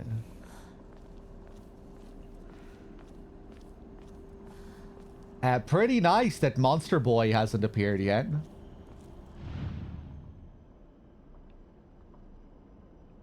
Although, yeah, we have to go down to where the doll is. We have to approach the shrine again, the save point.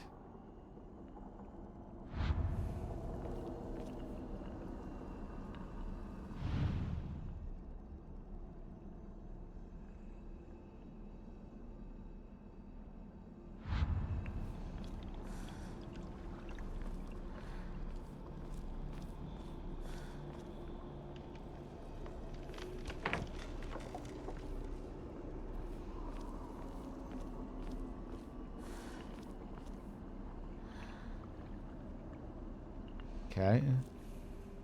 Just looking for ones that are standing out.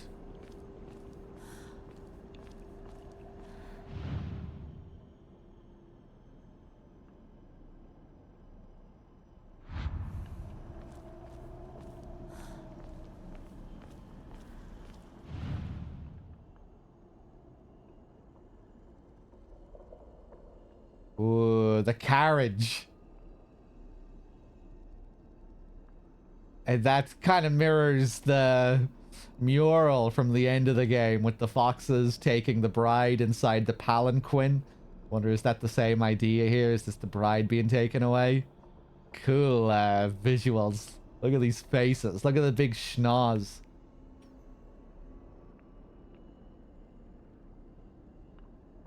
Remember as well the image of the long neck being wrapped around that image of Inari?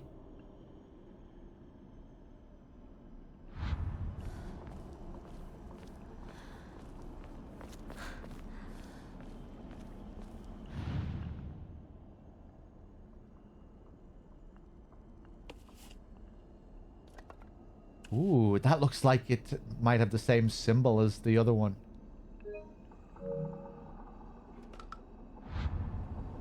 Oh boy, get cozy. We might be here for a while.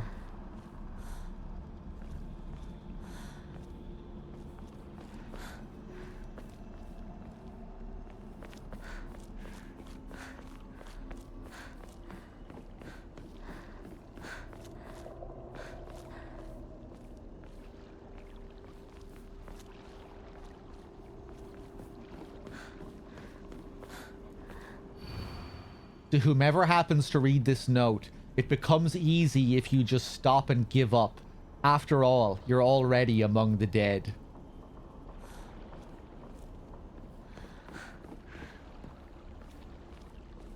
Mayumi was starting to lose hope. Kudzu tea.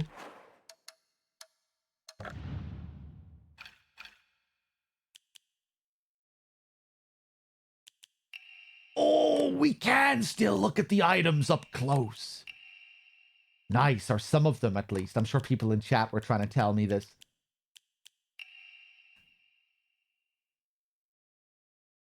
Come on, they could have put an image of the leaf on this. And that could have been a hint. So I didn't have to Google. Then I could feel bad about Googling when I saw the image here.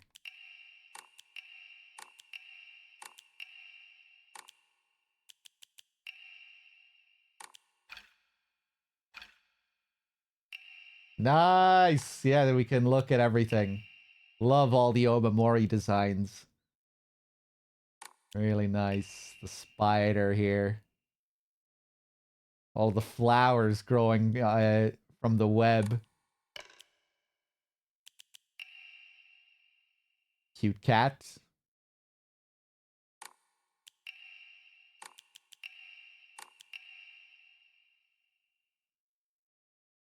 A wolf.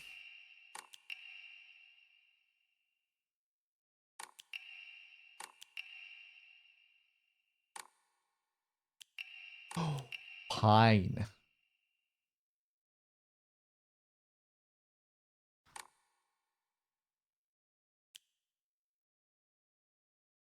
Ooh. Oh, these These are fucking hints. The Omamori. These would help you. The pine, the plum, they're both referenced in the puzzle. And you get pictures which match up with the pictures of the flowers on the thing.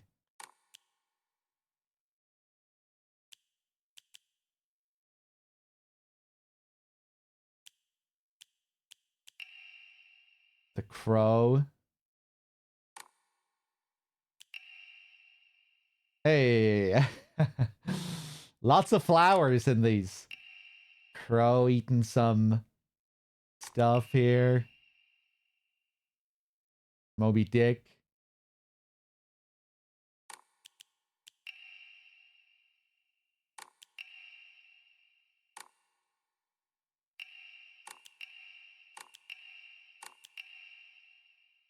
Okay. Oh, were they giving away Omamori merch, Dim? Nice.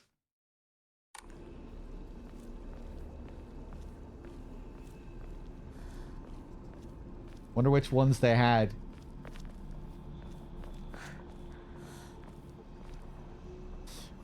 Don't answer the question.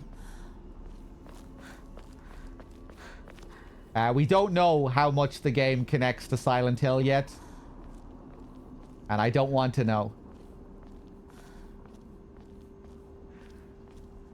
But so far, Ebisugaoka is very much like Silent Hill. It just isn't called Silent Hill. And there are all sorts of, you know, parallels between the stories. With some very direct similarities at times. The use of White Claudia-esque flowers and PTB-style drugs. But yeah, there's still a lot up in the air. We're going through NG+, and NG+ isn't just any old NG+ so far. There's major new story elements in NG+. So we're still in the process of discovery. I'm not doing the bunny costume. If it was the same old NG+ type thing, then I might wear the bunny costume. But I'm respecting the playthrough more because there's so much new stuff. But I probably still will switch to the bunny uniform for a while later. When we start our transformation, just because it looks so cool. When she really starts to look like Robbie the Rabbit. With the blood stains on her lips. Right, I haven't been thinking about the puzzle at all for the last few minutes. Let's get back to thinking about the puzzle. Probably going to miss stuff in chat as well. Sorry if I ever miss questions or comments or anything. I'm glued to the screen a lot of the time. Especially when I'm focusing on puzzles, but... You know, when I'm finding new areas and new story things, I'll also be very careful because I don't want to get spoiled on things.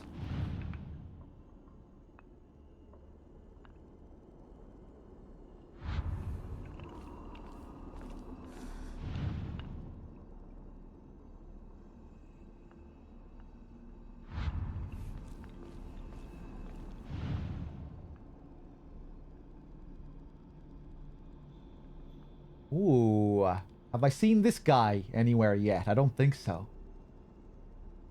What is this creature?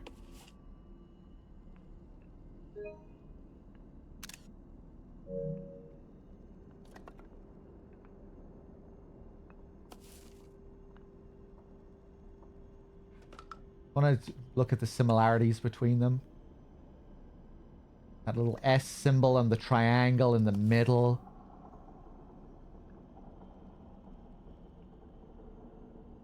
Oh boy. My brain is already starting to hurt here.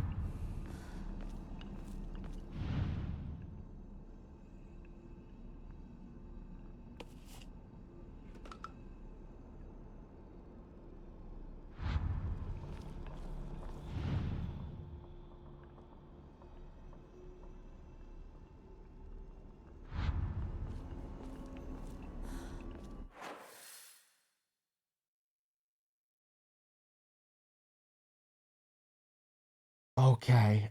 We still need to go down to the bottom right. Oh, here we go.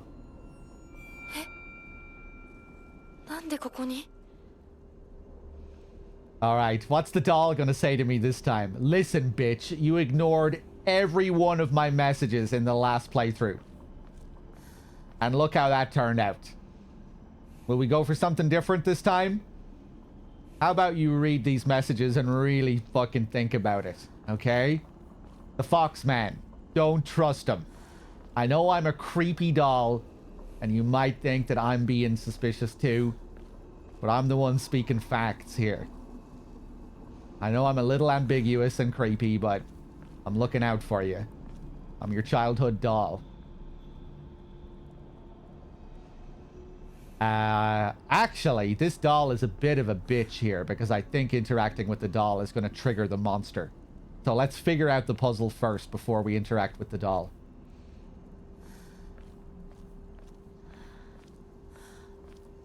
Back to ignoring the doll.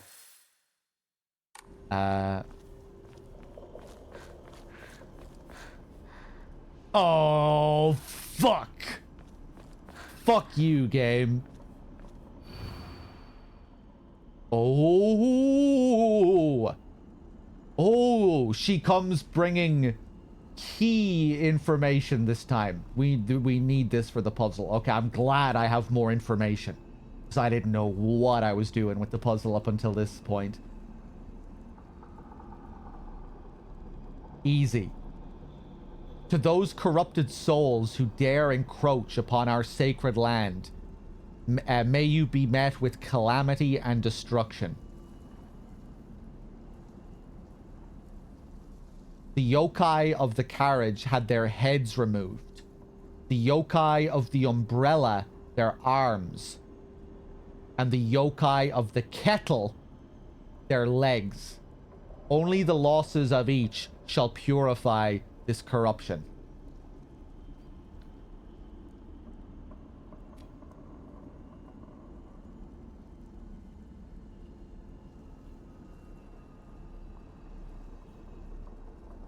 Okay, well, we know what they're talking about with regards to the carriage, the umbrella, the kettle. We've seen this shit. I don't remember what the kettle is, but we'll find it. And then I guess the symbols are going to correspond with their limbs, the head, the arms, the legs. And we're going to have to figure out which symbol is for arms and so on. Okay, we're making progress.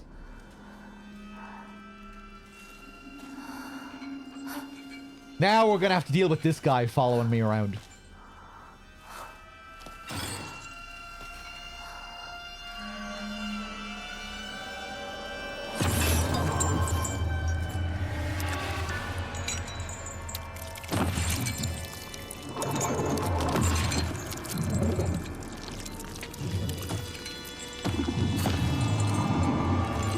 Look at this impurity. Look at this corruption. This vile display of life.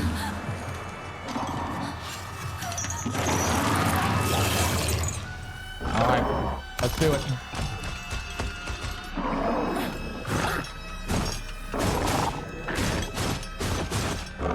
What?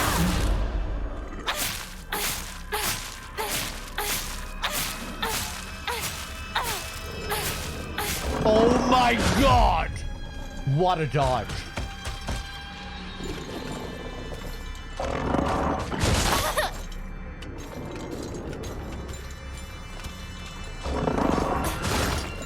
Didn't think he was going to do that 2 times in a row.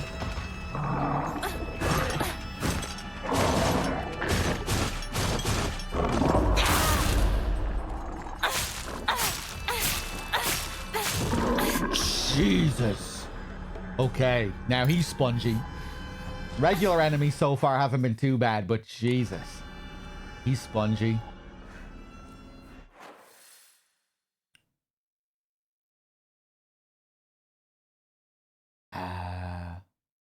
Oh, it's highlighting this one, but none of the others.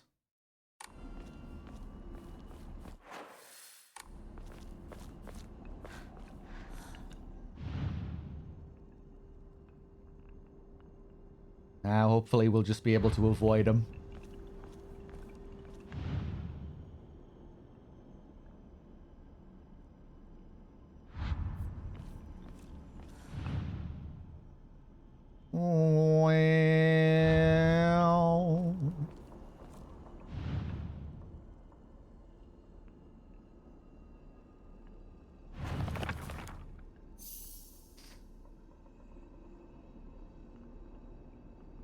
The yokai of the carriage, the yokai of the umbrella, and the yokai of the kettle. Is this a fucking kettle?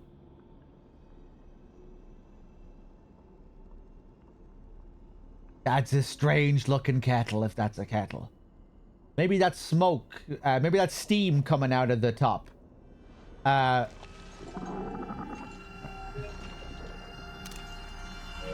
Front side. Okay, she still makes it easy on us. That is a fucking kettle. Okay, this puzzle is... They still go... They go easy on you when it comes to finding the right Emma, at least.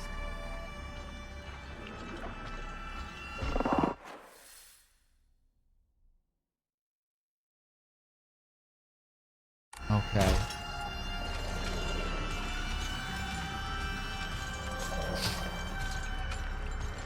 We're gonna walk here, because this guy is attracted to sound.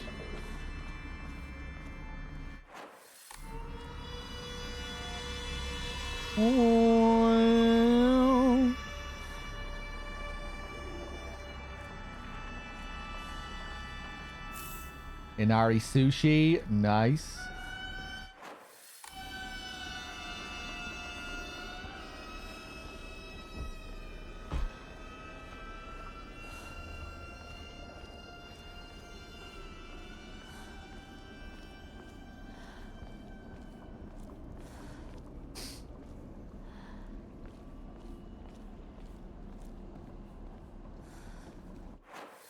Okay, this is just gonna... Oh, wait, no. This is new. Oh, that looks really nice. The way the tree looks there in the center. That orangey glow.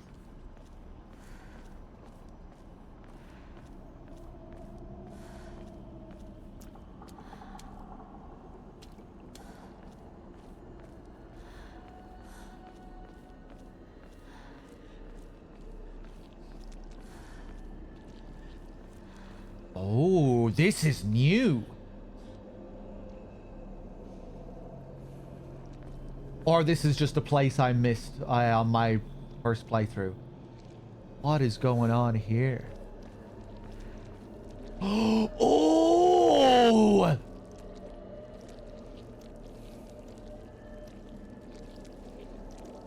Is this NG Plus only? Did any of you guys see this on New Game?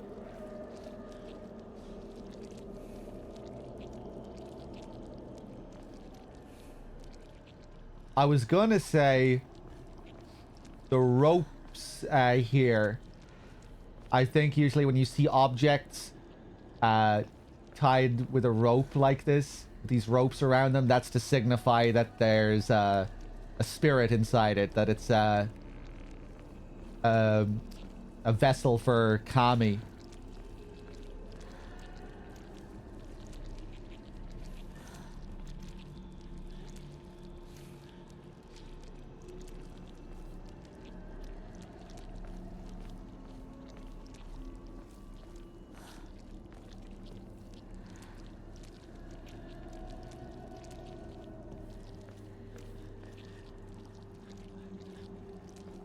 Okay. Making me think of that note we read about this other being in the sea, in the ocean. There was like one note that made it seem like there was some other Lovecraftian entity at work.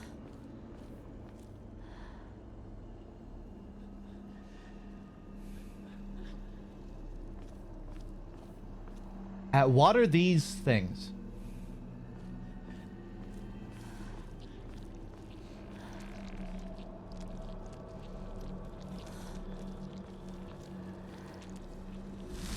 Oh! Oh boy. A perspective on a hierogamy. Tales of mortals being wed to gods and spirits can be found throughout every culture across human history. Certainly, from the perspective of humans, to tie oneself to a divine being is an undeniable honor. However, if one were to consider the opposite perspective, The divine being is binding themselves to a the divine being is binding themselves to a vulgar life form. What could possibly motivate them to make such a degrading choice? Countless seasons have passed since I first came to this sacred land of beauty and wonder. And yet, even now, if I consider whether I myself am worthy of such an honor, I cannot answer in the affirmative with any confidence. So I must ask myself, what benefit is there to such beings mixing their divine blood with that of lowly mortals? To be clear, I am overjoyed to be of some use to them. However, I cannot help but wonder.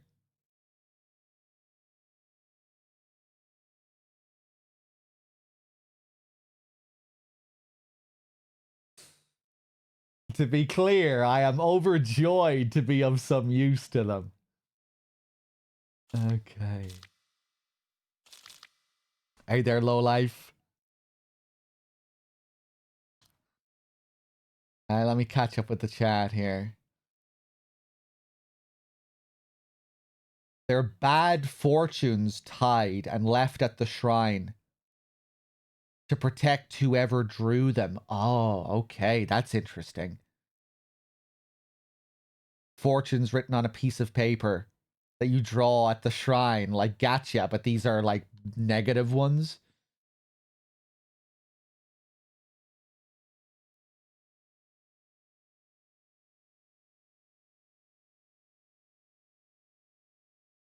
Yeah, if you drew a good fortune, you keep it instead. Okay. Shrew Mole, Omamori. Dodging does not consume stamina while in a near-death state. Look at this little guy. That's a pretty good one. I'm not sure if it's good enough for me to want to use.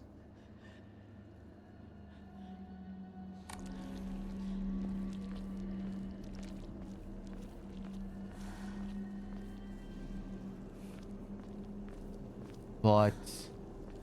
oh, still could be good. You know, those moments, those clutch moments when you're almost dead, no stamina. The shrew mole could come in to save your ass there. Hearing voices here that I wasn't hearing before, like woman's cries.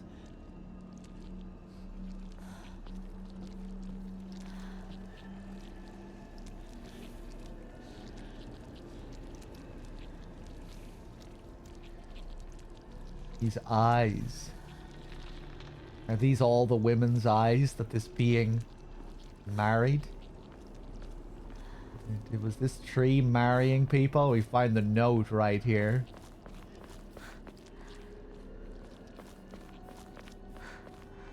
Hey there, Nico. Oh, hello there.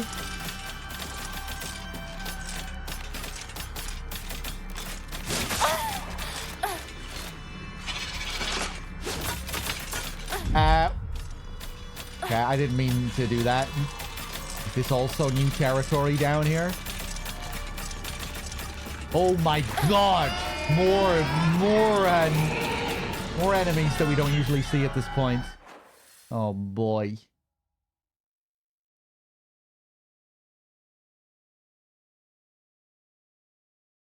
Nico, the NG Plus in this has been really interesting so far. It's like a continuation of the story in a lot of ways. Loads of new things, new areas, new cutscenes. The same cutscenes, but with different dialogue. It's been really interesting so far. Fuck off. Ooh, another Emma.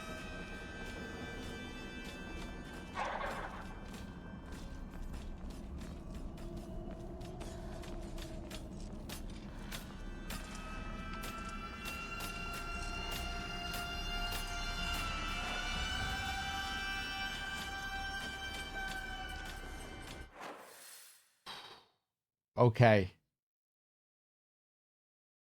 Let's get back to finding our correct Emma then. Hopefully we'll be able to avoid these enemies for the most part. Back to our beast friend over here. Yeah, Nico, it's really cool.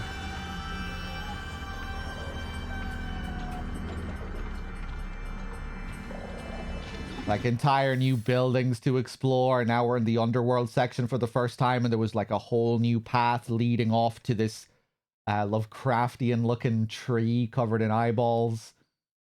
Like new little quests and mini game type things to do that seem to tie into the story. Yeah, it's been really cool.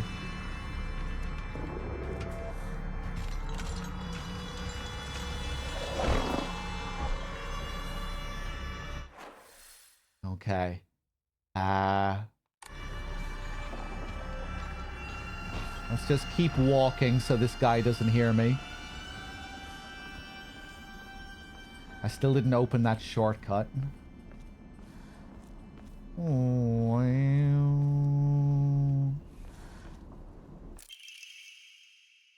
What a beautiful place this is. Sparkling lakes, fragrant flowers, the melodic chirps of birds singing. This must be paradise.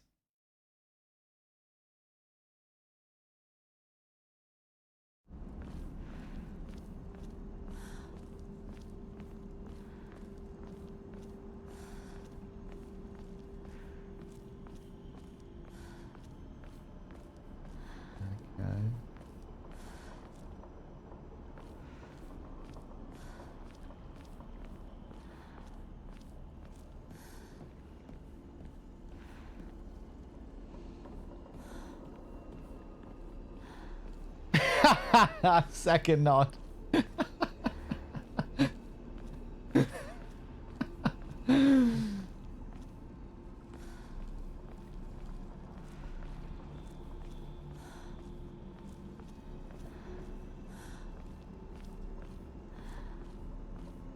Okay. Let's move back around then from here.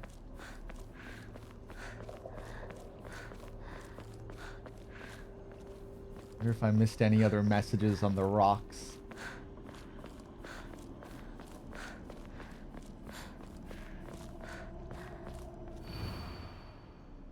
Yeah. Okay. I think this puzzle is going to be easy enough once we get the right Emma.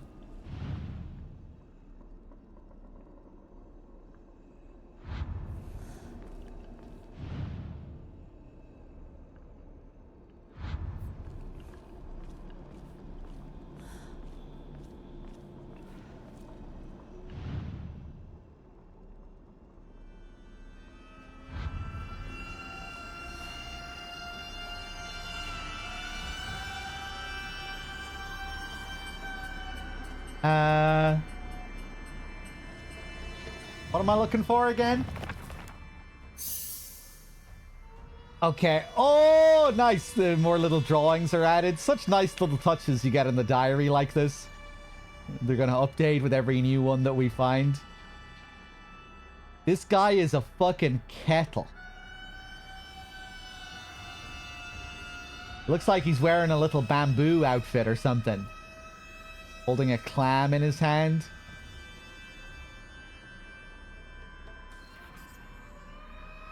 Okay, the carriage and the umbrella.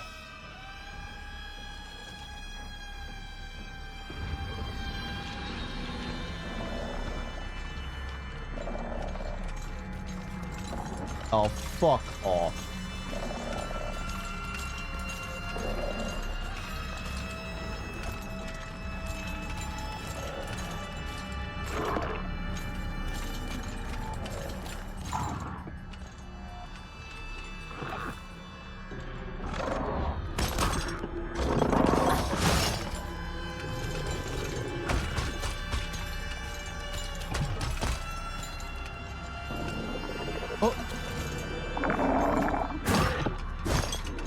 He lost me there for a second.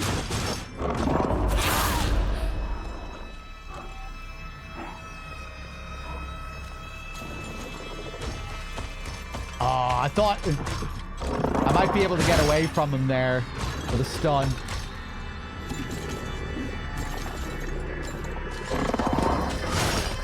Ooh, I can circle him like a bloodborne wolf.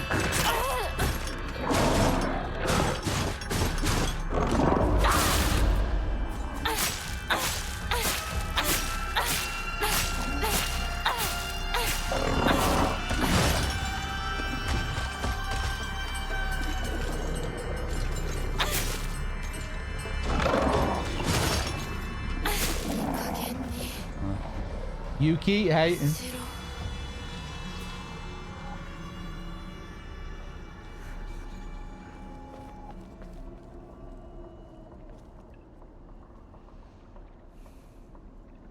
Fuck, man, I'm not seeing any of them here.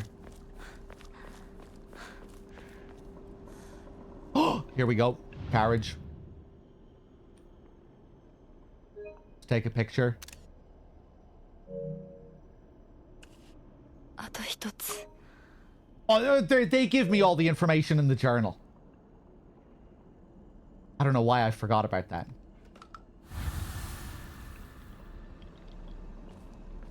Okay, one more.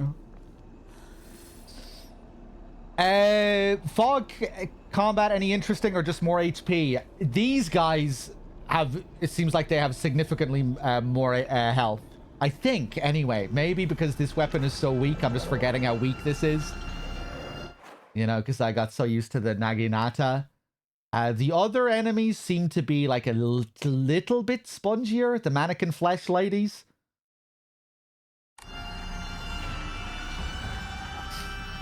They introduce weapons much earlier in NG+. Like, you start getting knives and baseball bats and things like that very early.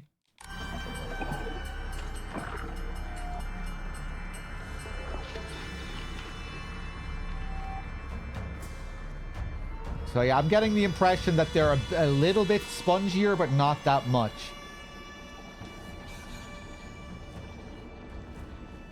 But yeah, we'll see how it goes. We'll see how it changes. Oh, they're showing me where I have to get the next one.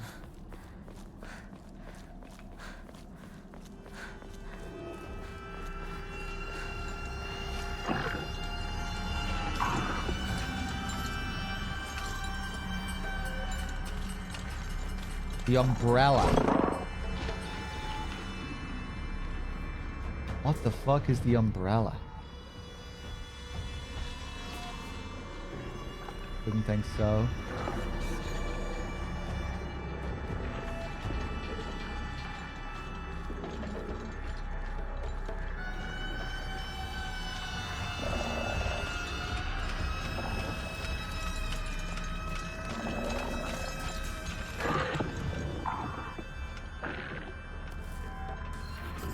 This guy is kind of unique. That's an umbrella.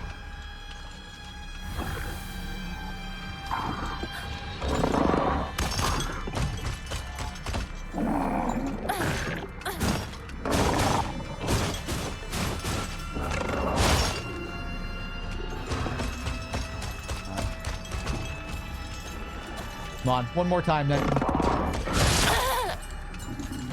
Oh god.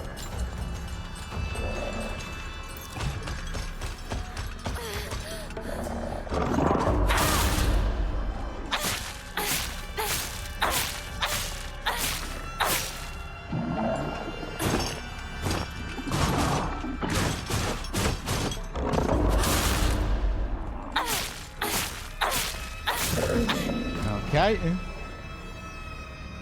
Hey there, Shadow Geist. I'm not sure how long we've been live for. Okay.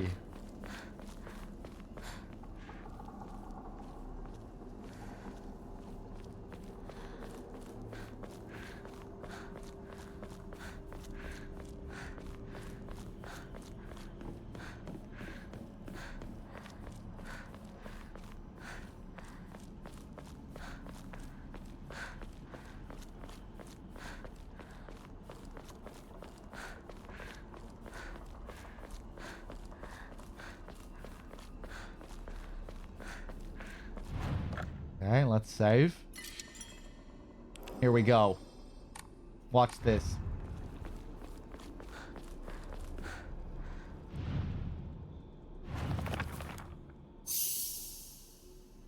Cool. Oh, yeah, I guess he's looking pretty Umbrella-esque here.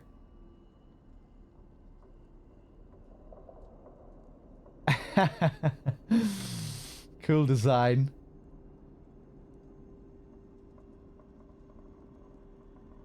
Love the head sticking out of the carriage.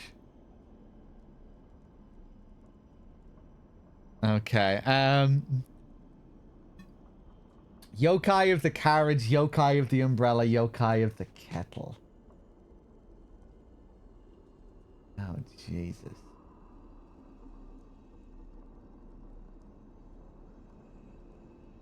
Oh, I think this is going to be easy. Maybe.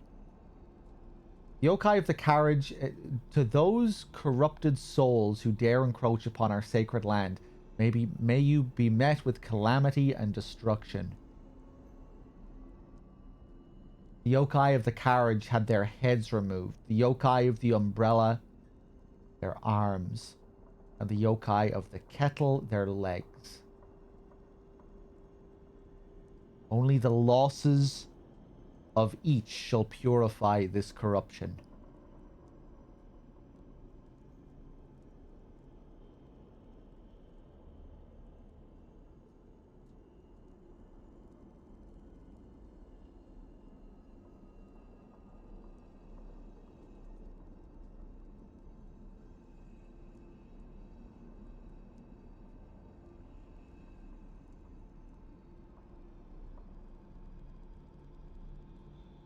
Okay, all of the symbols are unique. I was just looking for common features.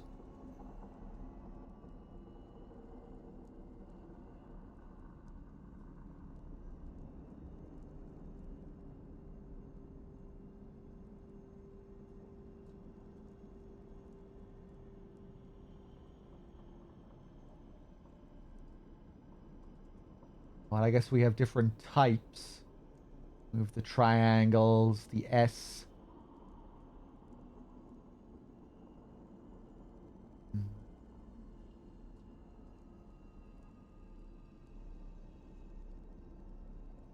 Heads.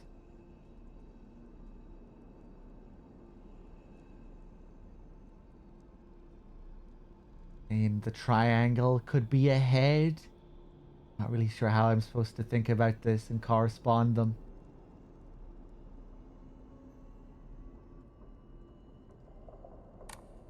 Okay, let's...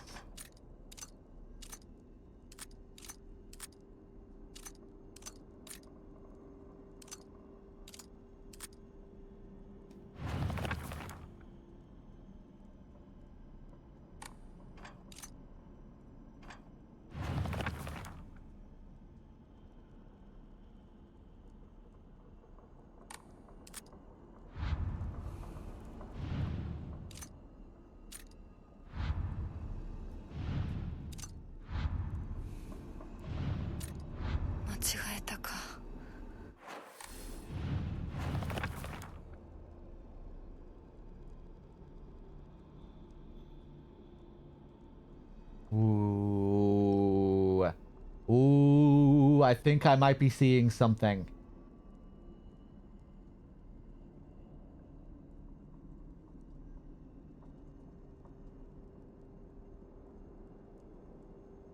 The lines are like limbs or something.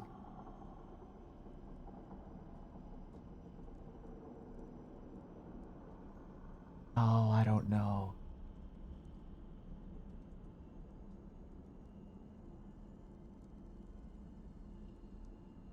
Yokai of the carriage had their heads removed.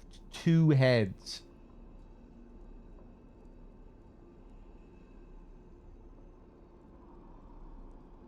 Yokai of the kettle. The kettle has 3 legs.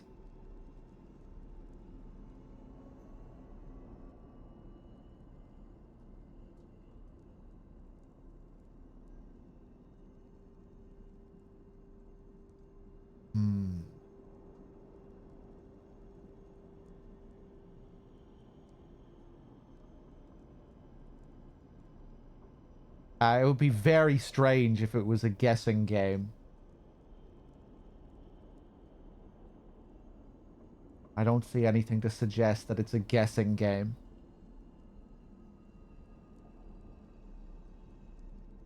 The symbols correspond with the text somehow. We can determine how these heads relate to these symbols. We can determine how the arms correspond.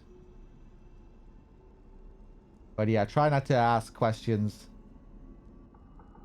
where the answer could spoil a solution for me. Questions that encourage other people to answer questions about the nature of the puzzle and how I might solve it. Only the losses of each shall purify this corruption. Yeah, it's definitely... Oh, I see. I see. I think I see. I think I see. Maybe. The umbrella. The umbrella has 4 arms. Now, if I can find a symbol that uses 4 separate strokes and only 4 separate strokes. Yeah, the circle and with the circle with the fan in the middle. That's going to be it, I think. The circle, 1 stroke, and then 3 strokes for that symbol. 4 limbs. That's that. I think I'm on the right track with that thought. Maybe. Let me just see if there are any other symbols that also have 4 with this logic. The first circle, 1, 2, 3. The triangle, 1, 2, 3, 4, 5, 6. The circle with the dash, 2. Yeah, this is the right way to think about it.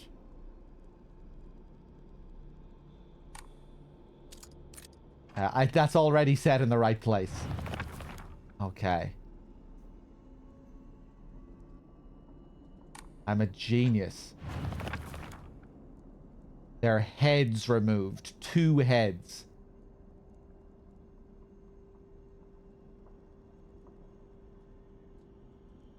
Oh. Not seeing anything that corresponds with 2 here.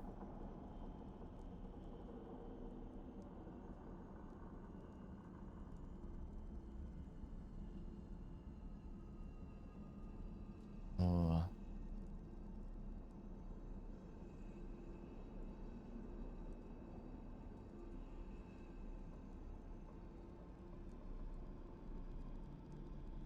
Not gonna look at the chat at all after saying such things.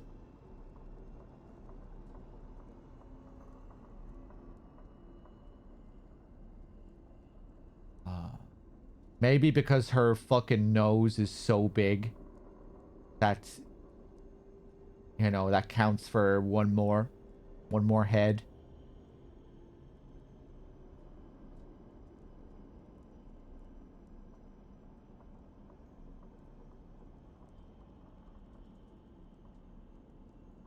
The yokai of the kettle, their legs. 3 legs, it looks like.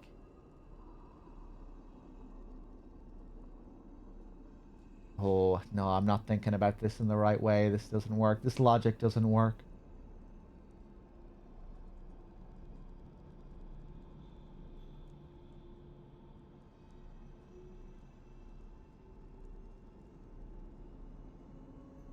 Three legs? Yeah, definitely 3 legs.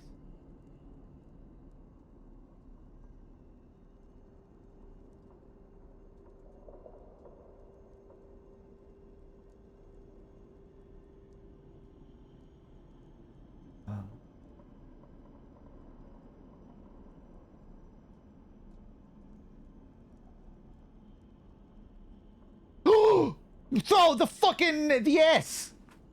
I don't know what my brain was doing when I was looking at that.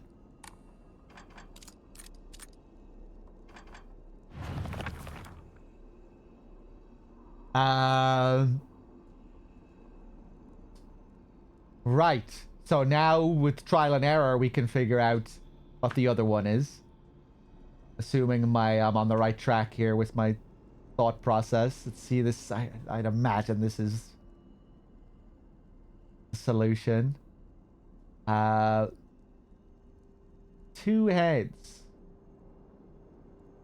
My brain just not working again here.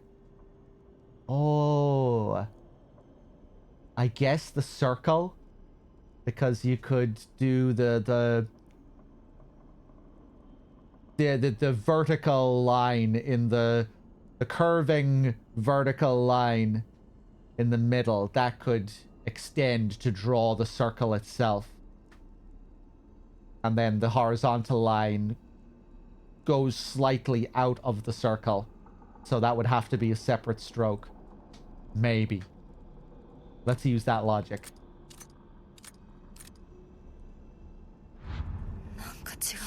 Ah, you fucking bitch!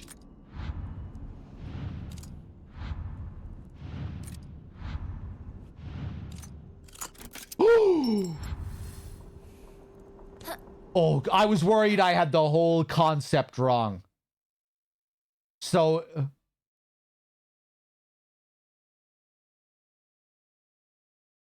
was the idea that the circle for that one represented the carriage or something? It was referencing the 2 lines inside the circle.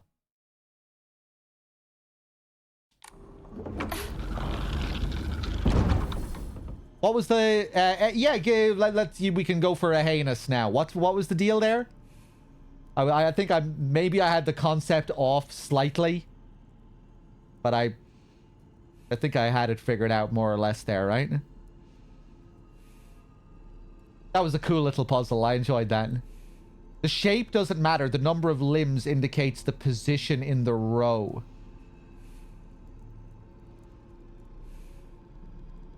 I'm aware the shape doesn't matter. It's all about just corresponding the strokes with the amount of limbs.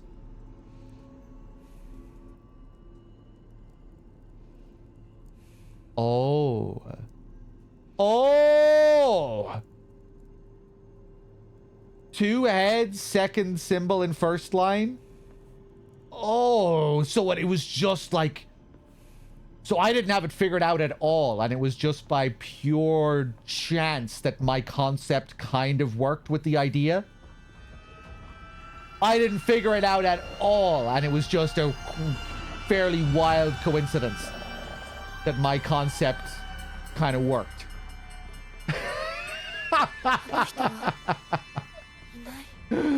Nice. Okay, I was really overthinking it.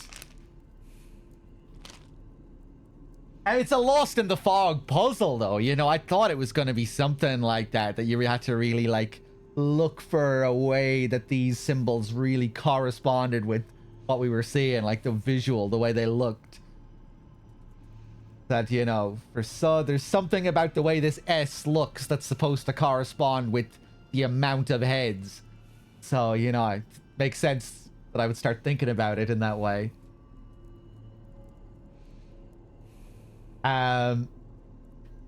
Okay. I need to take a piss. I'm gonna go take a piss. When I come back, we'll pick up this key. I'll be right back.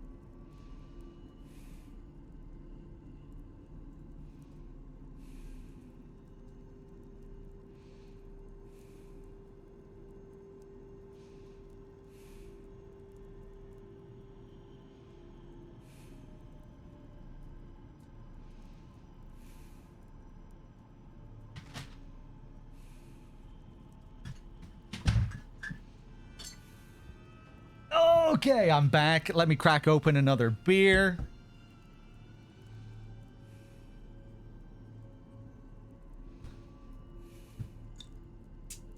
Hold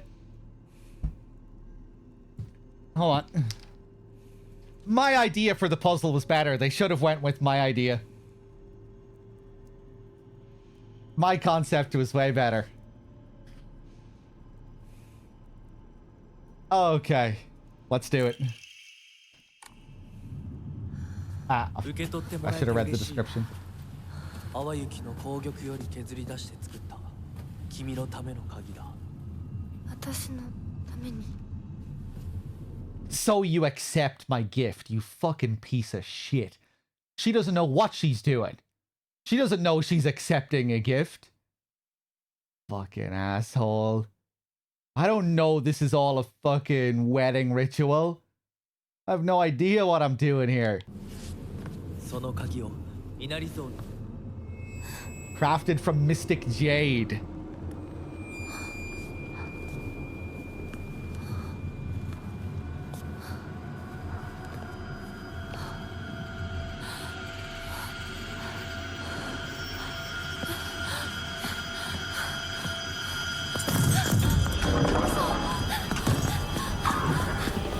Alright, let's run back to the gates.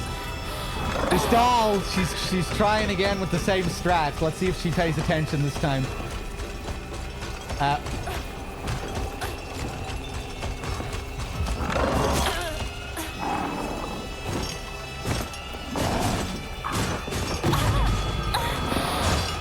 Oh, God, I pressed triangle there. I think it was the headache that fucked me.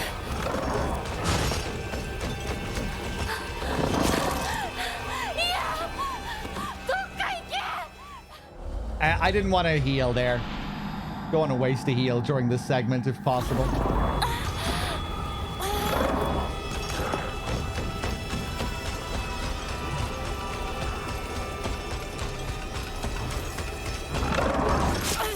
Oh, bitch.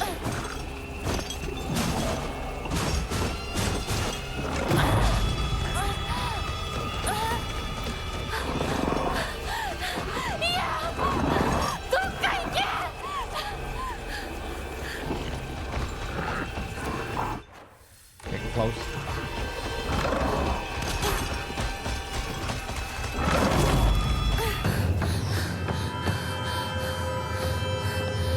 New cutscenes.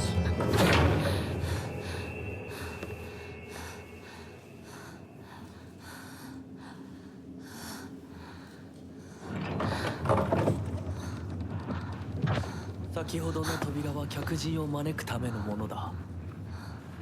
だがこちらの扉は聖域へ入ることを許された者にしか開かれない。私は入っていいの？もちろんだとも。君を招くために今日がある。まだ少し歩かねばならないが、しばし休もうか。大丈夫です。疲れたらすぐに言いなさい。では、行こうか。Is this just going to continue here? Unlike last time?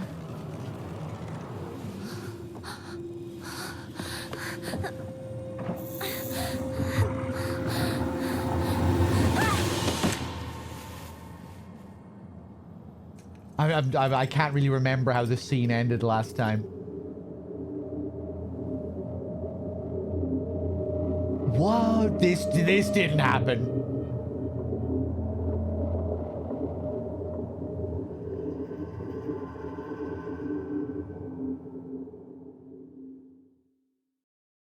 I hope the doll is also an asshole. ひなこしっかりしろ返事をしろ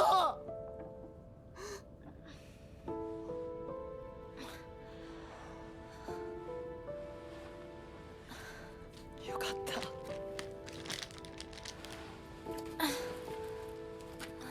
What if we finally take heed of the doll, but it turns out the doll is also an asshole? That'd be amazing. お前は簡単に死ぬようなやつじゃないよな。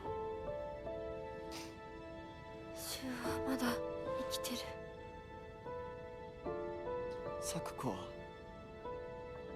無事だよな。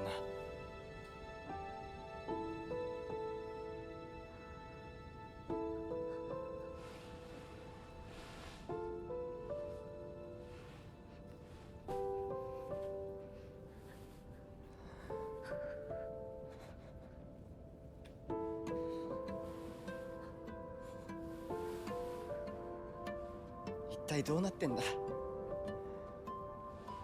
街から誰もいなくなってる。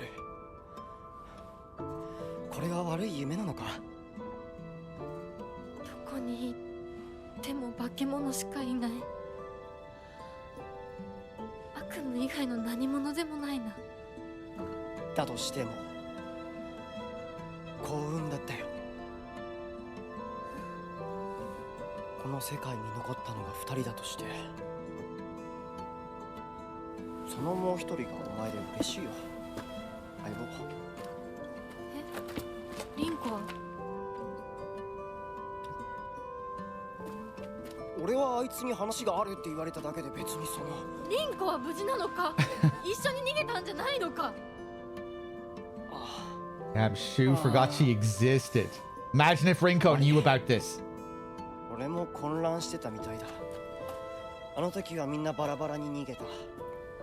俺もリンコの姿は見てない。こんな状況でリンコはどこへ？自分の家か。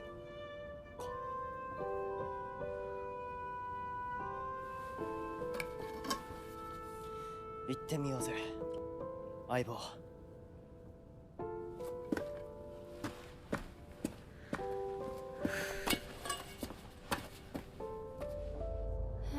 シュウ。Peace.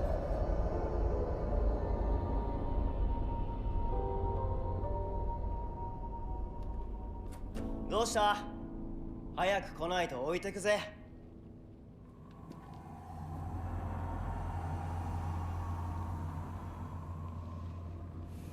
Okay. よし、しっかりしないと。 It's Toにかくリンコ the を見 first つけなきゃ。 time this happens, the first of many. Keep up. You need to hold your own. I'm gonna leave you.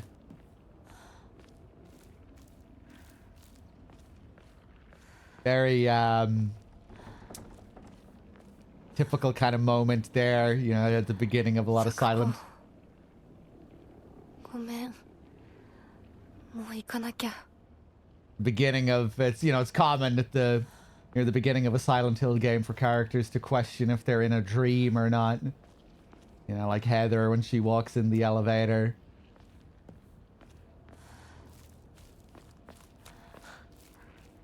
Henry.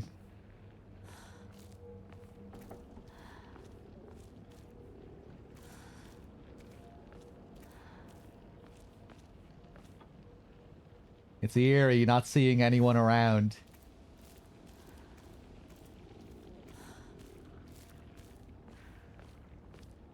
Sorry. I'll wait right here.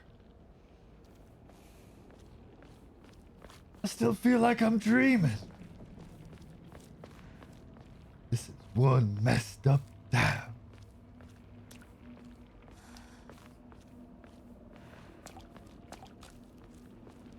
Paradise? A castrated sheep, maybe? Sounds pretty boring.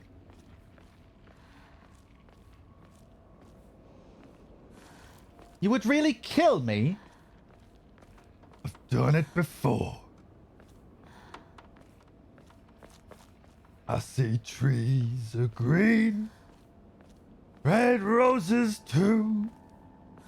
I see them bloom for me and you. And I think to myself, what a Scooby-Doo.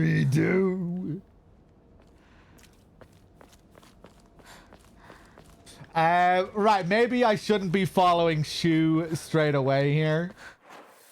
Let's take a look around. Especially now with NG Plus, see if there's anything, any sneaky secrets hiding around the place.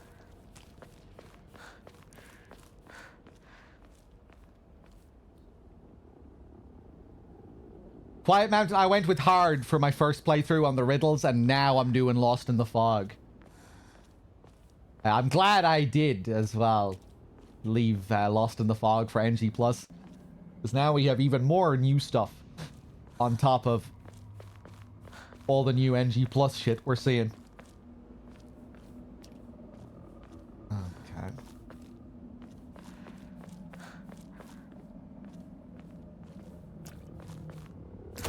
Ah!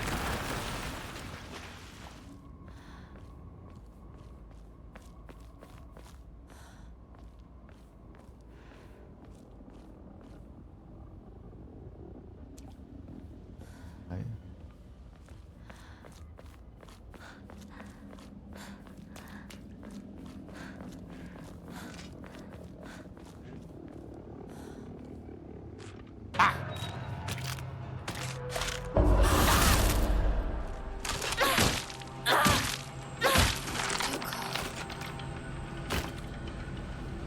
Fuck you.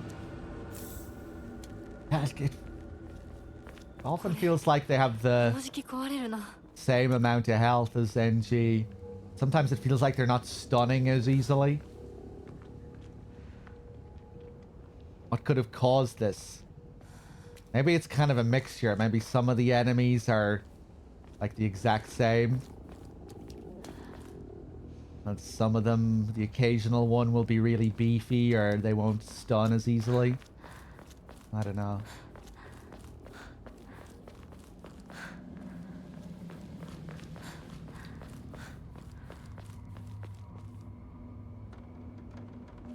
Oh, did Zoinks just make an appearance? See you later, Zoinks.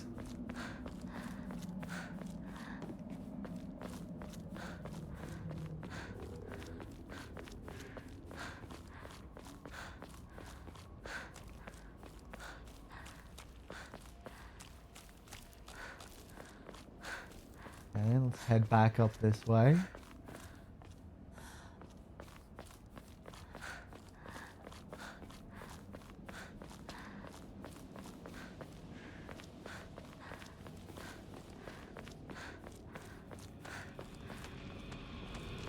I should probably just wait until I have the key to the post box again, because we're going to be backtracking here anyway.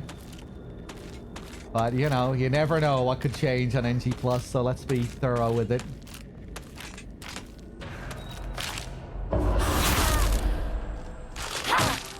Two. Yeah, see, just 2 hits there. I guess we do have the bat now, though, which is a bit... I think it's a bit more powerful than the pipe. I'm not sure.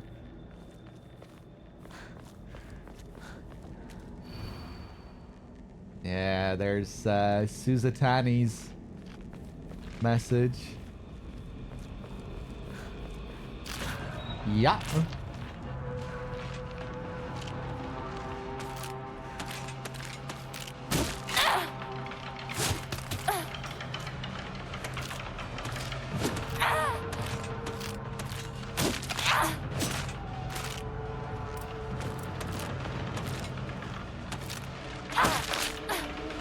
Whoop.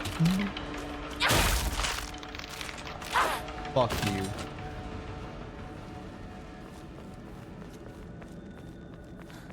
Let's check the notepad again, see if there's anything new.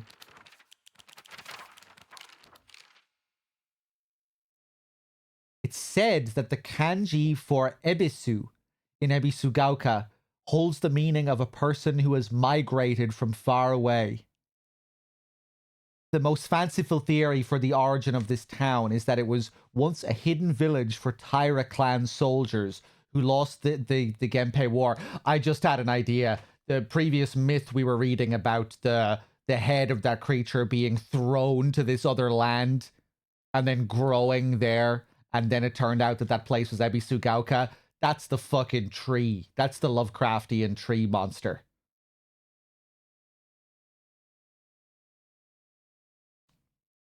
I bet.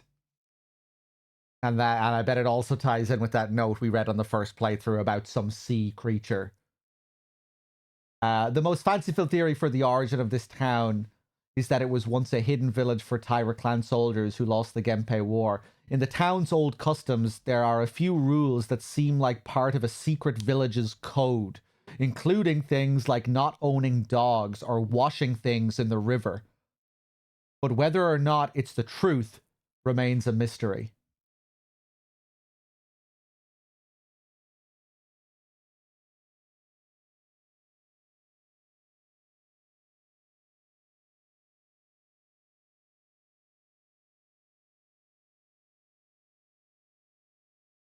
Okay.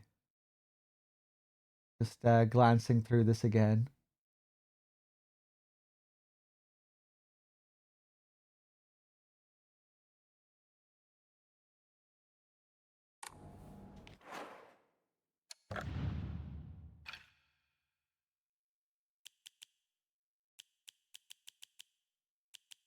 The origami rumors.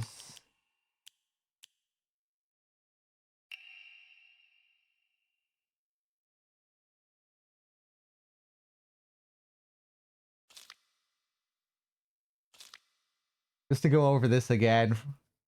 According to the Nihon Shoki, one of Japan's most ancient history books, Yamata no Orochi, a colossal 8-headed dragon, demanded the sacrifice of beautiful young girls for it to devour.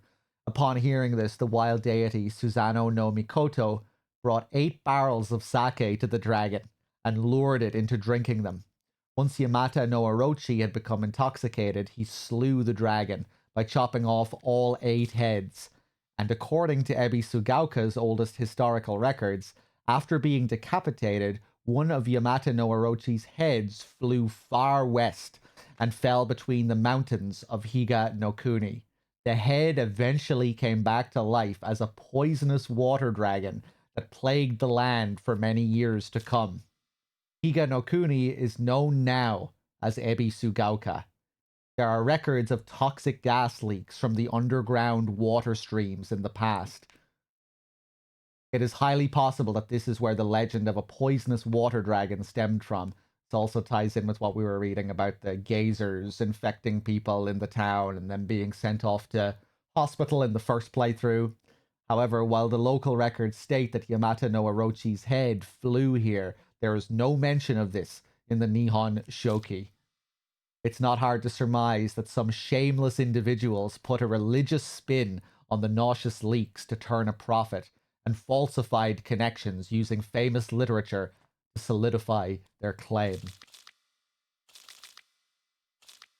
Yeah, I think this may be paralleling what we're seeing down there with that new tree creature with all of his eyes. I wish I could remember what the note was from New Game that spoke about some ominous sea creature. I can't remember for the life of me where that would be. School Founders. It was in the late game.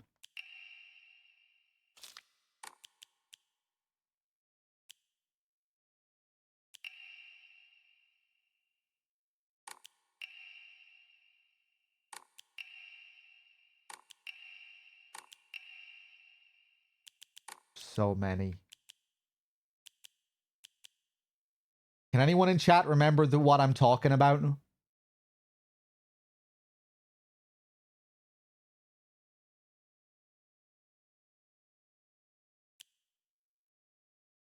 I'm not reading ending requirements. Good luck. Thank you. I think I've already figured out one of the requirements because it was kind of spoiled when I mentioned it in the chat. Someone confirmed that I was correct with my line of thinking. I figured that not eating pills would probably lead to something. So I think that's one thing I've figured out. I'm not eating any pills in this playthrough.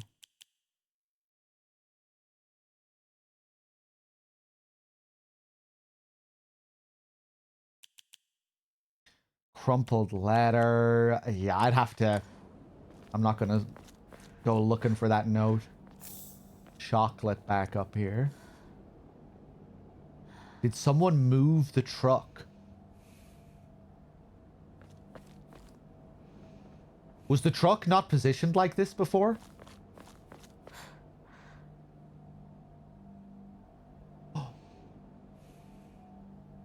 Has the truck done a 180? Was it open on this side and closed on the other side before? Yeah, I think maybe it's the same dialogue as before, and she's still just wondering why it's here in general. Not that it's changed since the last time. More capsules.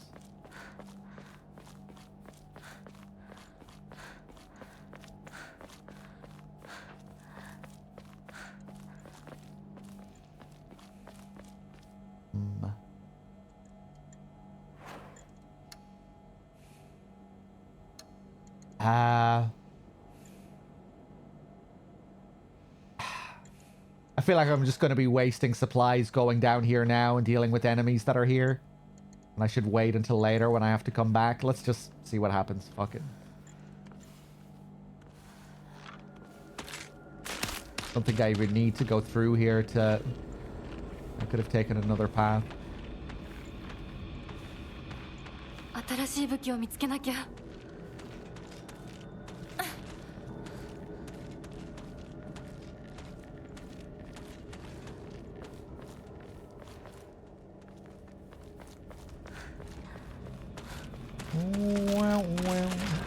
Hello.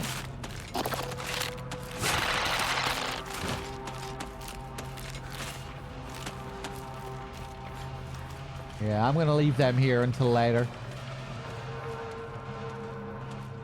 Bro, it's broken. Nothing inside. Okay, I guess we won't be...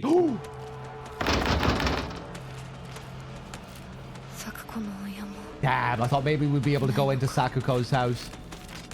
Huh. Right, well, I guess we won't be coming back for the note this time.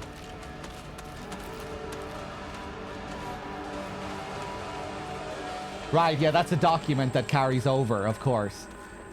And the Omamori that we got there also carries over. Right, makes sense that we wouldn't be going back. Okay.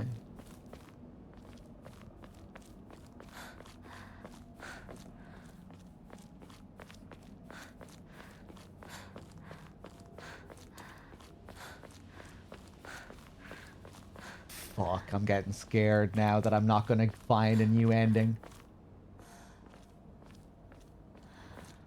I'm gonna find a new ending. Watch this.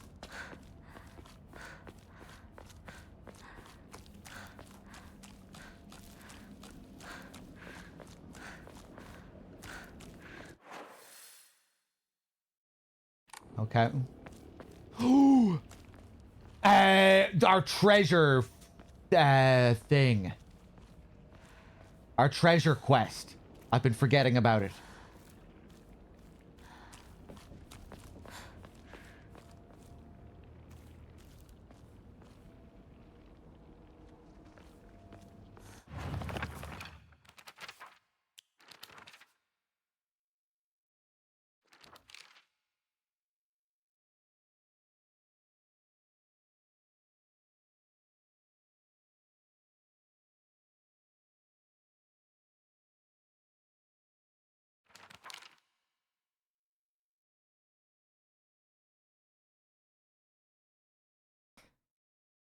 Are 5 such statues located in this town? I expect tracking them down will prove a tremendous task. Maybe I should just look at the requirements. No, I'm sticking to my guns here. I better go and see whether there's an Ojizo-san in town. I definitely know where to find another one of them from the first playthrough.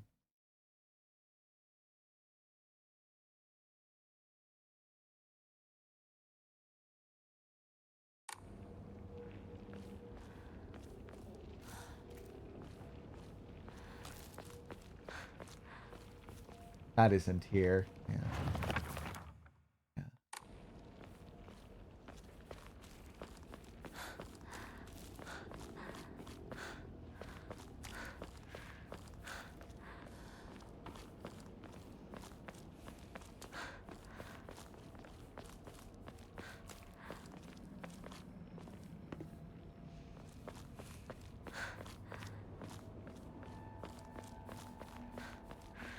Okay, just being thorough here.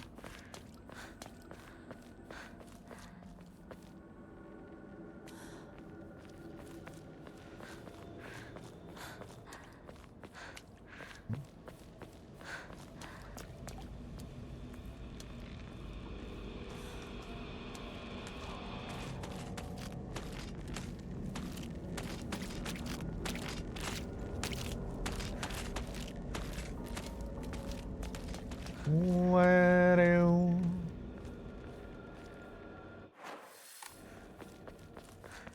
あの化け物もういないよね。 oh? I don't remember that dialogue. Is she talking about Fathead? Because this is where they started to foreshadow that encounter with Fathead. Wondering there if she was like recalling knowledge from the previous playthrough or something. That's probably not it.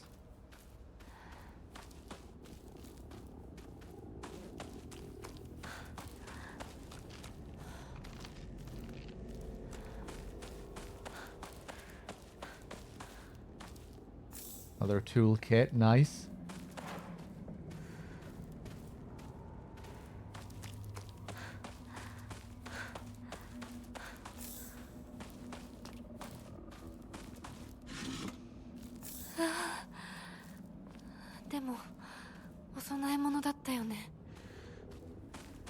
Nice.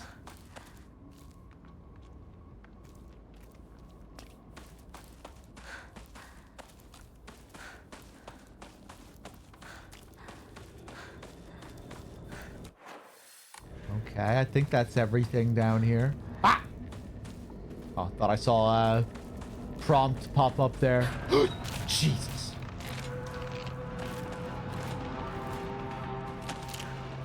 So easy to run into sneak grabs when you're running around like this.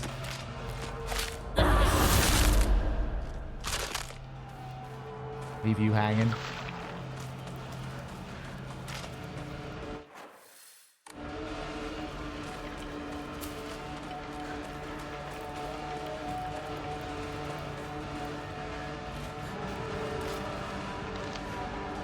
Hello.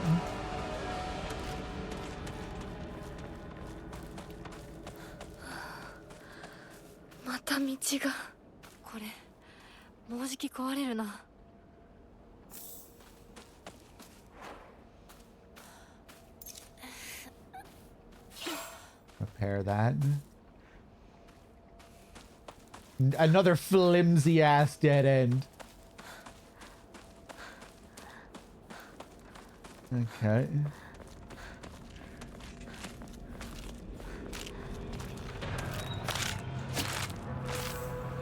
More Ramone.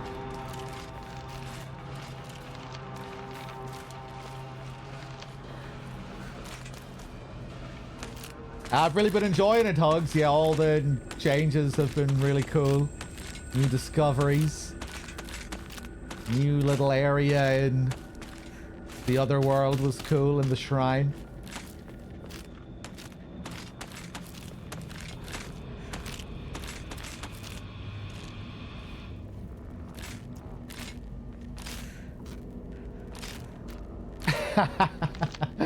You broken? You okay there?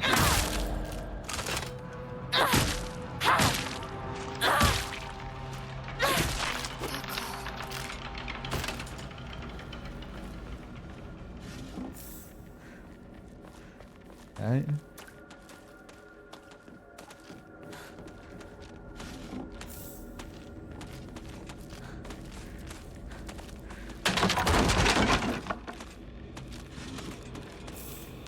Kudzu tea, another steel pipe, lovely. Ooh. Fuck. Just went out of focus.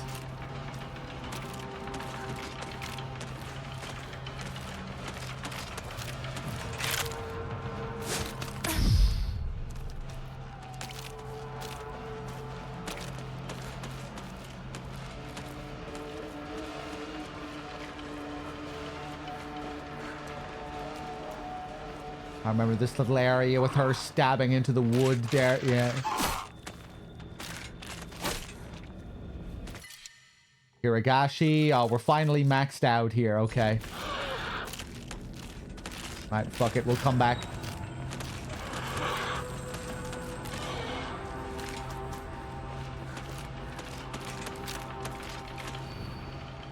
Yeah, same thing.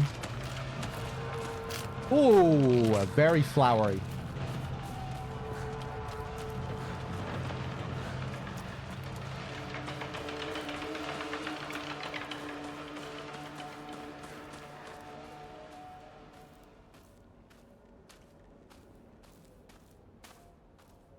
Really nice looking little area here. The thatched cottage with the fog.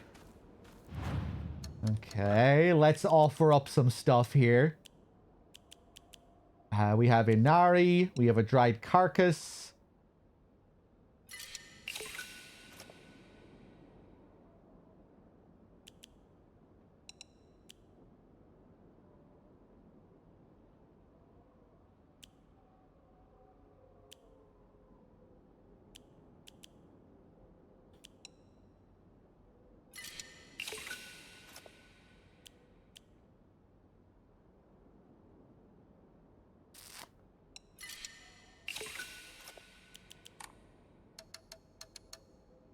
Gonna be a bit ballsier in this playthrough, maybe offer up more of my stuff.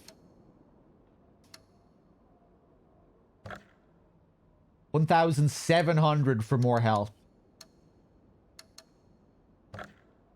I'm really tempted to get more Omamori instead, just because it's more exciting than fucking health upgrades. But health upgrades would probably be wiser. Especially given we're on Lost in the Fog action.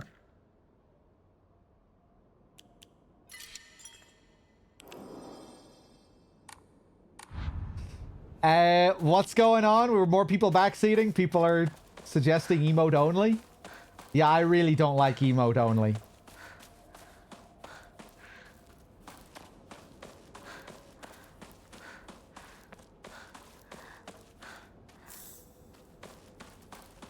Emote only is submitting to the chat. It's a sign of absolute failure.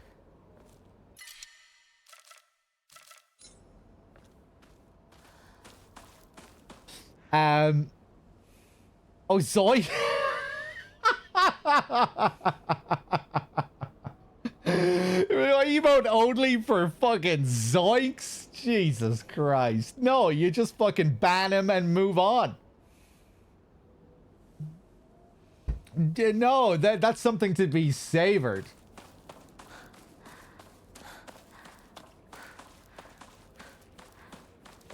No, you need to just enjoy the moment when Zoinks comes back and gets immediately banned.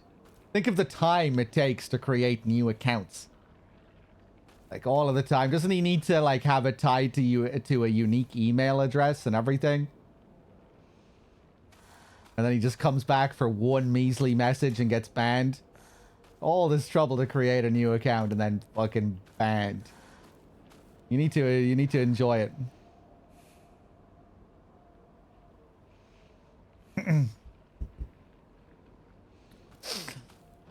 Somehow Zoinks returned. Oh, we're already getting photo 2. I wonder, is this implying that I should have already found the photo 1, Jizo? I think I know where this next one is. A photo attached to a research journal. It appears to be a clue collected by a researcher investigating the folklore of Ebisugaoka. And more lore. Regarding the legend of the sacred sword. In the Muromachi period, the Great Famine of Oe, that's how that's pronounced, had young individuals desperate for quick money, and so they searched for the legendary sword. One story even claims that the sword was discovered. However, the youth who found it became consumed by the Taira clan's resentment and massacred the others one after another. After that, the sword became known as the Sacred Sword, and is thought to contain the lingering animosity of the defeated Tyra soldiers. Was the sword hidden after that? There is not enough information. I must search for the Jizo statues myself. I was able to get in contact with a resident who knows the location of an old Jizo statue. This may be my first clue that will lead me to the sword.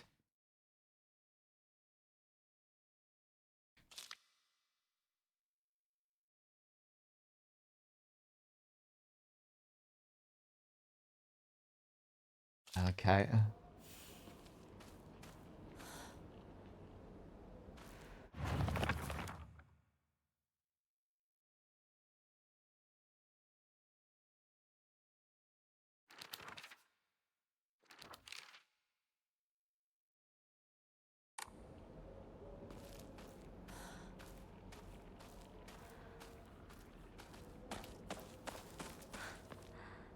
Crow, change the name of Cummies back to Cummies, will ya?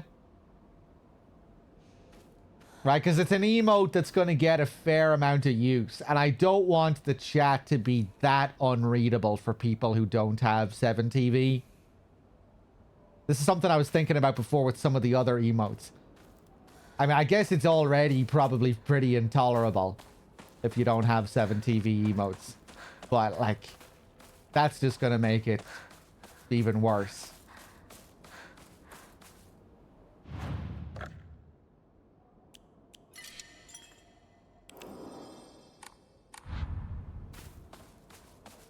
And this man wants to be a mod.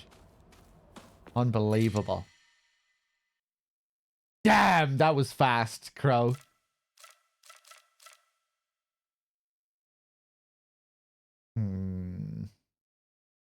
Yeah, let's swap that out.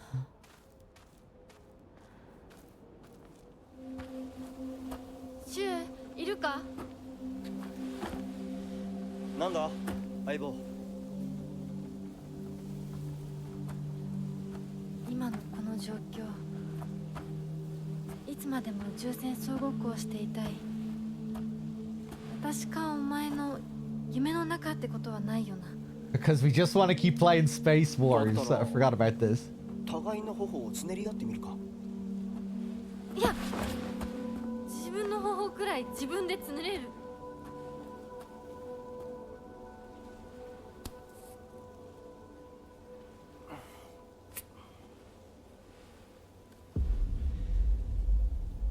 残念だが夢じゃないみたいだな。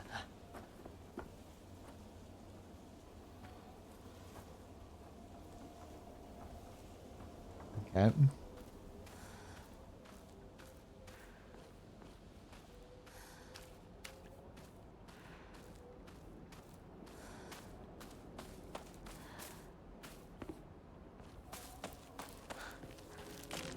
Ah!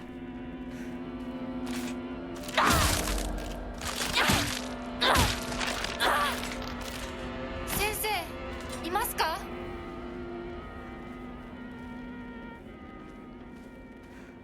これが壊れたらどうする? Yes, Hinako. I'm on NG Plus now, so now I really know how the weapon system works.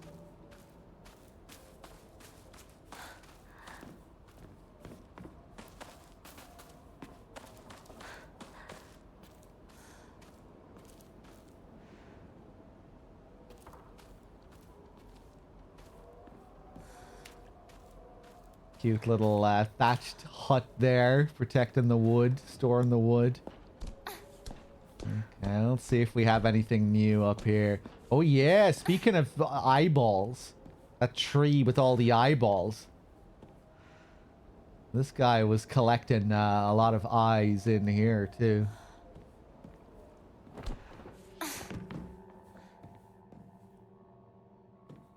Is the creature gonna be here? That was in here anyway, right? Oh, I hear a radio. I don't remember this place having a radio before. UFOs.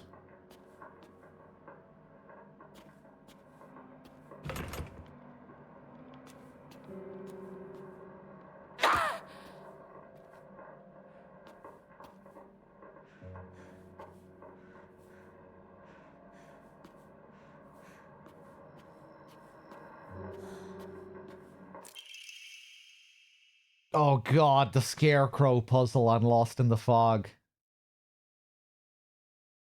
We brute forced the last couple of parts of that on hard mode. Let's see how we get on this time with that. Ooh, more information on Kodayuki.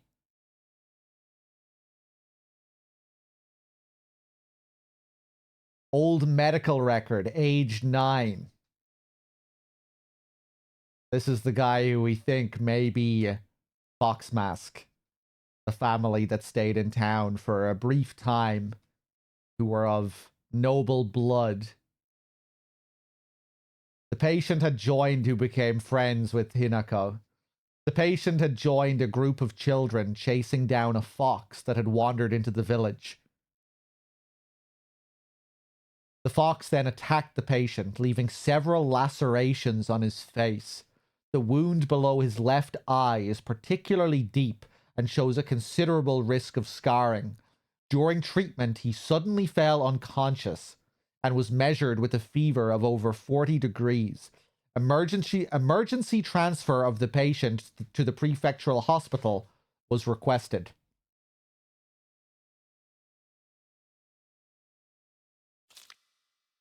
Upon arrival, however, the doctors there were unable to detect any abnormalities, even after multiple rounds of testing.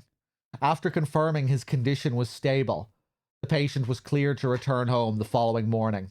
When questioned during a follow-up examination, the patient responded that he felt completely fine. According to the patient's mother, however, Kodayuki is like a whole other boy and has been applying himself to his schoolwork harder than ever before.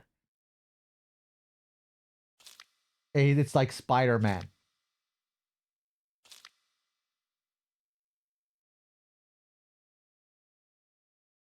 The fox gave him superpowers, and now he's able to become a fox man.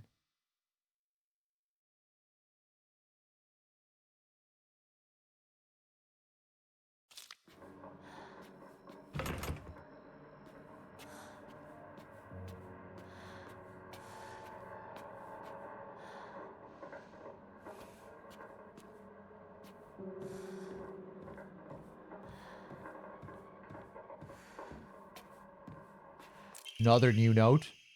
Local doctors note, I had assumed up until now that being possessed by the fox was a sort of curse.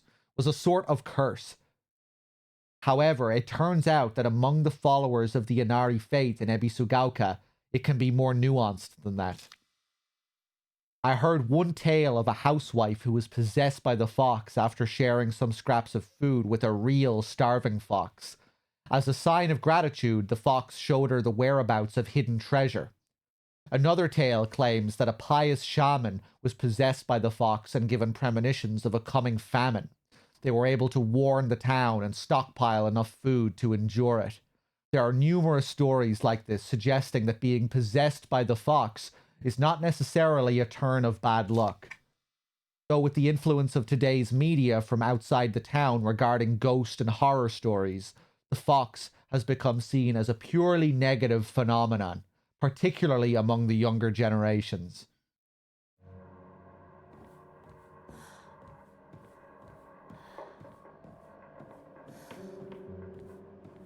Cool.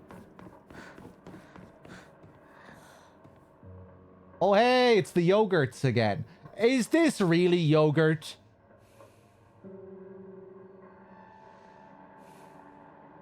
Is it normal to be keeping yogurt here? Maybe it is. It's kefir? Maybe.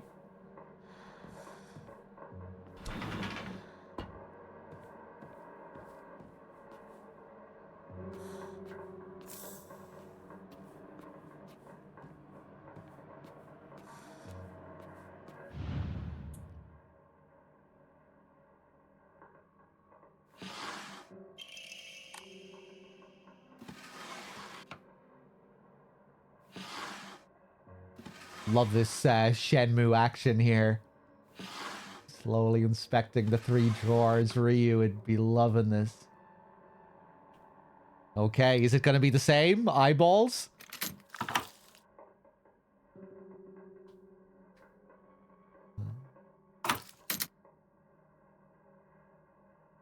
was hoping for some kind of new key or something in there. That would have been cool.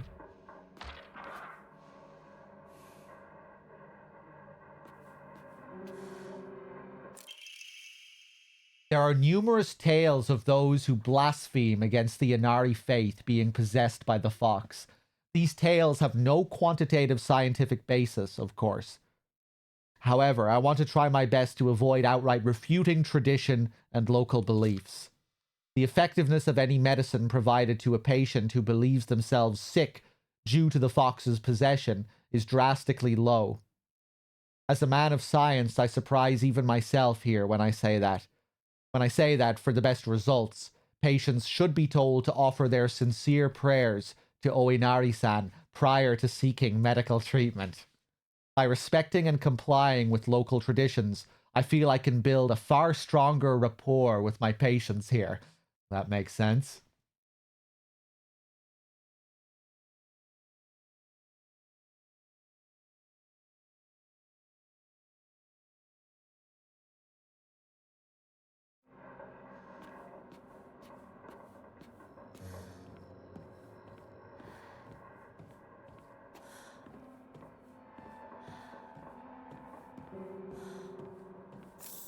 More kudzu. AGN, thank you for the 40. Yeah, I noticed this recently. Now you can, like, you can watch my VOD of the stream while you're watching the stream. You don't have to watch me live anymore.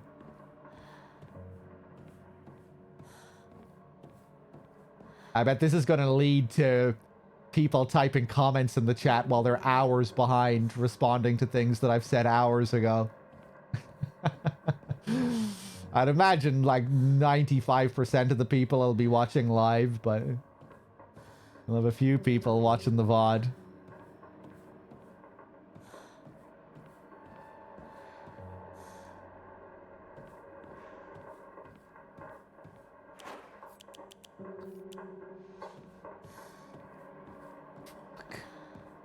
Wonder did I miss some of that guy's treasure chests in the early game? Don't say anything.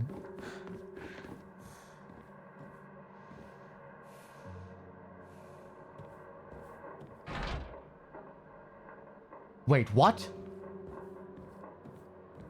Oh yeah, the box. Just getting ready for the scare to be different this time. You know, you come back up and the body is gone. I almost expected the body not to be here to begin with on NG+. Yeah! 誰かいるの?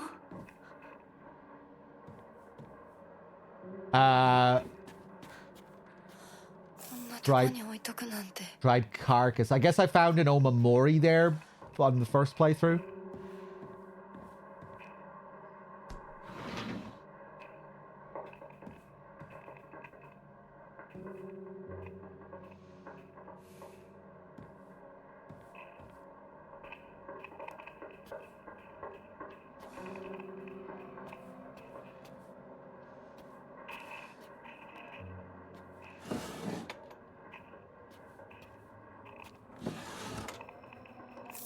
Another dried carcass. Claw marks. Fat head. Daddy head.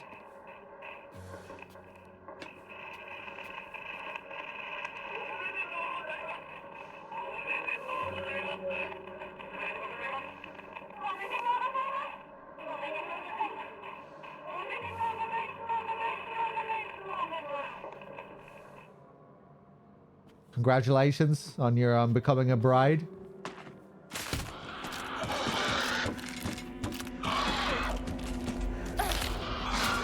Same as before, I think. It's a shame they didn't do anything different with the encounter here. Oh, I was just gonna leave.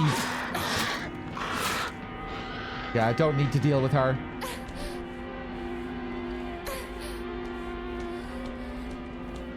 That radio broadcast, I don't think we listened to the radio at all in there on the first playthrough. Heal up. Let's offer up our new things here. Oh.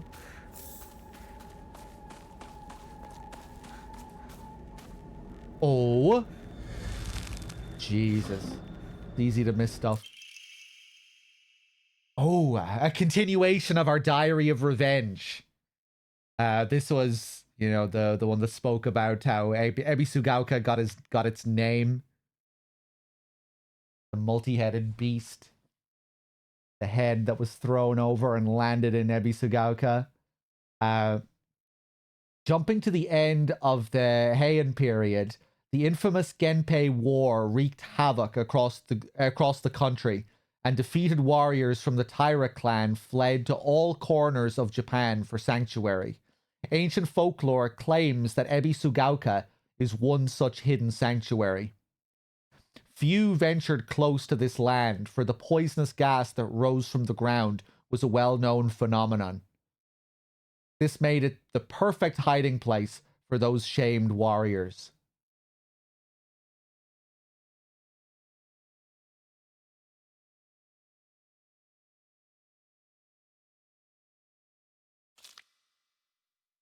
Though this did not come without its own inherent problems, as there are numerous records regarding Ebi Sugauka's residents suffering from the water dragon's poison.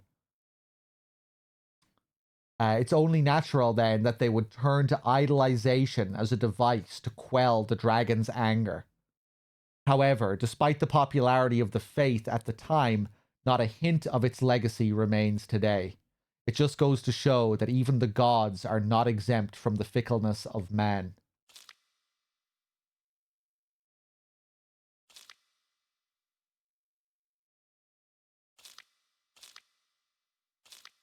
Cool, cool. Let me just glance through this again.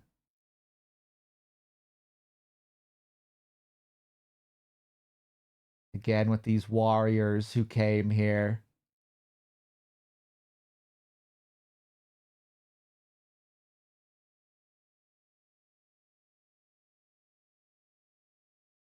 This made it the perfect hiding place for those shamed warriors. Ah, right. Yeah.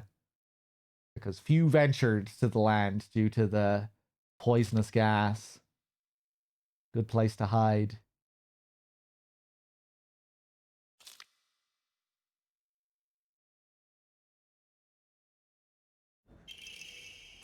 Okay, another Emma. Weren't all the broadcasts just static on the first playthrough? No. No, we had voices as well.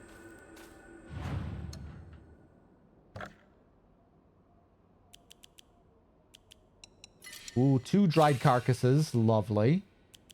Ooh, we're getting close here.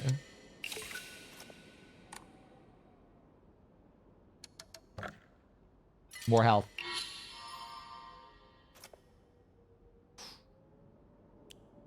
Wonder how many upgrades we can get. Wonder will 2000 be the last one for health?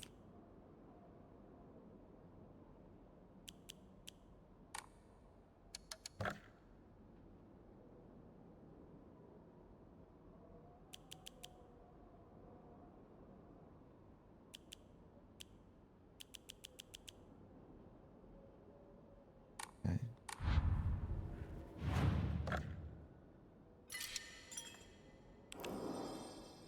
Gas?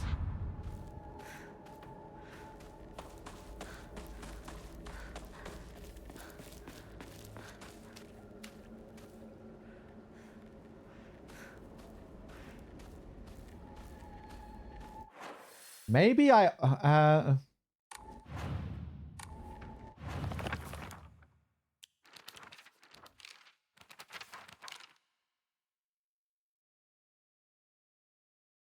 maybe I already found this Jizo statue. Maybe this was the first one at the start of the game.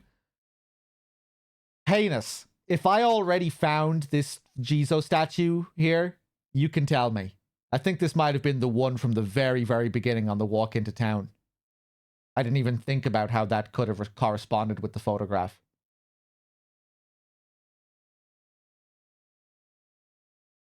Yeah, I think it is. You can even see the shrine right on the right-hand side of it, the save point sticking out. I think.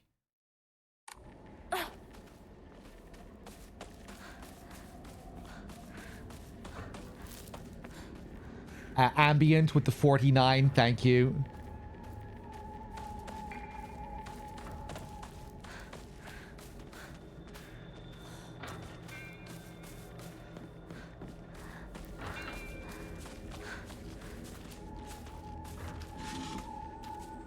Okay, let's collect everything we can here.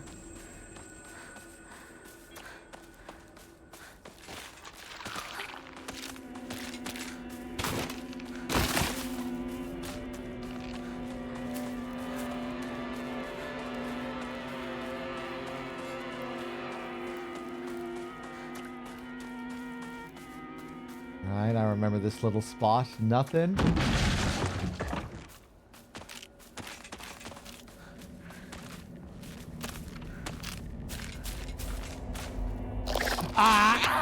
No, you bitch!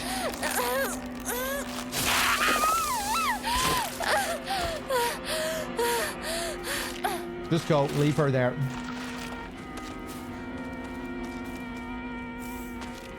First aid.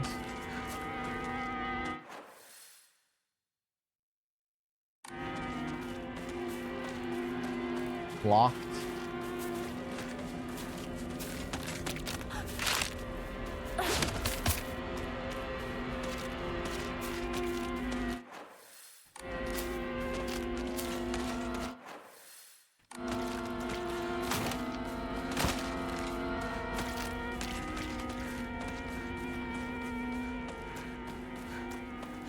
Nice chocolate. I wasn't sure if I came down there. Only a few paths here, but it's kind of easy to lose your way. Nope. Nope.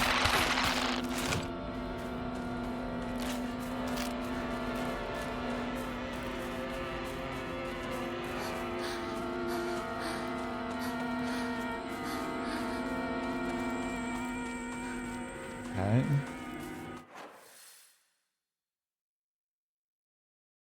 We'll explore the rest of that area when we come back. Let's go up to the shrine. Senensugi Shrine.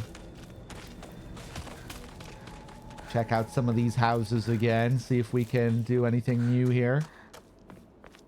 Nothing. Bandage.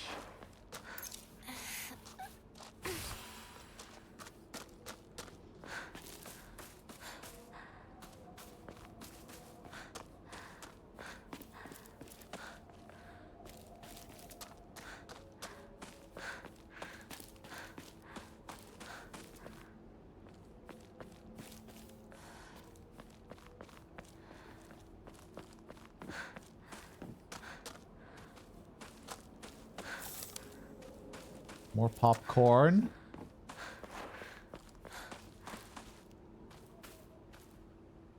Little Inari Shrine. Oh, look, that one has its paw up in the air. It's licking its paw. I remember seeing a couple of those near the end game, like big versions with their hand up, with the paw up. I don't remember seeing too many little ones like this.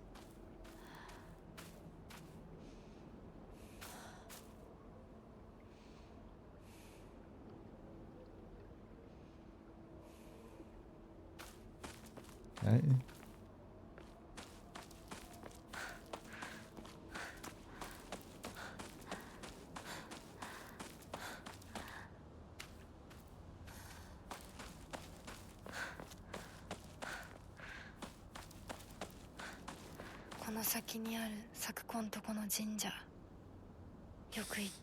Yeah, you see the shrines all over the town.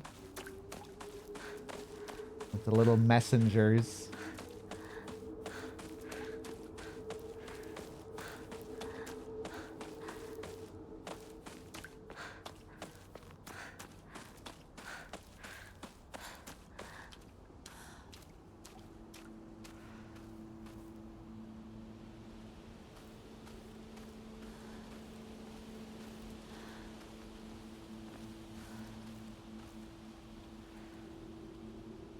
Some of them are knocked over here. Makes sense, this place doesn't get the same love as the other shrines.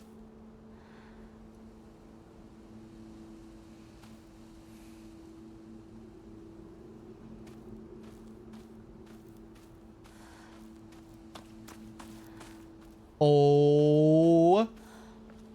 Hello. New item.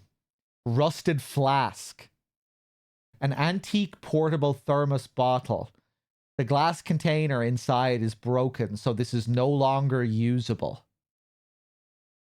Interesting.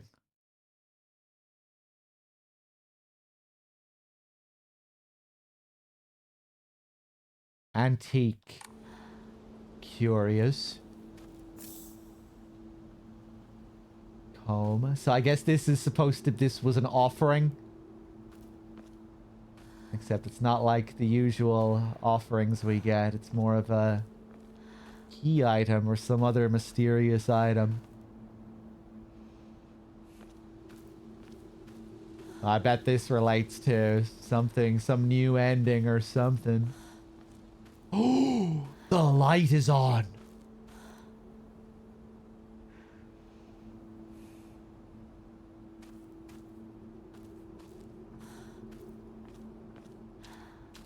I didn't notice that on my first playthrough. That new? I think that might be new.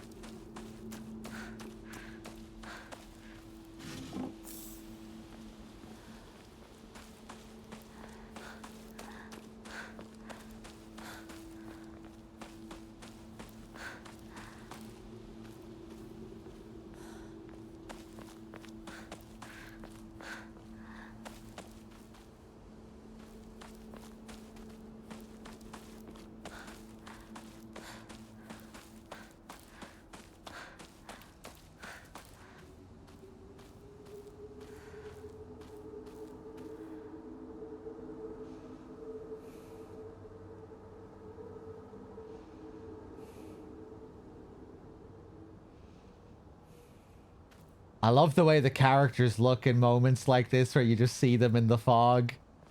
Like ghosts.